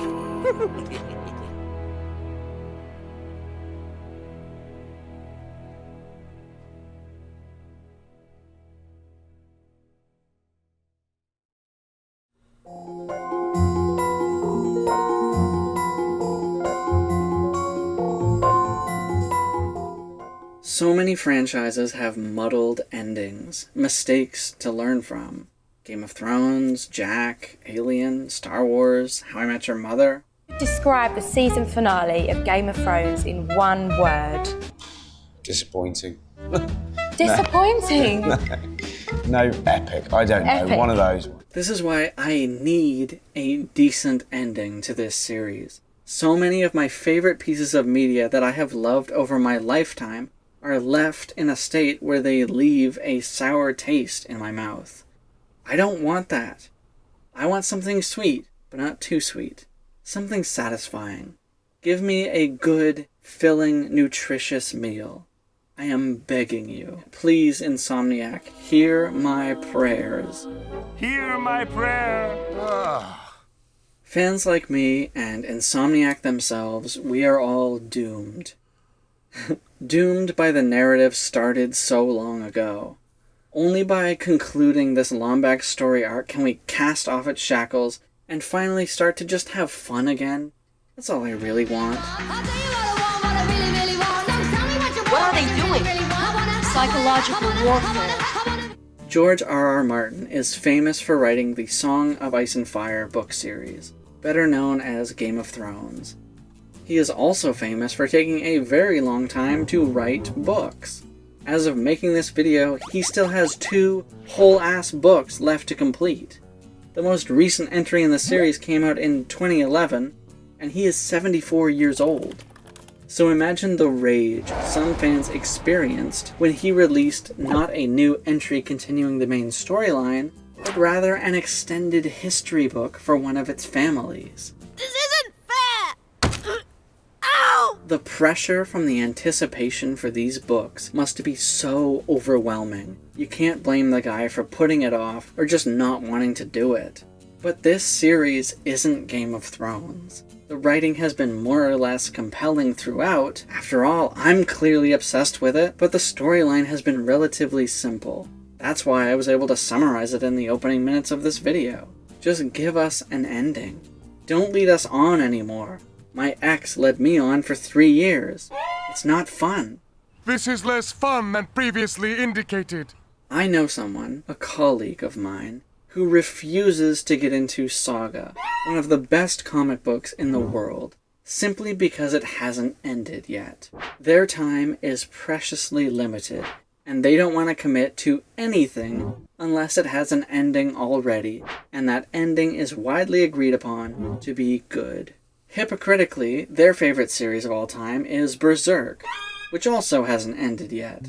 Endings can go so wrong. I'm not the sort to feel that a bad ending completely negates the good of a series, but it can definitely blue ball the closure you're supposed to get. That's why I want the ending to be what the series deserves and what the fans deserve. Should Ratchet end at all? Yes, of course. I mean, eventually. But I am in favor of making more games well into the future, especially ones that are standalone one-off adventures like the original games. I just want one more big game to end the overarching story that began with Tools. It's been too long since then, with far too much stretching out of this final plot point. I thought we were going to get something concrete with Nexus, for God's sake. I really thought we'd have some solid story progression with Rift Apart. No such luck. It's one step forward and one step back each time, never getting closer to the end. To what end? To what end? I imagine because they know this is the last lingering thread of the story. They want to milk it for all it's worth. Well, screw that. You've been dangling this Lombax carrot in front of my face for too long. Either finally put it in reach so I can grab it, or kill me. Kill me! Cut off my head and don't call an ambulance! Just commit one way or the other. The future series is over 10 years old now. Let's put a capper on it and retire while we're still breathing. I know I've repeated myself so many times by this point, but if only one message gets through to the good people at Insomniac Games, let it be this. Go to the Lombax dimension and end that story. Sorry to repeat myself, but it'll help you remember. Ultimately, I want the series to get back to a point where it isn't so self-serious, and it can just be a laid-back, fun adventure. Because as much as people crave deeper stories and characters over time, they also crave the opposite to a point. They desire the story to wrap up, and then get to just enjoy the characters being themselves afterwards. Indulge in some fan service. The dessert after dinner. That's why epilogues are so fun and rewarding. After all the suffering and pain and strife and fighting, we want to know the people we love are gonna be alright, and that they can just enjoy themselves. That's why I love Dragon Ball Z Battle of the Gods so much. Sure, there was some conflict, but it was all lighthearted and fun, and mostly just the characters we know hanging out and having a good time. That's where I want this series to get to. But we have to earn it. And we have to get there after we take care of the loose ends first. So let's do it already. Let's go already! Because Ratchet & Clank sells so well, new releases are an inevitability. Fans know now that it is not a matter of if there will be another game. It will only be a matter of when. Adapt or die was their guiding philosophy in the past, but now I'm not so sure. Rift isn't reflective of adaptation, but maybe they don't feel the need anymore. They are not at risk of dying, so why bother adapting? For me, when in a safe position, that's when I thrive creatively. That's when I want to branch out and try something different. Insomniac is familiar with this. We can see the pattern. The first game was massively successful, so they went bigger and better with the sequel. That also went well, so they started mixing things up, and mixed things up even more with the fourth game. At this point, they start to rein things in again to figure out what mattered most to them and to fans alike. So they launched on the PS3 with a more traditional return. That paid off, so the next game had them go bigger and better, and mix things up further, and then decided to rein things in again and really get back to something easy for people to digest, despite its issues, and made the PS4 reimagining. We then get so long a wait that there is now another console, and they launch on the PS5 with another simple and reined-in starting point. Back to the drawing board. My hope is that they will continue making games on the PS5, and that they will more or less follow the pattern they have established, and give us a huge follow-up to Rift that is more in the vein of Going Commando and Crack in Time, and deliver on something truly grand of scale and story. And then continue the pattern afterwards with some one-off adventures, standalone titles, and just really take some risks and have fun. Get experimental, get daring, get creative. If Insomniac wants to encourage new players, then returning to the old model of standalone adventures is exactly what they need. So that's why I think the next game should wrap up the grander story so the series can open up more and have room to breathe, and new fans can join in at any point onwards. It'll be less intimidating for them. I myself have never actually worked on a Ratchet game prior to this.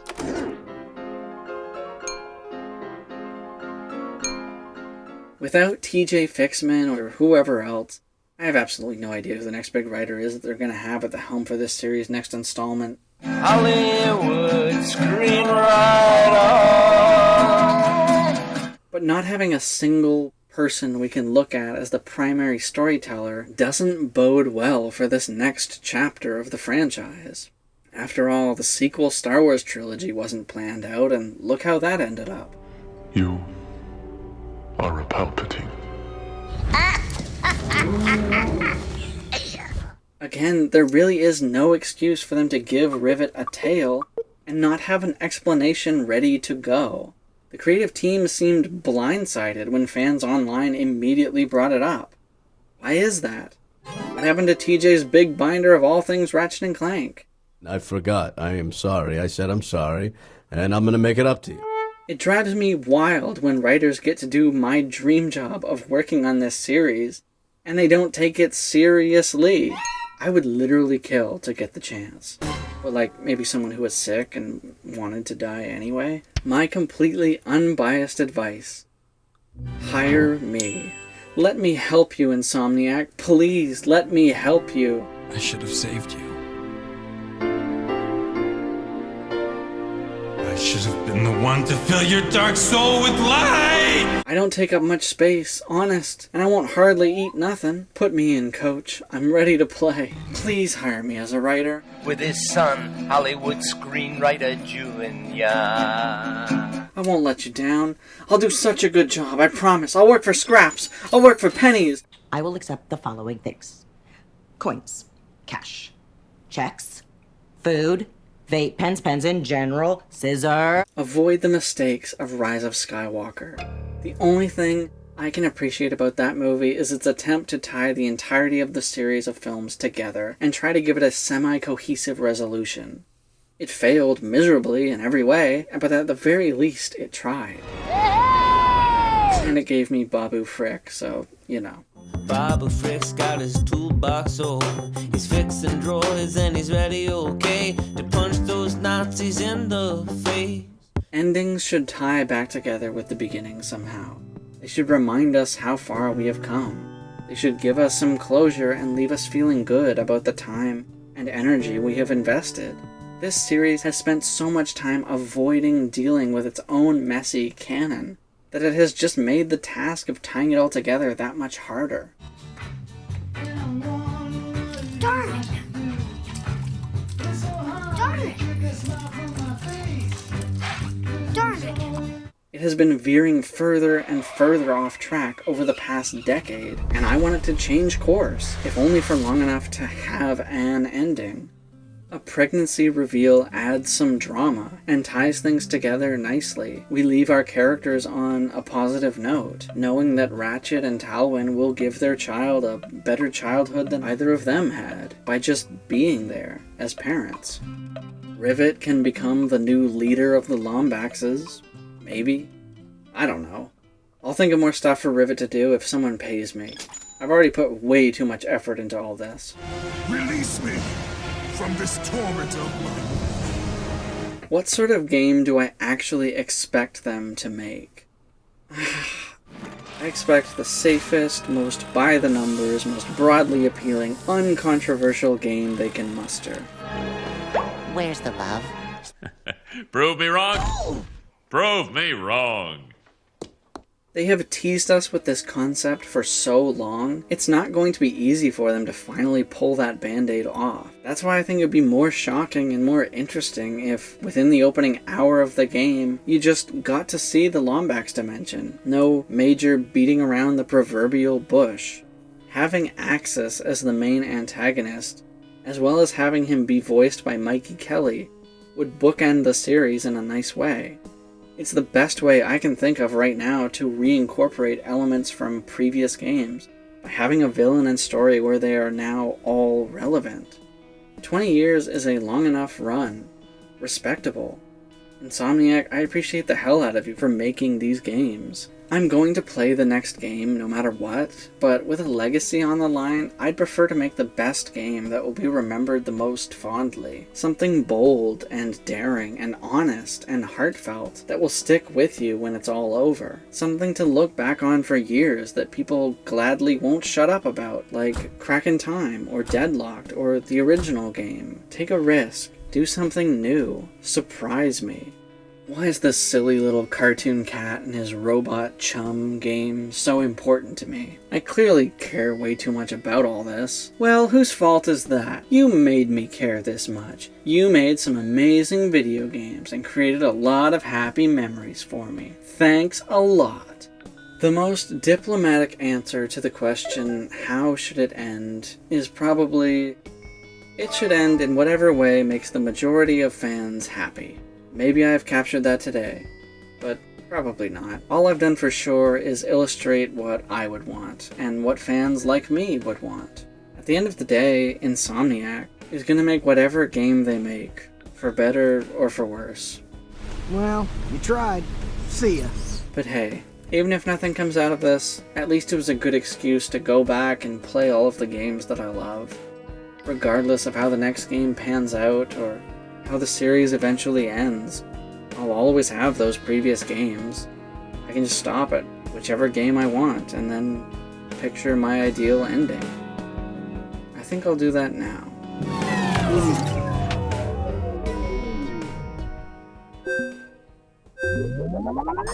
So if you stuck around to the end, thank you so much. It means a lot to me. This is my first big video, and I am super proud of it, and I'm just so glad I got to spend so much time justifying how much time I think about this franchise. For all its faults, I love it. A lot of this is understandably unfeasible. I just wanted to indulge myself in the grand scope of the most ambitious finale for the franchise as I would want. You're really nuts, you know? I am not so disillusioned yet to think that I'm ever actually going to get to be part of an official Ratchet & Clank game, especially in light of my behavior. What? Oh, yes. All that stuff I did. My ass has better haptic feedback. You got splinters in the windmills of your mind. In factuality, it's highly unlikely that anyone at Insomniac is ever even gonna see this. But a person can dream, can't they? Let me dream. Let me believe for just a moment that my dreams will become a reality.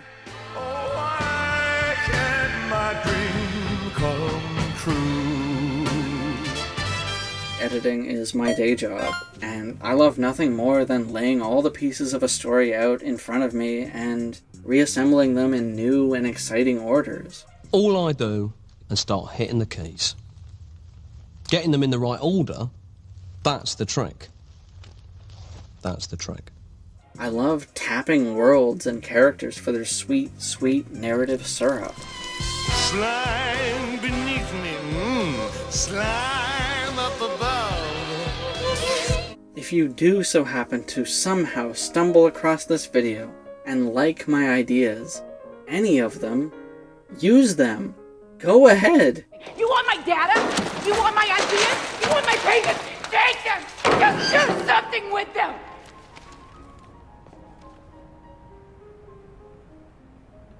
Now, supposedly there's this whole legality thing when it comes to fan-generated ideas online, where developers will intentionally avoid them because it actually keeps them from incorporating those ideas because the intellectual rights are questionable, and plagiarism is a very serious thing. Therefore, even if someone on the team watched this video, they might not feel they are able to use my ideas even if they wanted to. Yet creators have used fan ideas before. A way around this, of course, would be to bring me on board the writing team and credit me for my contributions. Well, you're dreaming, mate. To make a game like the one I just spent the last who knows how long envisioning, my dream game, would be a massive undertaking.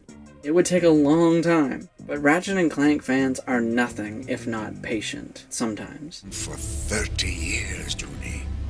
So, take your time, Insomniac. But the pressure is on.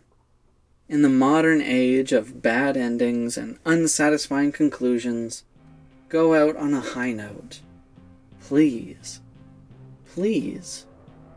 Please. Please. Please. Please. Please. Pretty please with a big red throbbing cherry on top. At the end of the day, a super long day, this was my big, grand love letter to Ratchet & Clank. This franchise, these characters, these games, all matter so much to me, and to so many fans. So whatever you do, Insomniac, give us all something that we'll love. That should do it. In an effort to somewhat future-proof this video, I am putting out a challenge to all of you who made it this far, as if that wasn't hard enough. When the next Ratchet & Clank game inevitably gets announced, or released, come back here and let me know how it compares. If you think my ideas were better than what they came up with, or if I was a total dumbass and their game blew my conceptual one out of the water. Either way, honestly, I look forward to it, because at least I'll get to play another Ratchet & Clank game. Let me know in the comments what you would want to see in a new Ratchet & Clank game. I always enjoy hearing people's ideas, especially if they are wildly different from my own, or even if they just build off of mine. Tell me what you think. And thank you to those who have offered their sympathies about my breakup. I am doing much better now. Doing okay. Got a whole lot of milk out. As is the end of video tradition, I will say my favorite comment from a previous video. This one came under my sleep paralysis demon video, where this user just said, relatable. I hope you found something to enjoy in this video. Thank you for watching, and enjoy the rest of your day.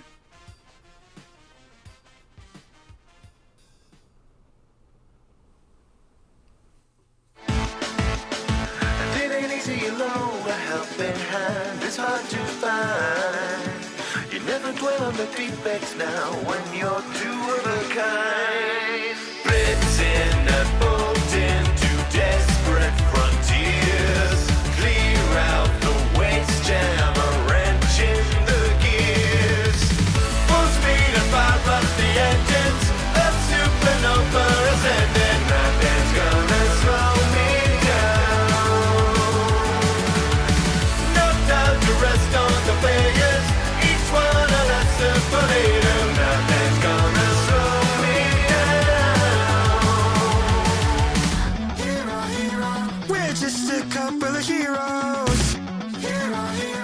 You're a couple of nefarious heroes, looking for my ricochet. I don't wanna be deadlocked today. Your tools of destruction, your ego's reflection.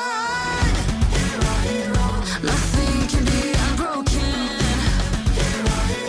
My reality cut open. My home has been destroyed. You play with us like a toy.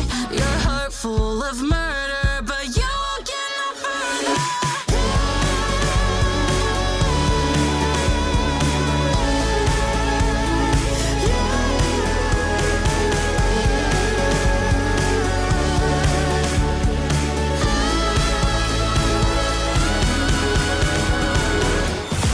Look past the pieces and you'll see there's more adventure to see.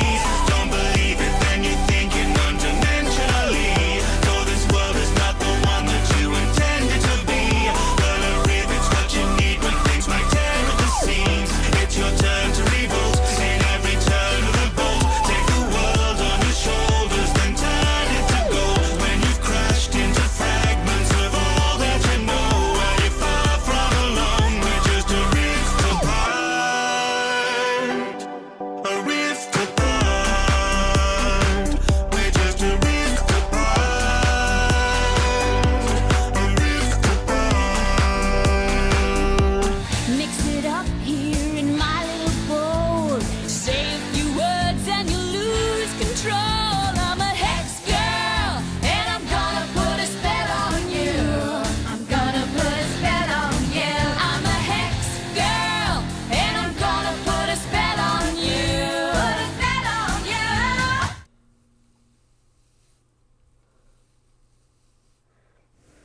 Am I forgetting anything?